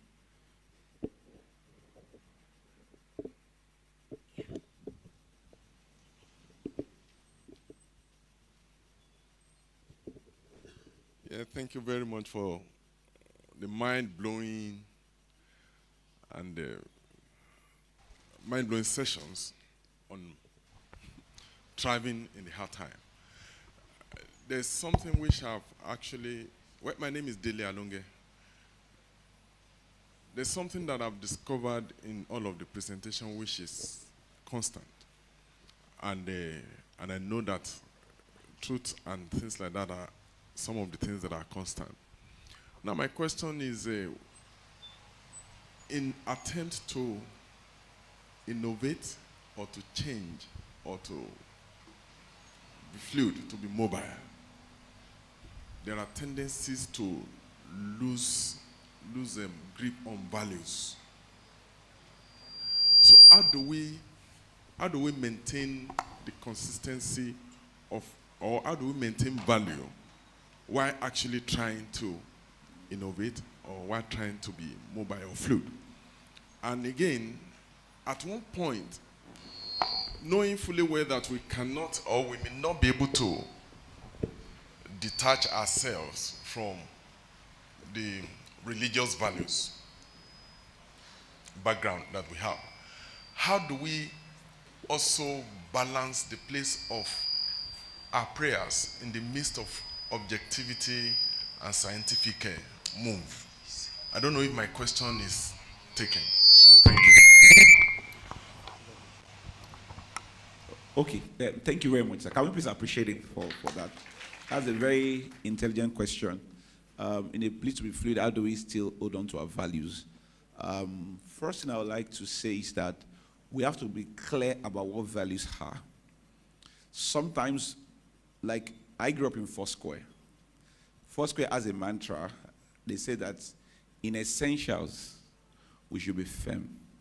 In non-essentials, I'm not saying the way they say, but it's like I see you can compromise. As we can. So, for example, Foursquare is built on, we have a very core value called moderation. So we believe that that's why if you see someone that grew from a Foursquare, you are conservative by nature because the church believes in moderation. You can't be flamboyant. So it got to a point where there's now this issue in church. The fight between the young people that have gone to university, they've seen how things are done, they've seen other churches, they come home, they want to express things in a flamboyant way. The old guards who are there to maintain the culture, this is the way we have been doing it. It became a clash. And that's why a lot of denominations lost their young people.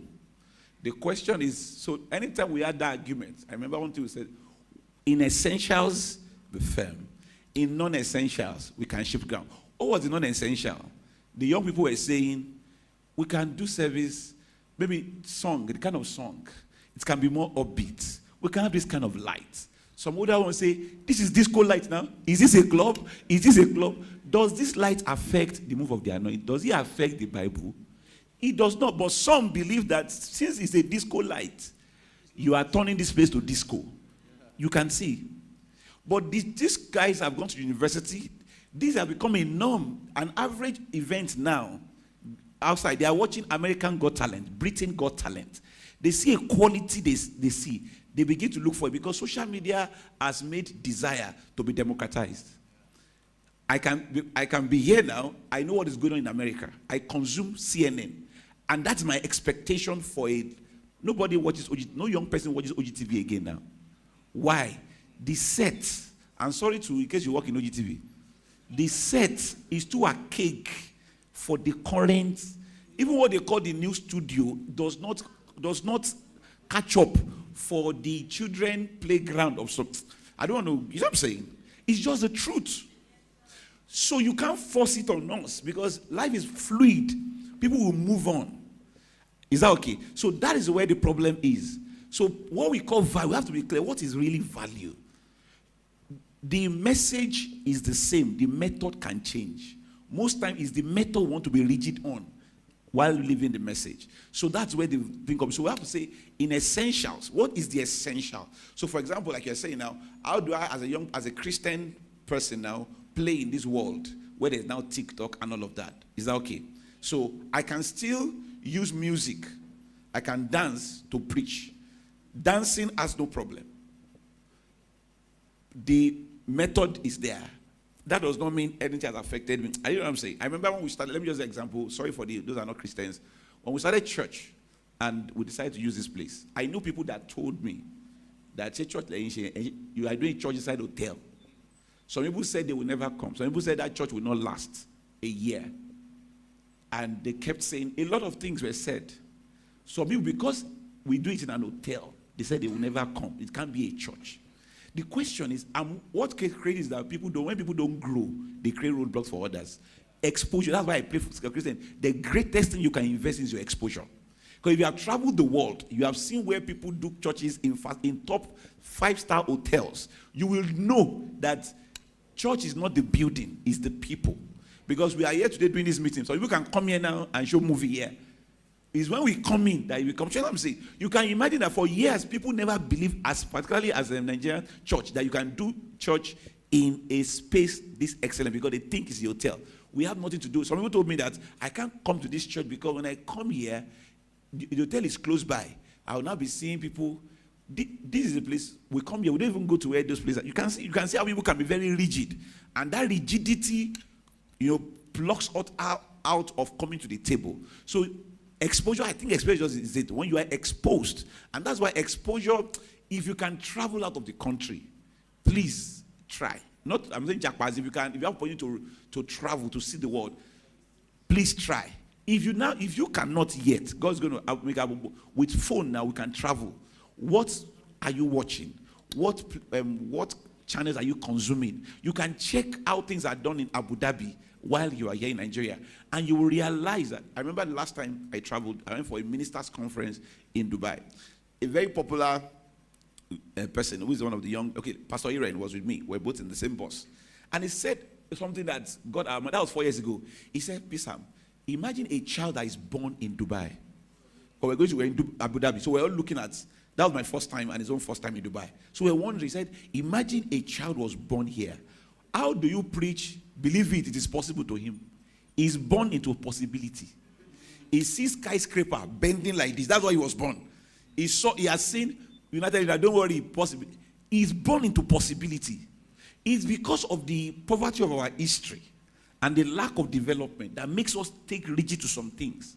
That's what I'm saying. But with exposure, those things exposure makes us leave those archaic things while we keep being on the cutting edge. But we cannot do without innovating ourselves while we still hold on to our core values. I don't know if I answered the question. Thank you. Thank you very much. I just want to add to this because let's look at the question on another dimension. Because he says, how do you keep innovating without losing values? Because you now have to define what value is, like you rightly said. Are you talking about value as in the bottom line for you as an innovator, or value for your customer? Because every good innovation, remember I defined invention different from innovation. And you didn't say invention, you said innovation. So I want to believe that it is already capturing value. Now to your customer, your innovation is already capturing value. You have to lose some value to capture more value. Are you with me? You have to lose some value. You have to lose lesser value to capture higher value. So for example, if you don't invest money from what you have gotten into something, you can't get more. So if on your part as a business owner, you want to scale up, it means that you are going to cut down a lot of the, save some money, invest that money. To yourself, sometimes it's like losing it. In my company, if you come there now, you see a lot of machines that are built, and I just like left them there because I got stuck.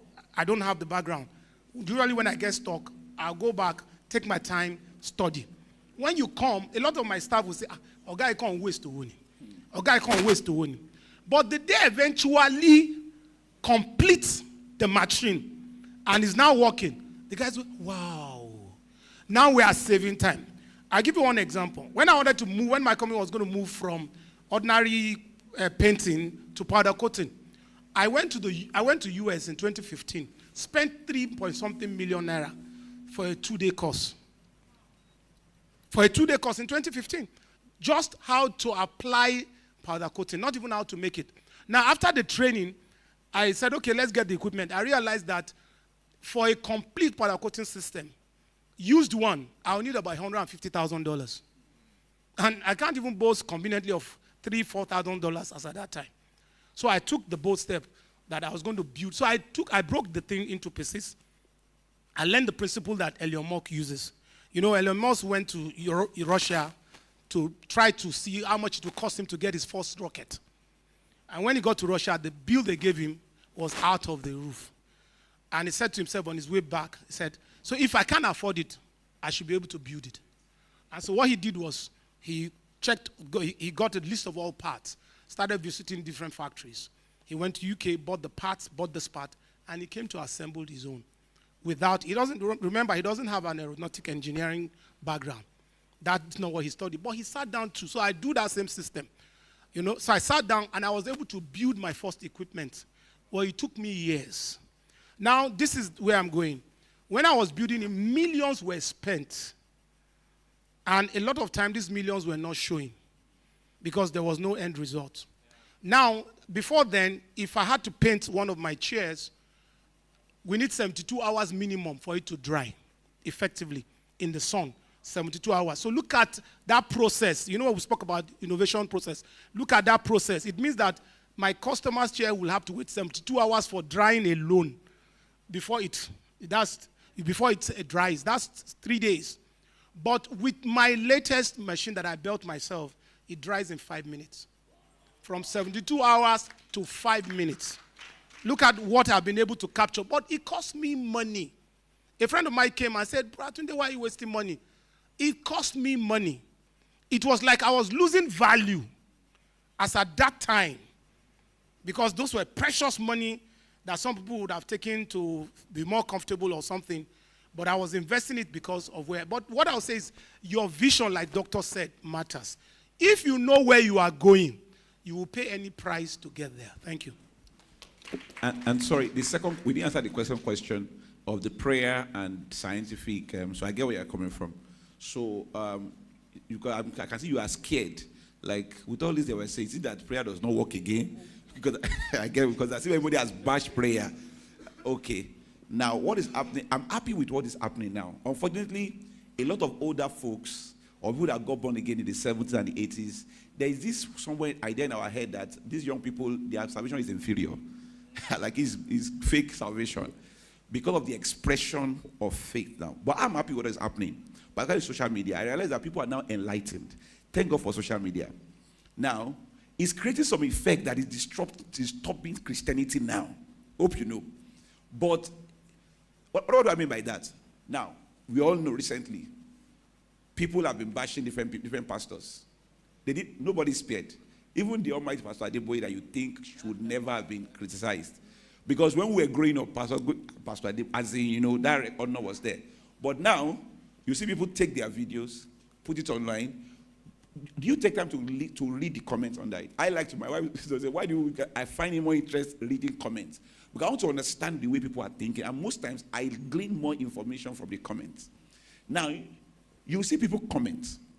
The comment might be like, yeah, they're attacking, like they're not supporting. But in what they are saying, if you remove your religious headgear and you think in their shoe like an unchurched person, they are telling us that, see, gone are those times that a Christian will suspend their brain for things that are logical. They are now bringing out the logic part. And unfortunately, we are being uncomfortable, we are defensive. Rather, we should enter their shoes, know where they are. When you understand what they are saying, you come back and from the scripture show them, they can see it. Am I speaking to you? So what is now coming out is that, let me give an example, and please, I'm not attacking anything, but let me just say this. It's very tricky to say this. Okay, let me give an example of an instance where they brought up a video where Daddy Dio said it was in a part in America and it would be summer, it was suspended, the weather was suspended. And he gave her a testimony that, to say like it was the power of God. Under the comments, I saw people say, sir, I live in this place you mentioned in America. That day, that if you go and check the weather forecast, somebody was saying that this has not happened. Why? Because social media now allows people that are living there, they drew up an info, they spoke. But for them, they are like, they said it. It's not for us to defend that thing. It's to say, yeah, science is valid, because why will you use Google Map to check traffic before you go? Why did you use the Holy Ghost to tell you if there is traffic or not? So we want to pick a part of the logical part. But what we're supposed to do is to say, okay, you know what? We are not against, truthfully, logic. But there are some spiritual experiences that are not commonplace. We are spiritual beings. that person has not come into the experience of spirituality, supernatural, but he's speaking from what he knows. So we are not supposed to defend, abuse them, say they are antichrist. No. Confirm what they've said. Now, show them a process and hope that they will experience it. Do you understand? But what do you want to do as Christians? Is antichrist. This is antichrist. For example, we've labeled freeze, that the freeze, antichrist. But if you listen to that guy, sometimes it makes a lot of sense. Let's not be religious and sentimental. God did not ask us to defend and argue with people. It is to shine the light. You know what I'm saying? So if you listen with a very objective mindset, you will know how to relate with them. So, and you realize that when you are that logical and you show them the logic part of the scripture with it, they respond more. They listen. Why have the young people left our churches? It's because these are net cities. They were born into the internet. You can't tell a young girl, even your child, your baby, your 7-year-old child, now 3-year-old kid at home now, they know how to navigate YouTube. If you say something that is not correct, that is not correct. Reverend Sam said he went to preach. He said that the eagle is the highest flying bird. So a member's 7-year-old son told the father in their car, said, what pastor said today is not correct. That the eagle is not the highest flying bird. The father was like, LSC, how old are you? He went to check. He saw that it was true. He sent a text to Reverend Sam respectfully. Sir, what you said today is not correct. The eagle, the man of God, thank God for people like that. He had the temerity, the courage to go and check. He said he realized that even in the first 7, the eagle was not there. So where did he hear it? What they've told him. Most of us, what we are defending, what we were told, not what we verified. Thank you. He said the next Sunday he came to church and he said, I'm sorry, I was wrong. Do you know how many people trusted him for that? That if a leader can be wrong does not mean you are weak. So the way our culture has given us leadership, you think that because you said you are sorry, now people will not respect you. People will respect you more. The average believer, the average audience say, I love this honesty. People want transparent leadership now. They can see through you. They can see the duality. So let's not just go with what we have heard. Let's verify things. I think you understand what I'm saying. Thank you. Let me just add something to it. I'm sorry. And I mean, many of us know the story well in the Bible where Jesus was told to pay tax. And he told Peter to go and catch fish. And he said, the first fish you catch, whatever coin you see at the mat, use it to pay. A lot of us Christians will think that, okay, I go to the river, I catch the first fish. There's no money in it. What do? We throw the fish back. Catch the second one, no money. We throw it back. Catch the third one, no money. We throw it back. We never sat down to realize that instead of throwing this fish back, I can go and sell it and convert it to money. And because we suspend our brains, like he was saying, and we look at everything spiritual, we don't look that there's reality in also spirituality. So when you look at that angle, you say, okay, maybe, probably even, many of the things written in the Bible was actually coded. Because like they said, he said a camel going through the it doesn't mean that a camel has to go through it. It could even be that Peter actually caught those fish and sold it. I asked the question, okay, after Peter caught the fish and removed the money, what did he do with the fish?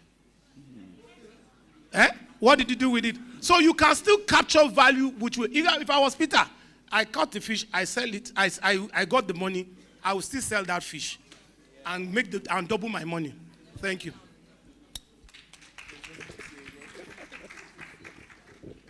Okay, so who is the next person? Okay, so we'll take first 3 here, another 3 sets here. Okay, so the mic. Is it on?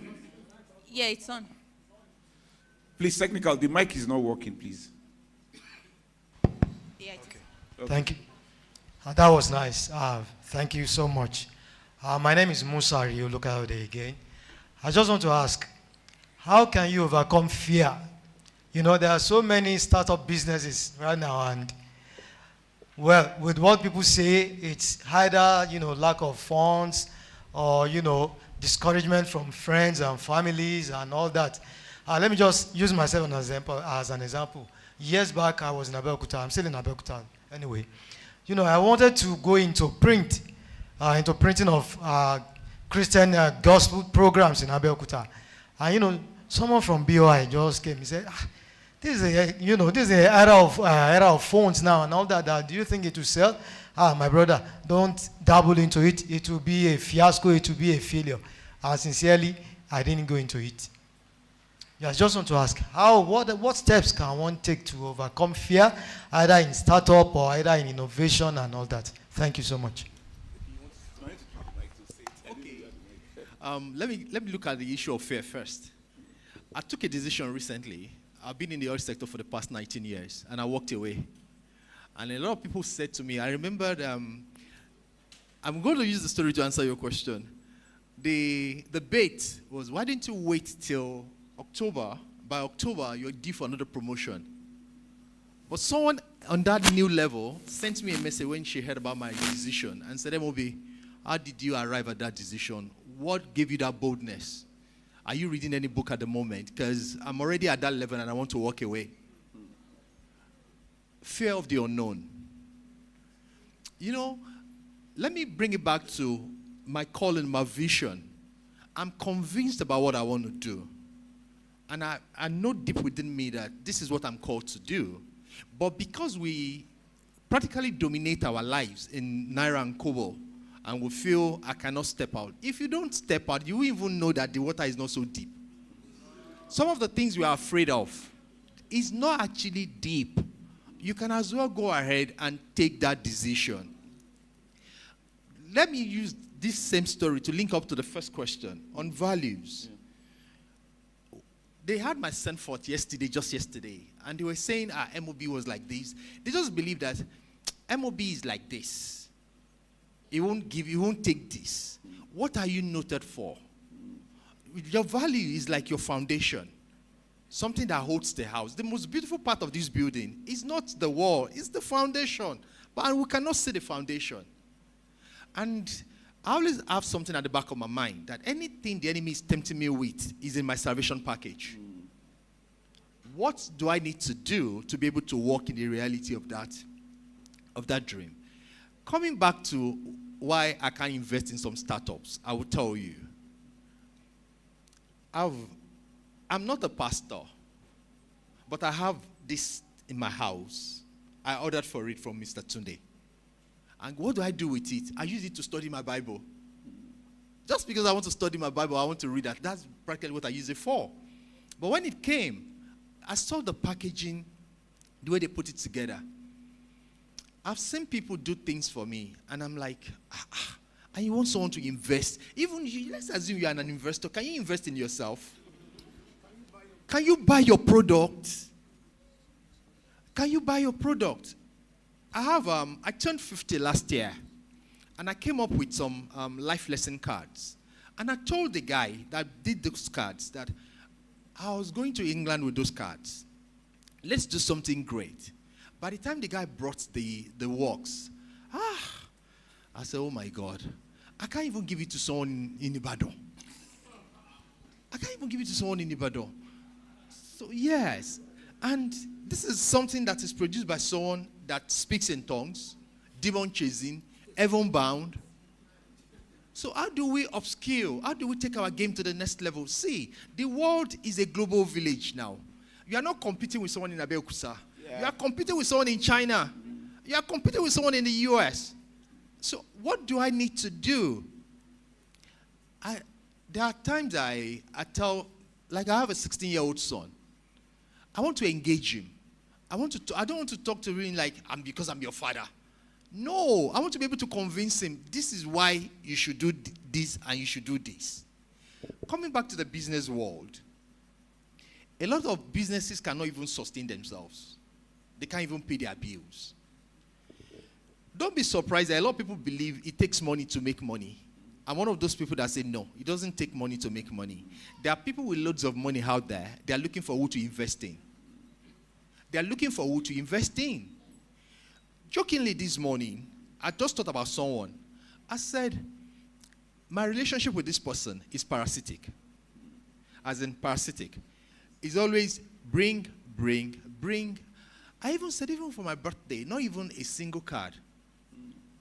And you want me to invest in your venture. It doesn't fly. But I've seen other people that They don't. Okay, someone came to see me at the depot when I was still at the depot in Ibadan. He was talking. He was complaining bitterly. Like this, and a part of me said, okay, invest in his business. So I asked him, if someone gives you this amount, what will you do with it? He said, nobody can ever give him that amount. He said, nobody. And I asked the second time, okay, peradventure someone decides, in this present day Nigeria, nobody will do that. God. But I was ready to invest. I was ready to give him the funds. Wow. But he preached me out of that. At a point, I got tired. Because if you see, let's talk a little bit about the power of the mindset. If the level of your mindset is at 2 million, if you're given 8 million, you first of all waste the 6 million. Until you come to that 2 million level. And that is when I was talking with Madam outside. The last time I came here, I came with a particular car. Then when my family moved, I sold the car. And someone saw me in the office. Hey, Mobi, what happened to that? You're fine, right? It makes you look like it. I said, no, I don't want to look like it. I'd rather be it. But most times, people want to be it.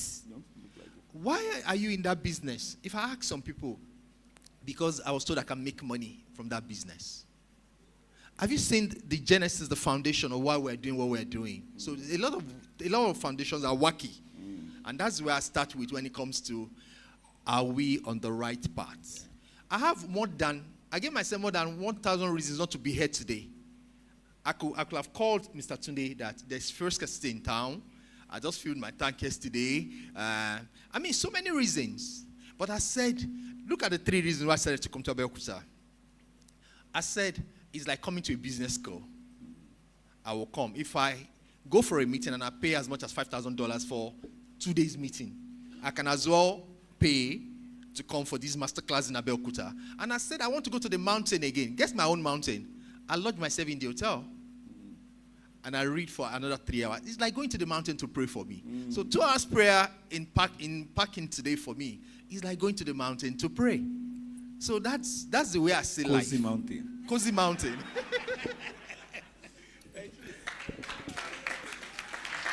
So just to add something, someone that talked about an idea, knowledge reduces your fear.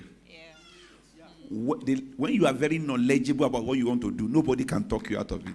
So before you do, you can see the loopholes. You'll be like, why are you not all seeing it? You know what I'm saying? So if somebody could talk you out of it, it's because you didn't have enough knowledge. And I think he saved you, because he was right. You said you wanted to be printing church program. He told you the internet. Go and thank him. He saved you. Yeah. Nice. Okay, so next. Okay, we have one. Good afternoon, everybody. Good afternoon, sir. You can't imitate my baritone. Yeah, it's not a question per se, but I want to contribute. Okay. And I might be hard. I want to ask, how many of us here are above 60? If you are above 60, signify. Yes. I know EB. Anybody 50 and above? 1, 2, 3, 4, 5. Now, yes, 6. How many of you 50s are skilled in any form? Do you have any skill? Skill that you can develop. Good enough. And how many of young people have you encouraged to have skills?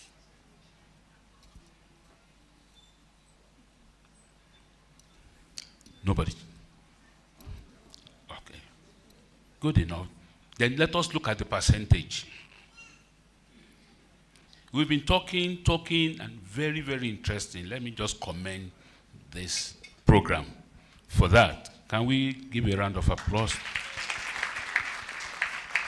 Everybody that has spoken today has spoken how they broke through. But I've not seen anybody hammering on skill acquisition. I tell you that young men here, they want to japa, am I right? Yeah.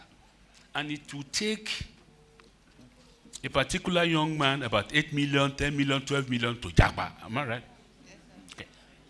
So I had to go and do something with EFCC because we run a program where I work, and we have to enlist or enroll students in London City and Guilds. And somebody wants them to turn it into, we are doing money laundering. So I had to go to AFCC. They said we should go and frame one certificate or something. So I got to Chapman. Somebody was asking me for 12,000. And somebody else just touched me and said, just go to that corner. You will do it for less than 2,000. So I went there, and I saw this young guy. He was the only one that was doing frame. Not even was doing framing. So those of you who do framing, they put your photograph there, and a photographer will say it is 25,000. Forget it. You go to that guy, and I interviewed him. He had 3 machines. Each machine was less than 1 million. That is 3 million. Then he had 8 shops where he had packed the strips of the framing. Just tell him the size of frame you have, and I sat with that guy for 3 hours. Within 3 hours, that guy made 2 million in my presence. 2 million. And I asked him, where did you learn this from? He told me, just using his brain and the rest of it. So if somebody can sit down in Chapman, making 2 million about that time, and somebody is planning to japa, then a lot has to do with our young guys here. The next question I want to ask, and that is where I'm going to stop. How many of our young guys here have skills and are ready to acquire skills? Thank you very much. Thank you very much, sir. Thank you for that insight. Thank you. So we have one more person on this side. This is the last question we'll be taken on this side. So we'll just come to the other side so we can have a balance.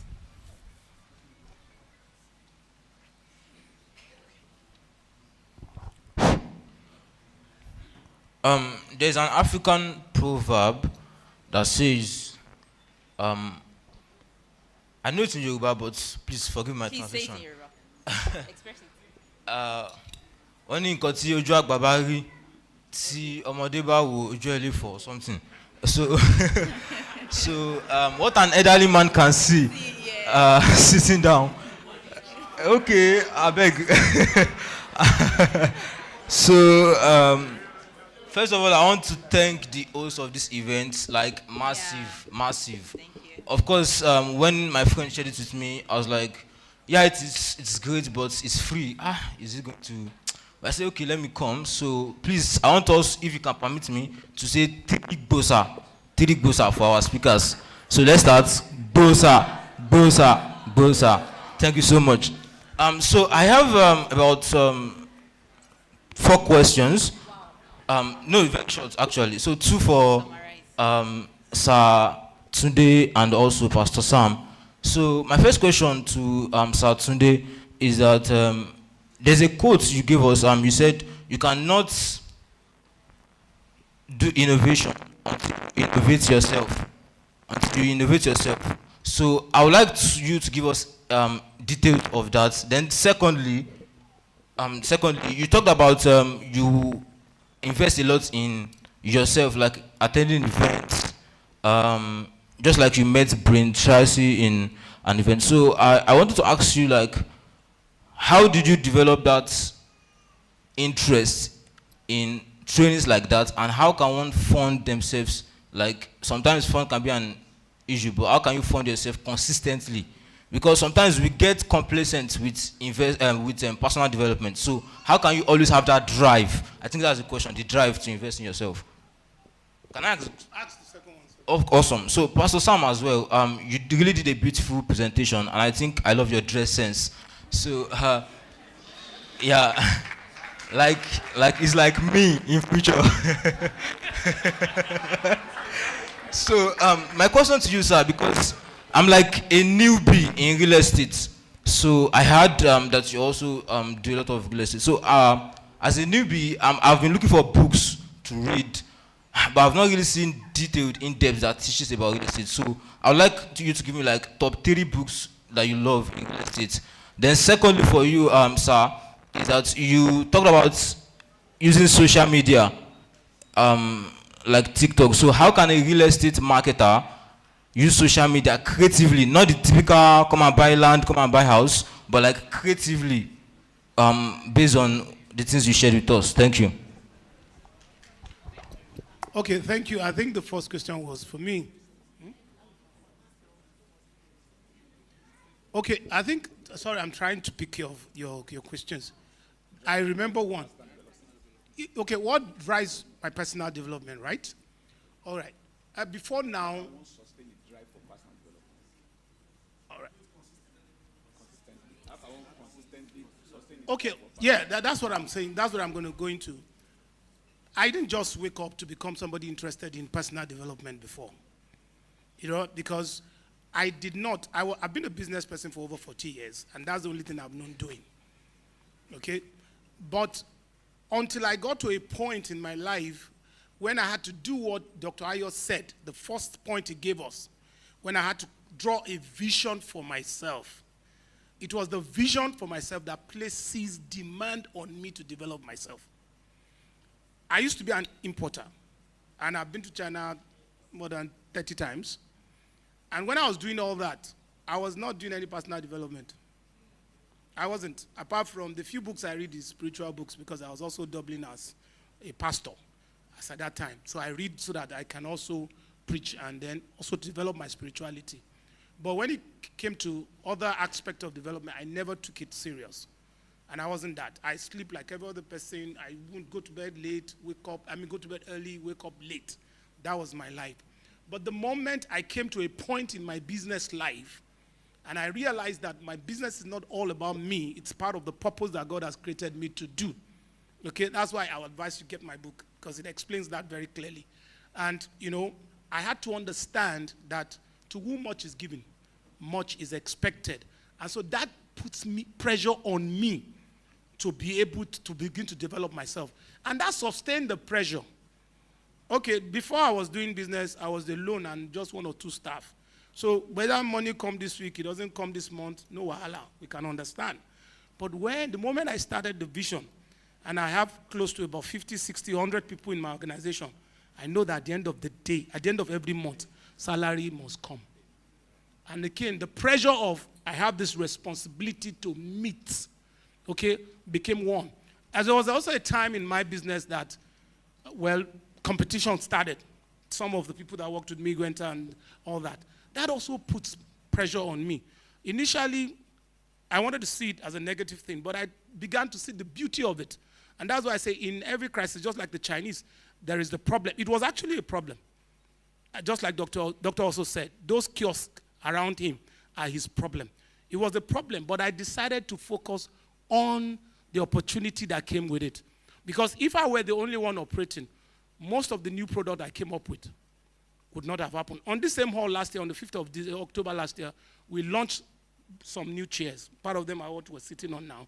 And we had prominent people seated here. Today I have factory in the north because pressure came. And that puts me on my toe.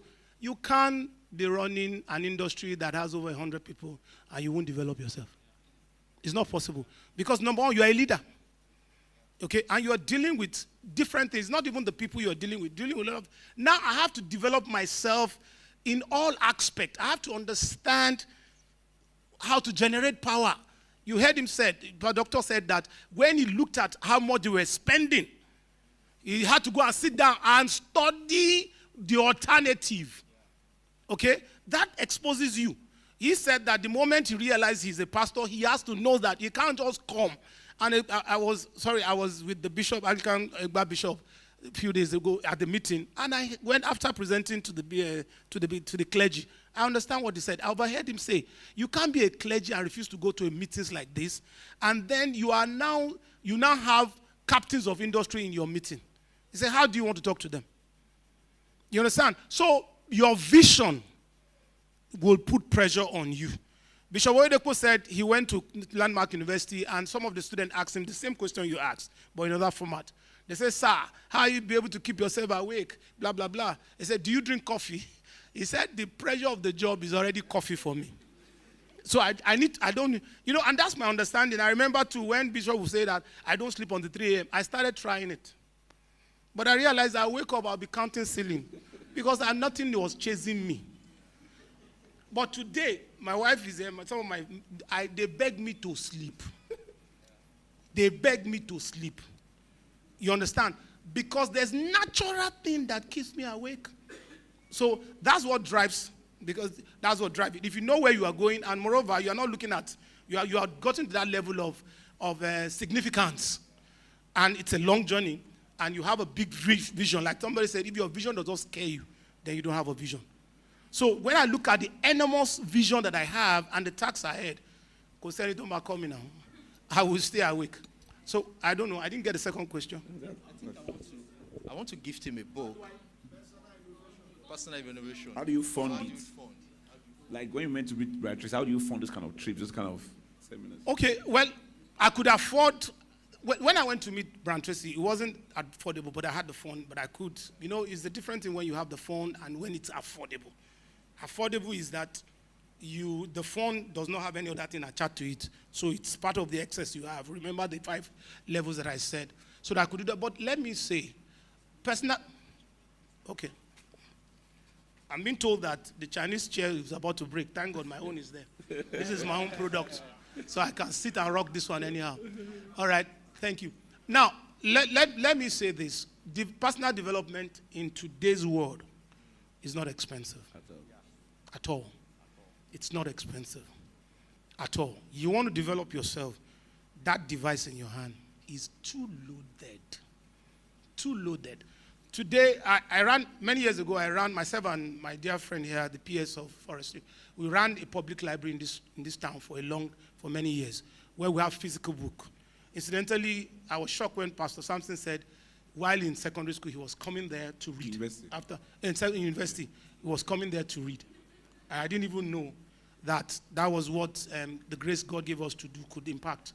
Now, it cost us millions of naira to do that. I think we have close to about 3,000, 4,000, 5,000 books, physical books. But today, I have about, if I open my phone, I'm sure on this phone, I have over 7,000 books. On this phone. I run a public ministry today. He's there. And every week, twice a week, I send out 8 books. 4 on Monday, 4 on Friday. You know why? If you say you can't afford to buy books, there are apps to get free books. So you have no excuse. So it's not expensive. The only thing it costs you to develop yourself now is discipline. That's the only cost you have to pay. That's the only cost. So it wasn't expensive developing myself. When we started, it was because we were buying physical books. But as we grow, we realize that technology has made it easier for us. There is no day on earth I don't download books. Some I buy. There is no day I don't acquire books. There's no day. Thank you. There's a book I'm actually going to give to you. Mr. Tunde recommended a book for me. That was about last year, Century of Success. I saw it outside. I'm going to give it to you. I'm going to buy it for you because you're going to start from there. I actually met him inside this hall. Pastor Sampson invited me to speak, and we're just talking outside. And I said, "Oh, on my phone I have like 3,000 books." When he showed me his own, after then it was over 5,000. I quietly closed my phone and put it in my pocket, as in quietly. So you don't have any excuse not to buy books. Currently, I'm giving out a lot of books because I'm decluttering my house. You have to be dedicated. And in your field, I always tell people, when I got into the oil sector, I said I want to be among the top 3%. Do you know why? Because I read pole science.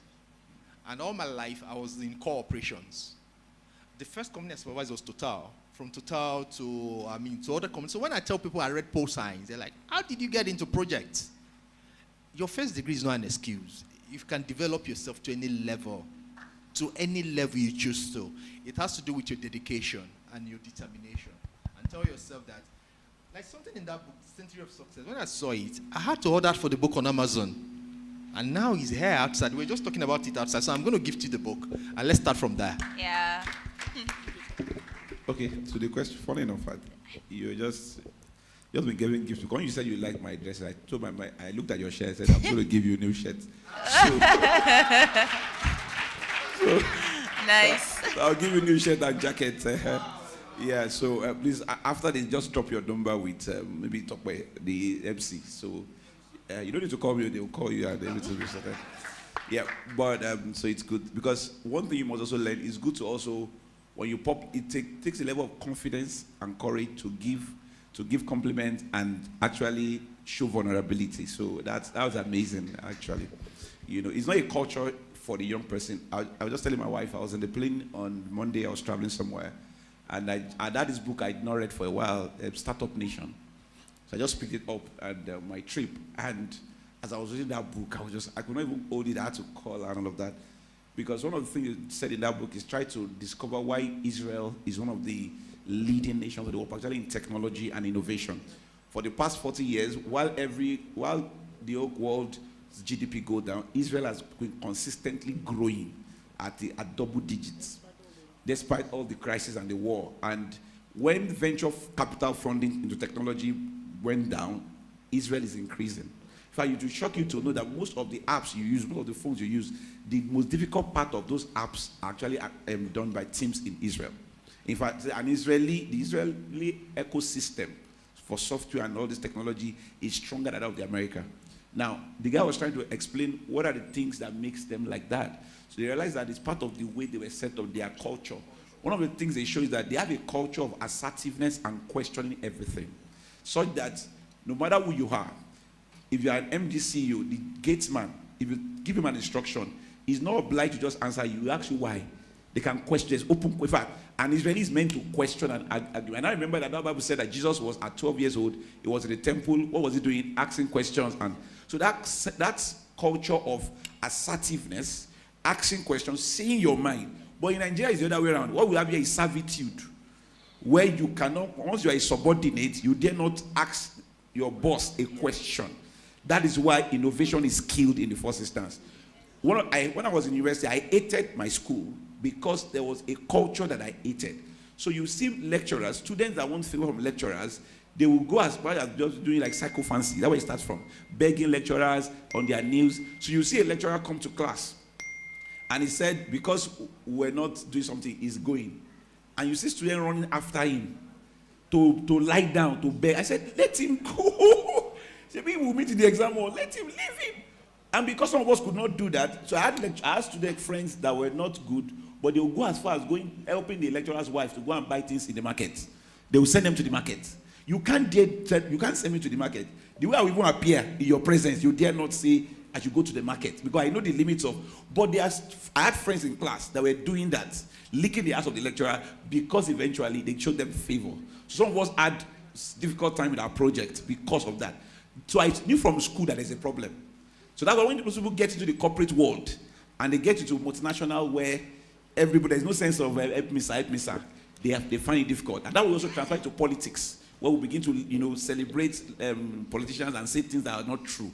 So I'm just trying to say that that's how personal development can help you. When you begin to travel, somebody said that you cannot stand still within. You cannot read and start something like I've forgotten what. Yeah, you cannot read and stand still within. So coming back to the question that you asked me about real estate and the rest, the truth of the matter is that there are no books I'm going to ask you to read in real estate. Anyone you read in foreign, most of them are written by foreign people. It doesn't work here. So when it comes to industrial experience, most time, the industrial knowledge is by experience, by observation. It's not really about reading that book. But you need to read books that make you understand how business works. Every business is built on the same principle. So once you know the basic principle, you can apply it to any industry. as we're sitting down there and we're talking about innovation, I was just telling myself that, and I've said it before, one of the areas that has not been innovated in Nigeria is healthcare sector. And as I was sitting there, I just told myself that I can start an hospital. And I told myself, I'm going to start an hospital. I'm not a doctor. But I don't need to be a doctor. I understand the principle of business, what every customer needs. Let me get an example. And I said it to you one day. I went to Lantoro. Is it Lantoro now? Yeah, I went to see the doctor.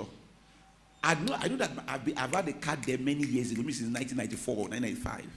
So when they told me to go and bring my card, so I got there, I asked the guy, I said, can you find the card? Already, when the guy went to look for the card, the way they put all the files, I said, what? Some of them, rat has eaten half of it. He now started looking, we stood for like 2 hours. I said, I was even pitying the guy because very dirty, tattered place.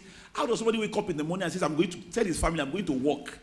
And this is the work he's going to. I imagine his son saying, Daddy, let me come and see your work. It was bad. And I asked myself, people have gone paperless with record. There is digital records. That's why we have oral. That's why we have database administration. And the guy had to start looking through manually. Eventually, I said, guy, I had to buy another card. Because if I stayed there, I might be there for the next 3 hours. Now, from there, when I bought card, he said, he just put it. You walk out there, just go and meet that person. I got it. Go. Hostile environment. It's an hospital. Whoever I think I was not sick, I was just going to go and do a checkup. Imagine somebody is sick who needs extra care. What now happens? The care you cannot give to your fellow Nigerian, you jackpot to UK, you're not going to give. You go to a dementia home and you are cleaning a 90-year-old pool and you don't complain. But in Nigeria, you cannot give extra care. You can see that it's just a psychology. It's a problem. We have a problem. Tell us. So you can imagine that that alone is an opportunity. Yeah. Digital records for healthcare. You develop a system. I just mentioned my name. You put it there. It brings out. Somebody told me that one of my members went to abroad for America. He told me, sir, when you go there, as in Canada, there is a national database.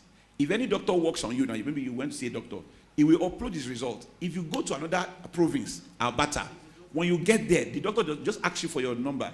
He goes there, he sees all the record, whoever the last person that prescribed on you. Yeah. From there, he picks it from there. When he's also done with you, he will also. That alone is a big opportunity. So I'm trying to say is that once you understand how business works, what people are looking for, how to meet a need, that's the book you should read, general business book. Like Dr. said, mentioned 2 books, Built to Last and Grew to Great. When he mentioned those, I said, because those are my 2 books that I've read over and over.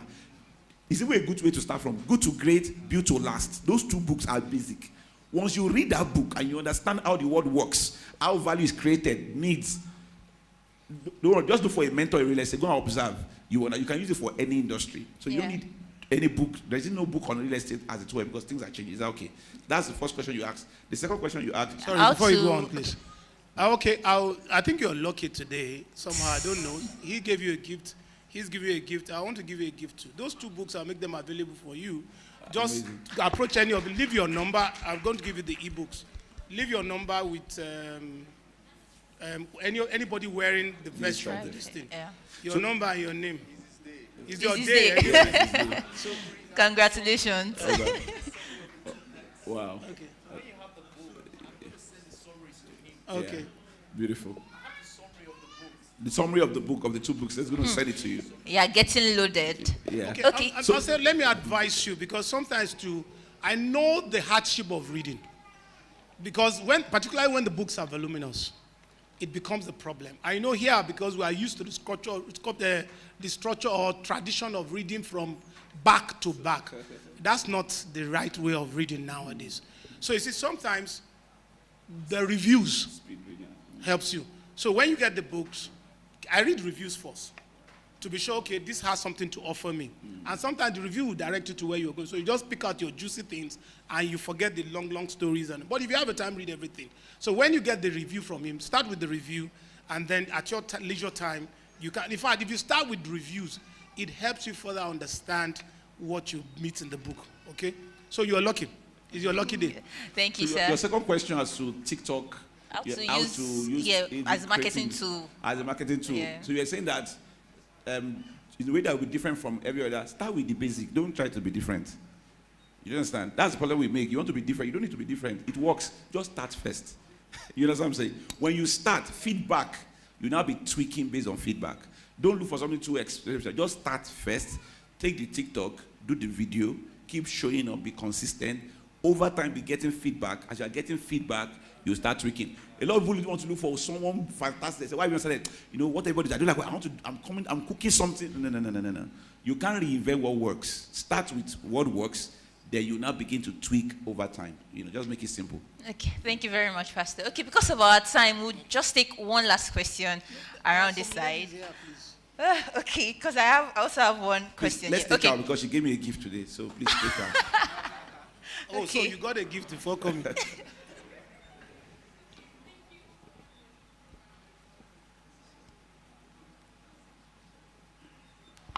Okay, thank you so much for the program. I've gotten like massive value. See your book is.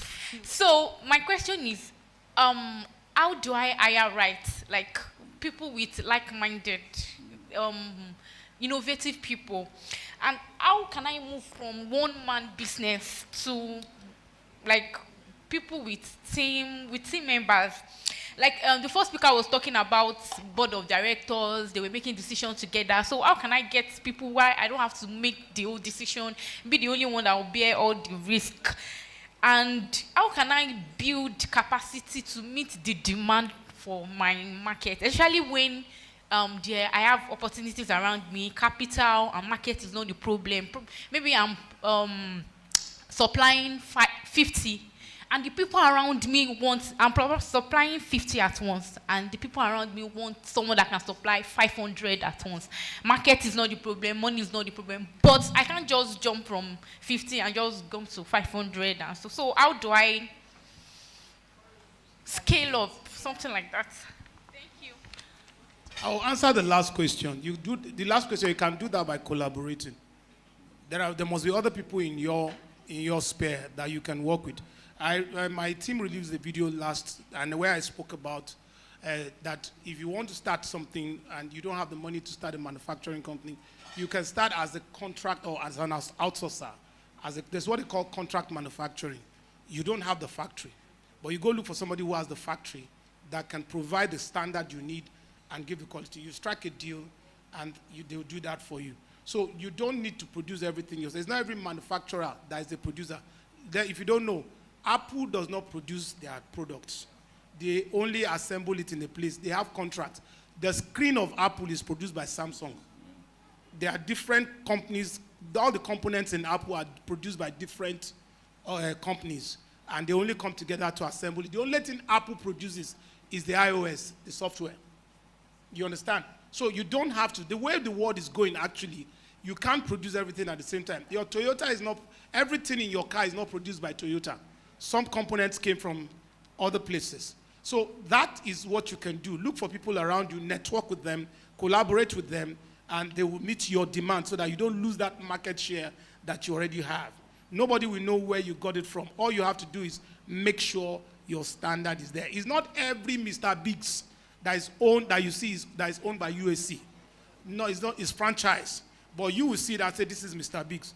It's just a matter of franchise. Somebody got money, invested in it, got the name, and Mr. Biggs is spreading. Okay, and that's it. So I want Pisa to respond to the other. I think the first one you said, how do you hire innovative people? First of all, you must be an innovative person yourself because you always attract who you are.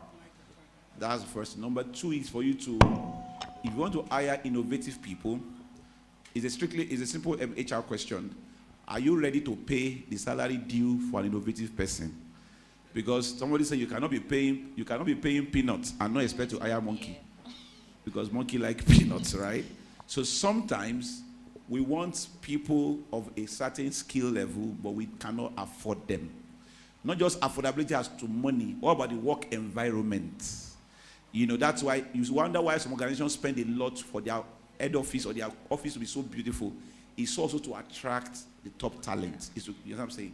So do you have the right work environment? Because an innovative person, someone that has added value to themselves, there's a level of value they're expecting back. And you are competing for them. Somebody else wants to own them. So do you have the right work environment? And if you want to begin to start, attracting them, then I will start investing in your workspace, your work processes. Sometimes people come and work for you, and you don't actually have work for them because your work is not even structured enough. It's not. So those are the things you do. But because I know the business you are into, and so whoever you have now, you can begin to invest in them to be innovative. What you have learned in this seminar, gather the 1, 2, 3 people and say, training, today we are not producing anything. And just to your own way, teach them. So sometimes you can be the one to, and that's what a startup has to do, or your small business, you cannot afford those kind of people, but those that you have at your own level, invest in them. So that's why you talk about the board of directors, like the first speaker said about board. Because I know you are in the food and beverage space, and I know where your business is a business that has grown and has become big, that has a board, or that can have a board at this level.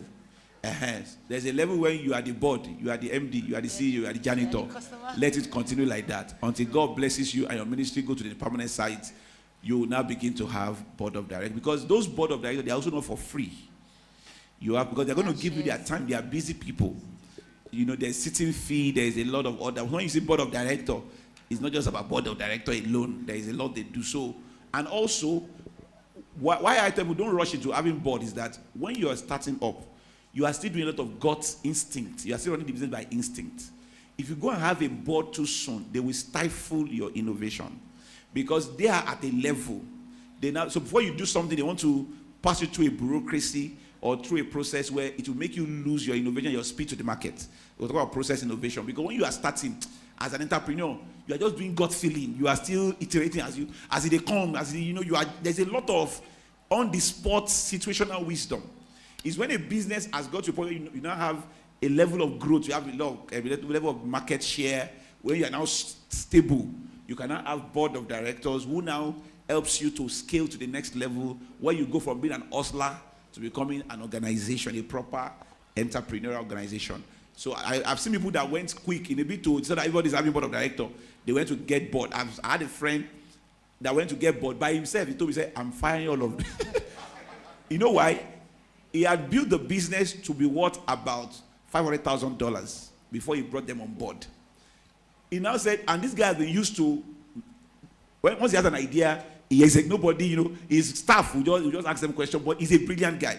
If you present an idea, most times it's 90% okay. So now we went to go to get big men. Some of them in oil and gas, you're there, so they came in. So now when he now tells them that this is what we are doing next, they will now begin to question him. After like 3 hours, they'll tell him, please, let's put it on hold. We are not convinced yet. We'll reconvene in 2 months' time. Say, any boy at the time. So you have to be said, he sacked all of them. Big people. I mentioned to them, they are very popular. He sacked all of them. I said, I told you that you don't need them yet. So he had to go to a point where now he's now bringing up a new people. Then the kind of people you bring on board too.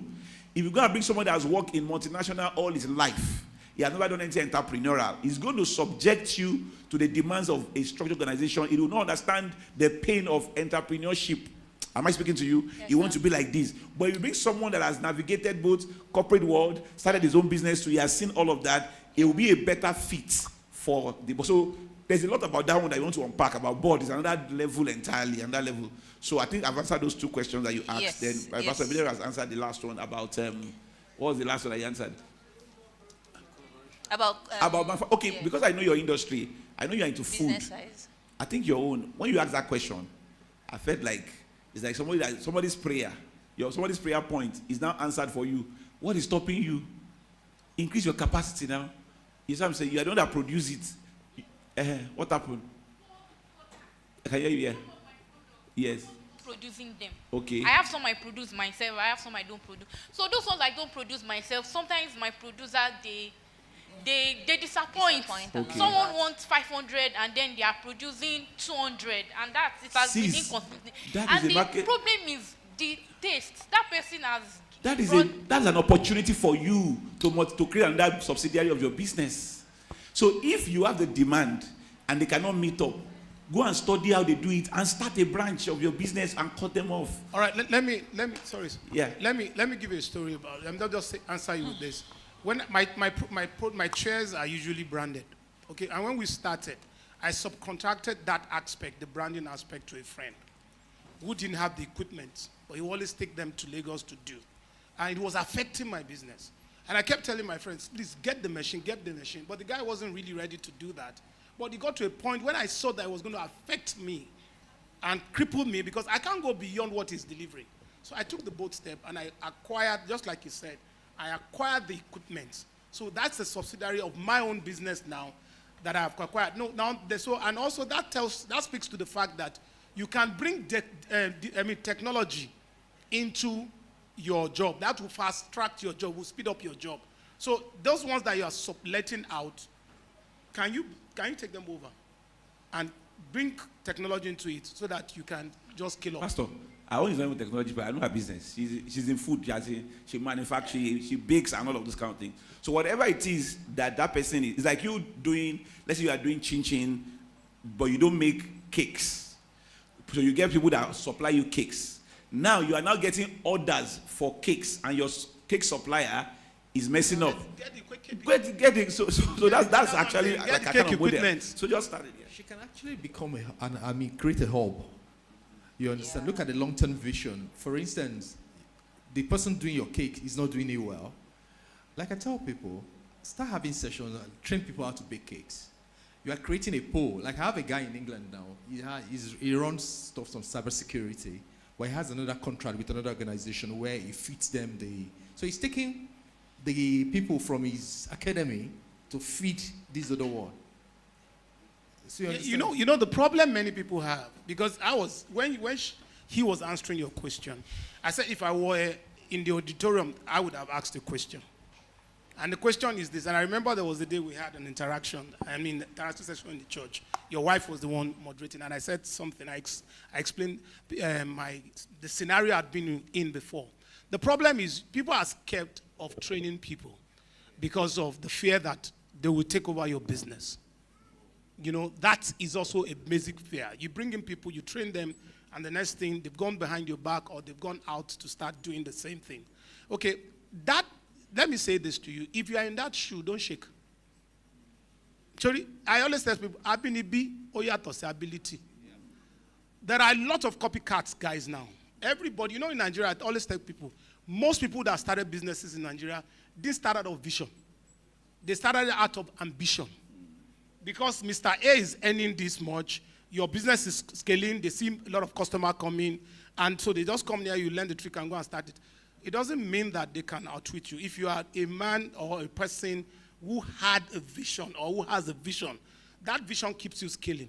And you know what the limitation is? The bit that they've seen from you is the best they can take out of you.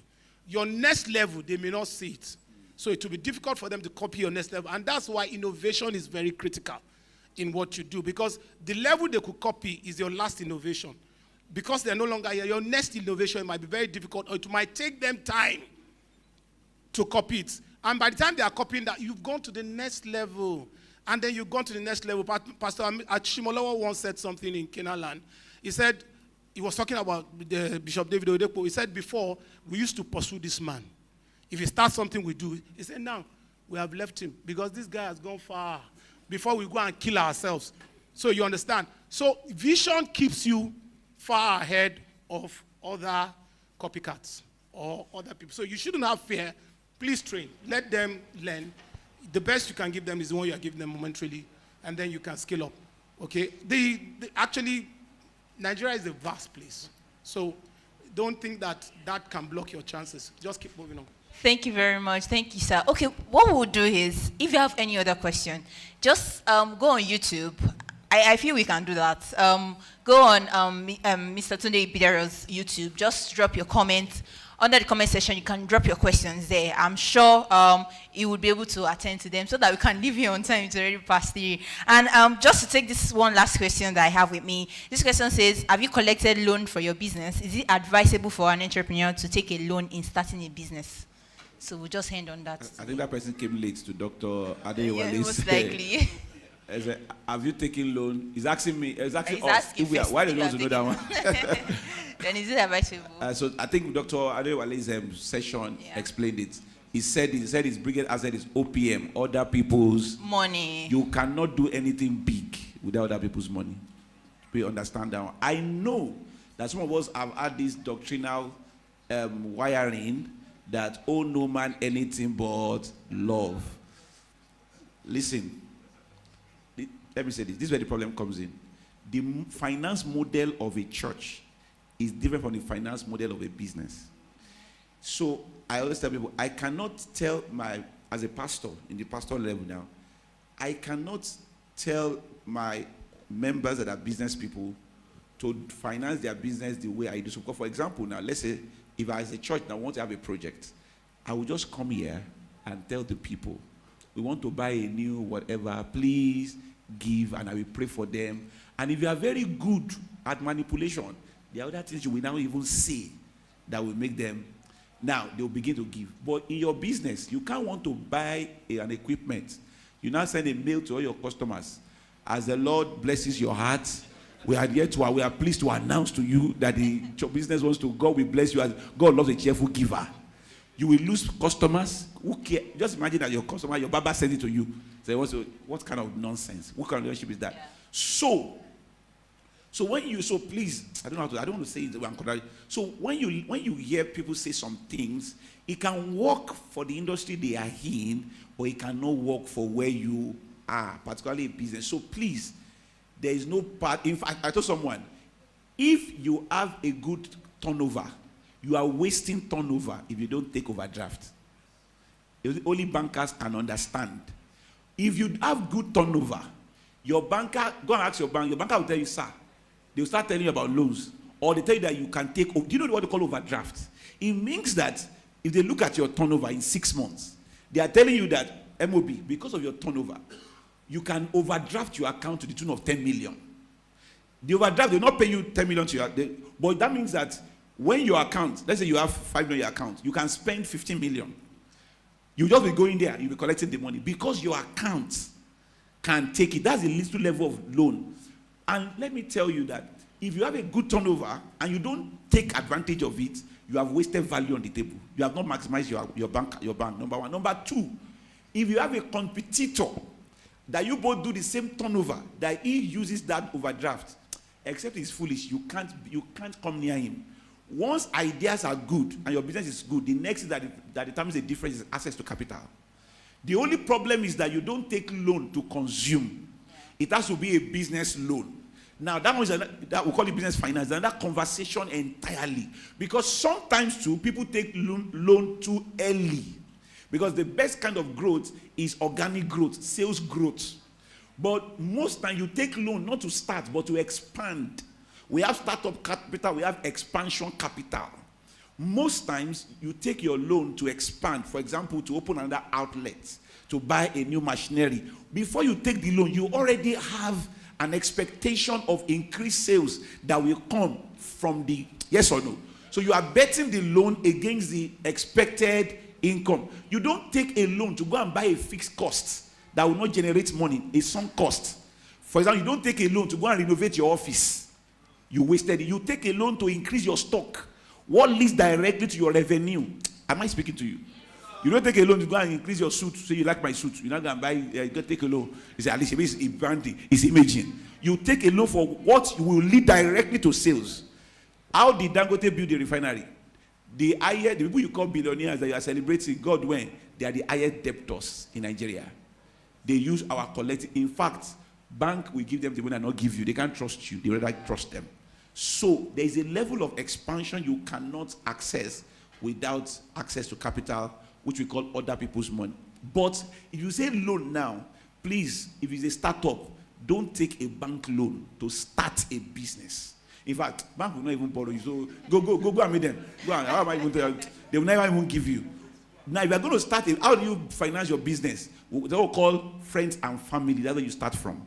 If you want to start a business of 5 million and you check through your phone, and you don't have 10 people that can borrow you 500,000 to make 5 million, that idea is bigger than you. Drop it. Let me say it again. You come and say, Pastor, I have an idea. It's going to cost me 5 million to start. I will ask you, bring your phone contact. Yeah. Can you draw 10 people that if you call them now, they can borrow you 500,000 naira? If you cannot find 10, that idea is bigger than you.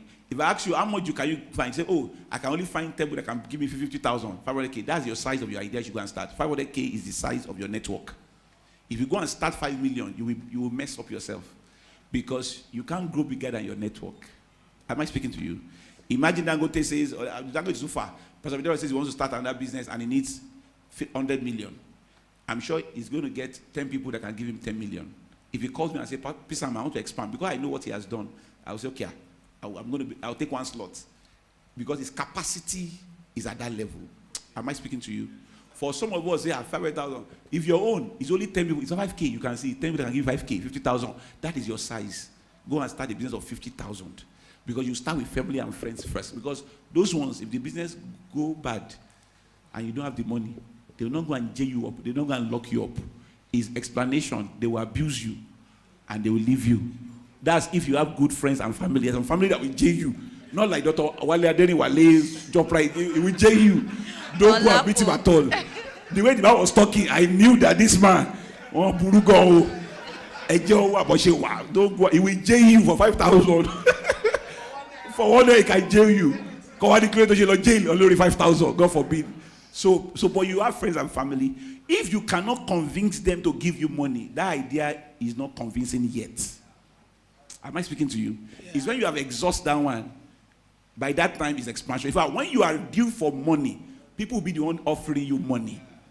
So that's why finance is the start it first, generate, let your bank account, let it give you liquidity. So please, but don't think that that loan is bad. Loan is never bad. In fact, one of the problems of Nigeria is that we don't have a good credit system, that we buy things in bulk and pay at once. MOB now lives in the United Kingdom. He shows Nigeria in the UK. I'm sure you know he doesn't buy anything cash down. Anywhere in the world, the only people that buy things cash down is Nigerians, and people, they wonder. Even white people are like, and you too low. They are shocked. If you want to buy a car in America, even when iPhone 15 comes out, you go and drop your iPhone 14 and you pick another one. You'll be paying small. You go and pick up a card. If there's any benefit, the people that jackpot for enjoy is access. So somebody that jackpot 2 years ago, they ride the latest cars. You are still riding a car of 2008 and you are the biggest in your area. Calculate how many years that car is behind. But over there, someone that just jackpot 2 years ago, once he has a good job, can go and pick up a 2024 vehicle, good credit rating, and is paying gradually. If we can crack that for Nigerians, all of us will afford good things. Because Nigerians make money a lot. Just that you cannot carry you can't really carry lump sum. And when you buy things in with lump sum, you endanger your business. Sometimes somebody was asking me my advice. He said, sir, I need a new car. I know he needs a car because his family, he has only one car and his wife, there's pressure. And he's doing a business. I know he needs a car. I said, I want to go for a car. There's all the car company that you say you pay 30%, they will give you the car and you'll be paying gradually. He said, but I think it's not wise. I sat down with him and analyzed to him. I said, it's a very wise decision. As long as this interest rate does not exceed that. You know why? I said, even if you want to buy a car of 15 million, they have to come and drop 5 million naira. Even if you have the 15 million, don't carry it and go and use to buy a car. You can use the extra, drop 5 million with them, use the 10 million to invest in your business. While you are paying about 500,000 every month, that your 10 million, if you are paying for 24 months, will have also made more money for you. So you need financial engineering knowledge. Accounting was not a school, is not a scam after all. But if you say school and scam. In like LBS, I went to LBS, they do some course, they call it finance for non-financial people. That's why the level of study you need to do. So even if you are a science person, or you are into science, whatever, you have not done accounting, they are like Lagos Business School does courses for people that they will teach you accounting, even though you are not an accounting person. Because as an MD, don't say I have an accountant. You yourself must know their ratios. What's your liquidity ratio? Your asset to liability ratio. There are no ratio you need to know. You know, your gross margin, gross profit. Some people as basic as you confuse your turnover for your profit. You confuse your gross profit. When you sell a product, they paid you 50K.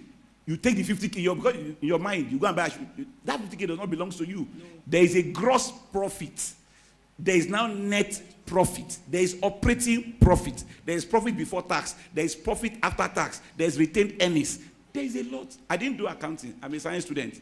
But at least I can give you basic accounting knowledge. Because you need it you need knowledge of numbers if you're going to do big stuff. Thank you. Thank you so much. Please, a warm round of applause for Hola. Hola, guys. Thank you so much. How many of you agree with me that today is really, really worth it? Right? So a warm round of applause for them. I'll be dropping the mic right to Mr. Tunde Ebidero to just close up. And it has been an honor to be your compere once again. And it is nice meeting every one of you. So enjoy the rest of the day. Thank you very much. Yes, It's been an honor, really, and a very refreshing time and loaded time for all of us, I want to believe, including myself. A lot of things had been downloaded and a lot of things have been uploaded. Okay, so but before we wrap it up this afternoon, I want to call the man behind the marks who will just come and then drop some information for us, and then I think we'll call it a day. So thank you very much. It's been a pleasure. Mr. Gift, please. Thank you so much, everyone. Hope you enjoyed yourself. I think one of the things I said at the back was today's event is much more than we actually expected. Because if you put together all the things that you've learned today, it's equal to a $10,000 masterclass, actually. So next time, who knows, maybe we'll put a fee to it. But I want to say thank you so much to everyone who came out today. And one of the things I want to tell you is this is not the end. This is just the first edition of TRIVE Summit. And we're going to be having other sections coming up. So one of the things you want to do is to follow us on social media so that you get this information as they come. And we want to introduce something to everyone here. So for the past couple of weeks, we've been seeing people come on Instagram, say, I want to get mentored by Mr. Tunde, and how do I go about it? So we put together a system for people who want to learn from his years of experience, over 40 years in manufacturing industry, people who want to learn. The first time I had a conversation with Mr. Tunde Ebidero, I did not believe what I was hearing. I mean, this is someone who did not do engineering, but he came up with a system to build his own industry materials. And he has done this over the years. He has been successful in it. So if you want to get mentored in business, in life, in ministry, whatever area of life you want to get mentored in, we put a system together. For now, it is free, but I'm not sure it's going to keep on being like that. So if you're interested in that, you want to learn, you want to be part of the exclusive master classes that we're going to be having for his mentees, for the people in his circle, please just go to the link. You can scan the code and you get in on the platform. Just drop your email and your name. We'll contact you with further details. And I want to say thank you. Please, I want to also say thank you to all the sponsors and partners of this event. You've seen some materials outside for all the partners. We want to say thank you so much for partnering with us, for making this available. The fact that you're here and you didn't pay money, it means that the thing was paid for by someone else. Because it's not free. This event, everything you've seen, the generator, all the lights, everything, were paid for. And it was paid for by someone. So I want to say thank you so much to all the partners, everyone who supported this. And then please, as you walk out, make sure you take a picture, you post it on your social media. If you can't put it on your page, put it on your story, tag Tunde Ebidero on Instagram or Facebook or LinkedIn, wherever you want to put it, on Twitter. Tag him, and then we'll get to repost you. But I want to say thank you so much for coming out today. And please follow us so you can get further details about the conference and about anything that we have coming up. That's because we actually have some solid plans in the coming days. Thank you so much. Thank you so much.